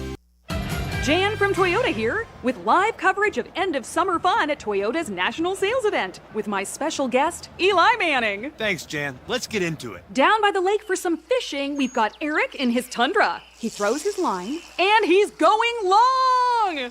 Heck of a team effort there. That Tundra got him exactly where he needed to be. Sure was, Eli. Until next time, go Toyota! See your participating Toyota dealer for details. Dealer inventory may vary. Event ends September 2nd. Toyota. Let's go places. Hey, I'm ordering dinner. I was thinking burgers. Boom! I just earned a $650 bonus for opening up a checking account at Old National Bank. Sorry, what'd you say? Burgers? No, I definitely said 40-ounce dry-aged tomahawk steaks. Yep, with those little sautéed mushrooms. Earn up to a $650 bonus when you open an eligible checking account and complete qualifying activities. Visit oldnational.com/checking and get old. Member FDIC. Additional restrictions apply. Offer valid through October 31st, 2025. If you're turning 65 or new to Medicare, Humana might just have the health plan you're looking for. Our Medicare Advantage plans offer coverage and care you can count on. You could get a plan with a $0 premium or an all-in-one plan that may include medical and prescription coverage, as well as routine dental, vision, and hearing. Learn more at gethumana.com. Humana, a more human way to healthcare. Humana is a Medicare Advantage HMO and PPO organization with a Medicare contract. Enrollment in any Humana plan depends on contract renewal. Illinois State University and Chicago's favorite football team have a lot in common. A long tradition. Illinois State is the oldest public university in Illinois. A history of success. Redbird graduates earn $15,000 more than the national average. And highly regarded recruits. Our newest freshman class is our largest ever. There's never been a better time to tune in on Sundays, and there's never been a better time to be a Redbird. Get started on a Hall of Fame career today. Learn more and apply for admission at illinoisstate.edu/admissions. Football is back, and so is the perfect beer for your game day lineup, Yuengling Flight. It's the next generation of light beer, crisp, clean, and just 95 calories. That's a win before kickoff. You bring the wings and the jerseys, and we'll bring the flight, whether you're tailgating or posting up with friends. Flight brings the flavor and keeps the energy up all season long. Flight by Yuengling, the next generation of light beer. DG Yuengling & Son, Pottsville, Pennsylvania. Hey, Bears fans, it's Silvy. Steinhoffel's a proud partner of the Chicago Bears. Just opened their newest furniture and mattress superstore in Maryville Plaza in Maryville, Indiana. That makes 7 Chicagoland locations with the best selection, unbeatable value, and styles for every space and budget. Plus, they're 100% employee-owned. That's a local pride you can feel good about. Shop in-store or online anytime at steinhoffels.com. Chicago's home for sports is the home of the Chicago Bears. ESPN Chicago. Sync us up with your TV on the ESPN Chicago app. All right, we're at Soldier Field getting set for the Bears and the Bills. The next time we'll be here at night as well for Monday Night Football. And we'll do this thing for real then. But for now, it's the first time we see the starters on both sides of the football. Let's go to Jeff Joniak and the head coach of the Bears, Ben Johnson. From Soldier Field, welcome everybody to the Bears and Buffalo Bills. Jeff Joniak with Bears head coach Ben Johnson counting you down to kickoff. How you feeling, Ben? I'm feeling great. Yeah, we've had a great week of practice here and really good opponent, and looking forward to seeing what our guys do here tonight. All right, third trip in this building when you think about it. Last couple of weeks, I'd imagine a routine starts to flow, and now this is like a primetime game, nationally covered by Fox as well, a game under the lights. Do you like that primetime feel? Oh, absolutely. This is the direction that we're headed. This will be good for our crew. We haven't had this night setting yet. We haven't had a night practice, much less a night game. So this will be a fun little routine for us to get I love how you just said that's where we're headed. I'm thinking big picture because you hope to see a lot of national games. It means the Bears are winning football. That's the plan. Absolutely. Another shared practice in the rearview mirror. Did anything feel different about a practice with a team like Buffalo, a Super Bowl contender? Not to dismiss Miami whatsoever, but different programs. Different program. A lot of respect for Coach McDermott and his staff. They've done it at a high level now for a number of years, 10-plus wins, I think, for the last, call it 6 years or so. And so you see it with their group. They're an experienced defense. They're an experienced offense. They've got a physicality about how they play that is really good for our guys to see what a Super Bowl contender looks like, because that's, like I said, that's the direction that we're going. And what an MVP quarterback looks like in Josh Allen, getting a glimpse of him. Unique player, obviously, physically, all the attributes you'd want. And a defensive-minded head coach, so a little different feel for your team to look at. Yeah, no question about it. This is a sound team across the board, and so you have to beat them fundamentally. You have to beat that opponent to his technique, and so it's really good to see our guys compete. All right, I love analyzing stats. Ron Rivera always told me, hey, figures lie, liars figure, but I love the running game. So the Lions and the Bills were the only two teams that scored 500 points, pure offensive points, in the league last year. And your run-pass ratios were very similar. Dare I say close to 50-50. So the running game proves you can do a lot of damage, score a lot of points, and win a lot of games, correct? There's no doubt about it. It's all complementary football. Some weeks we might need to throw it 50 times to score those points, and other weeks we can run it 50 times. But it all plays together, and when you have a veteran group of offensive linemen like we have that are really smart, it really helps the cause. I know Kyle Shanahan has been quoted on this many times, but he loves the running game, but that play action he builds into the stats for the running game. Do you do the same? I probably don't see it quite in that same light, but certainly we love the explosives and the chunks that come with the play action game as well. How excited do you see the starters tonight? I can't wait. Yeah, I think these guys, they've been steadily getting better over the course of camp, and so it'll be good to see them under the lights. And even if these guys have played for 10+ years, some of them might have some nerves going into a game, first time in this stadium perhaps playing, and so it'll be good to get that out of our system. You're building a 69-player roster. So guys that shine, you see how they act after being successful or not successful in a game. Is that something you keenly watch as well, in addition to just what they do every day at practice? No, there's no doubt about it. We're looking to collect the 69 best that we possibly can, so that as attrition happens over the course of a 17+ game season, that the next guy can step up and he can handle the pressure that comes along with it. So whether that's good plays or bad plays, how do we respond to everything in between? And so we're always evaluating that as a coaching staff. Who can we trust when it comes down to the real reps? And do you appreciate the fight of some of these guys? This may be the only 3 games they ever play in their NFL life. Oh, yeah, hopefully not, but that's the reality. There's no doubt about it. There's always that reality to this business this time of year, and our coaches, they're coaching everybody from player 1 to player 90 just the same. We want the best for them. We want them to put the best tape out there, that if they're not able to make our team part of our 69, then maybe another team will see something good and they can have another chance down the road. There's a number of stories that have gone that way, where guys get cut, and then they finally catch fire and take off in this league. So that story will be the same for a number of guys on our roster right now. All right, what's the name of the game tonight for Bears-Bills? Your own personal rematch. I think it was 48-42.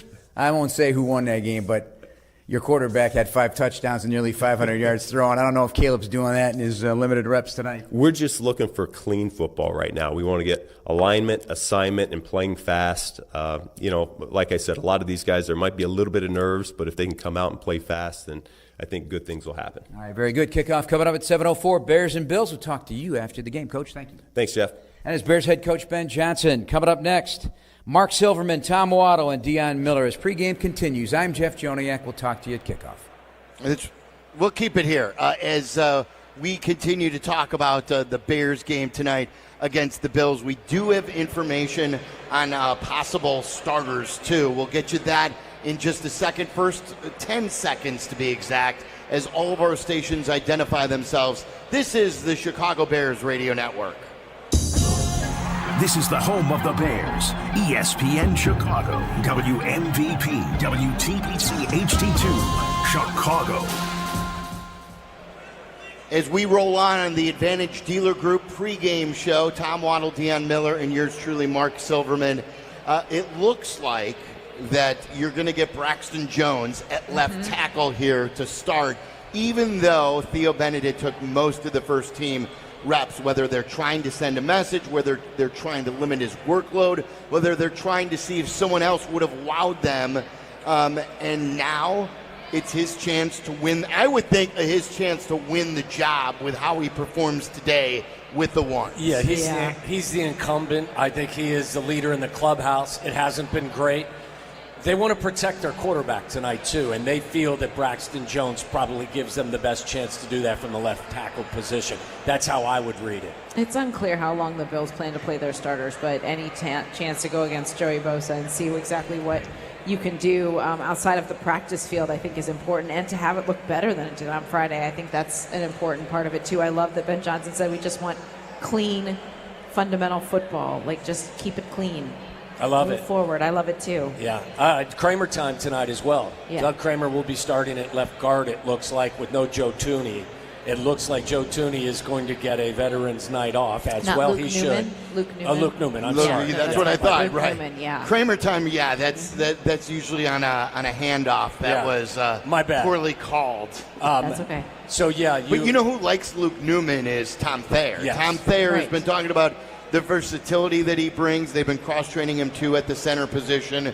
So we will get to see more of Luke Newman tonight. Now, is this just because Thuney's been there, done that, and if there's anybody you feel comfortable and confident with, it's Joe Thuney? Mm-hmm. I would think that he's the most accomplished player on your team right now, Yeah. regardless of position, and they don't need to see 32-year-old Joe Thuney go out there for a preseason game against the Bills. At this point, I think he kind of knows what he needs to do to be ready for week one. Same goes for Grady Jarrett, who looks like he will not be playing tonight either. 10-year vet, we get it. Yeah. That's fine. And I was going to bring up Grady Jarrett because we have not talked about him much, and he was a very important player and one of the leaders for the Atlanta Falcons for many years. He has brought energy to Bears camp, and if camp has been any indication, he still has something left to give this team. Yes, I think so. And on and off the field. I mean, he's quickly become a leader and a voice, and that loud voice that they need, that those young guys need. But he's also been working on the field and putting in the work. And if he can stay healthy, that's going to be very valuable for that front. Yeah, he's valuable beyond sack totals. Mm-hmm. You know, I find it very unlikely he's going to have double-digit sacks this year. But he's a guy that plays the run exceptionally well. He provides leadership in that huddle. They'll have a rotation of some talented defensive linemen, I think, this year, and he will lead the charge. He'll be your starting, nose tackle. Yeah. Over Billings. Billings will come in and give you a rotational help probably, but having Grady Jarrett in that defensive huddle, I think, very, very good for a number of reasons. Yeah. Time now for our game predictions. That is brought to you by Four Seasons Heating, Air Conditioning, Plumbing, and Electric. You can save up to $4,000 on new furnaces and comfort systems with Four Seasons Heating, Air Conditioning, Plumbing, and Electric, and I've used them for everything, and they are terrific. For all the right reasons, call them at 866-4SEASONS. That's 866, the number 4 Seasons. All right, the score may not matter, and it will forever be a trivia question. Ben Johnson's first game with the Bears, whether it counted or didn't count, ended in a tie. Yeah. But do you guys have a prediction on an outcome, whether it's individual or if you want to talk about the game? What are you guys predicting for today? Well, I go back to what they said at postgame last week. The results don't matter, but the game, the results don't count, but the game does matter. And I think that's where we want to see someone take charge at left tackle. We want to see Caleb showing some progress and confidence. We want to see, those things to me matter far more than what the box score ends up looking like in the end. Yeah, I do think that they will focus on running the football as well. Like I said last week, in their first two series, they were 3 and out, and they threw the ball 5 out of 6 times. I don't think that'll be the case tonight. I think especially with Braxton Jones trying to find his way, and you got a backup left guard, I think DeAndre Swift should probably be good for 5, 6, 7 carries tonight. Try to take some pressure off of your quarterback and be clean. I think that Ben Johnson talked about it. Everybody's talked about it. Let's not get behind the sticks. Let's get in and out of the huddle. No penalties. Let's not shoot ourselves in the foot consistently. Let's just play clean football and see if they can move it. And it's been a comfort for Caleb has been Zacchaeus. So, and he loves to throw to Rome. So a couple of other things to listen for when Joniak and Thayer and J-Mac bring you the call coming up. That will do it for all of us here at Soldier Field. We've got the call of the game. And don't forget, at halftime, I take your phone calls on the Dr. Pepper hotline, 312-332-3776. So Bears fans, I want to hear from you on how you think those starters played. 312-332-3776. Your game action coming up next from Soldier. This is the Chicago Bears Radio Network. This is Courtney Cronin, talking with two of Chicago's top personal injury lawyers, Julio Costa and Anthony Iavone of Costa Iavone. See that? The name works. Keeping it simple. Well, of course, it's your last names. But the real point is that we can keep it simple because we are Chicagoans and our clients are Chicagoans. We know the city and we have a strong sense of the Chicagoland clients we represent. And that puts them at ease right from the start. Bingo. Bottom line, we get you, and we're here when you need us. Costa Iavone. Keep our number in your phone. 708-4million. You know that sound, and you better get used to it, because when you bank with Union, you got people cheering for you everywhere you go. Whether it's a quick run to the grocery store, the gas station, or shopping on your phone without even getting out of bed. When you get that kind of support with lower fees, great rates, and a team that's fully committed to your success, you win. Consumers Credit Union, the people in your corner. Joniak and Thayer with Jason McKie. Bears football, ESPN Chicago.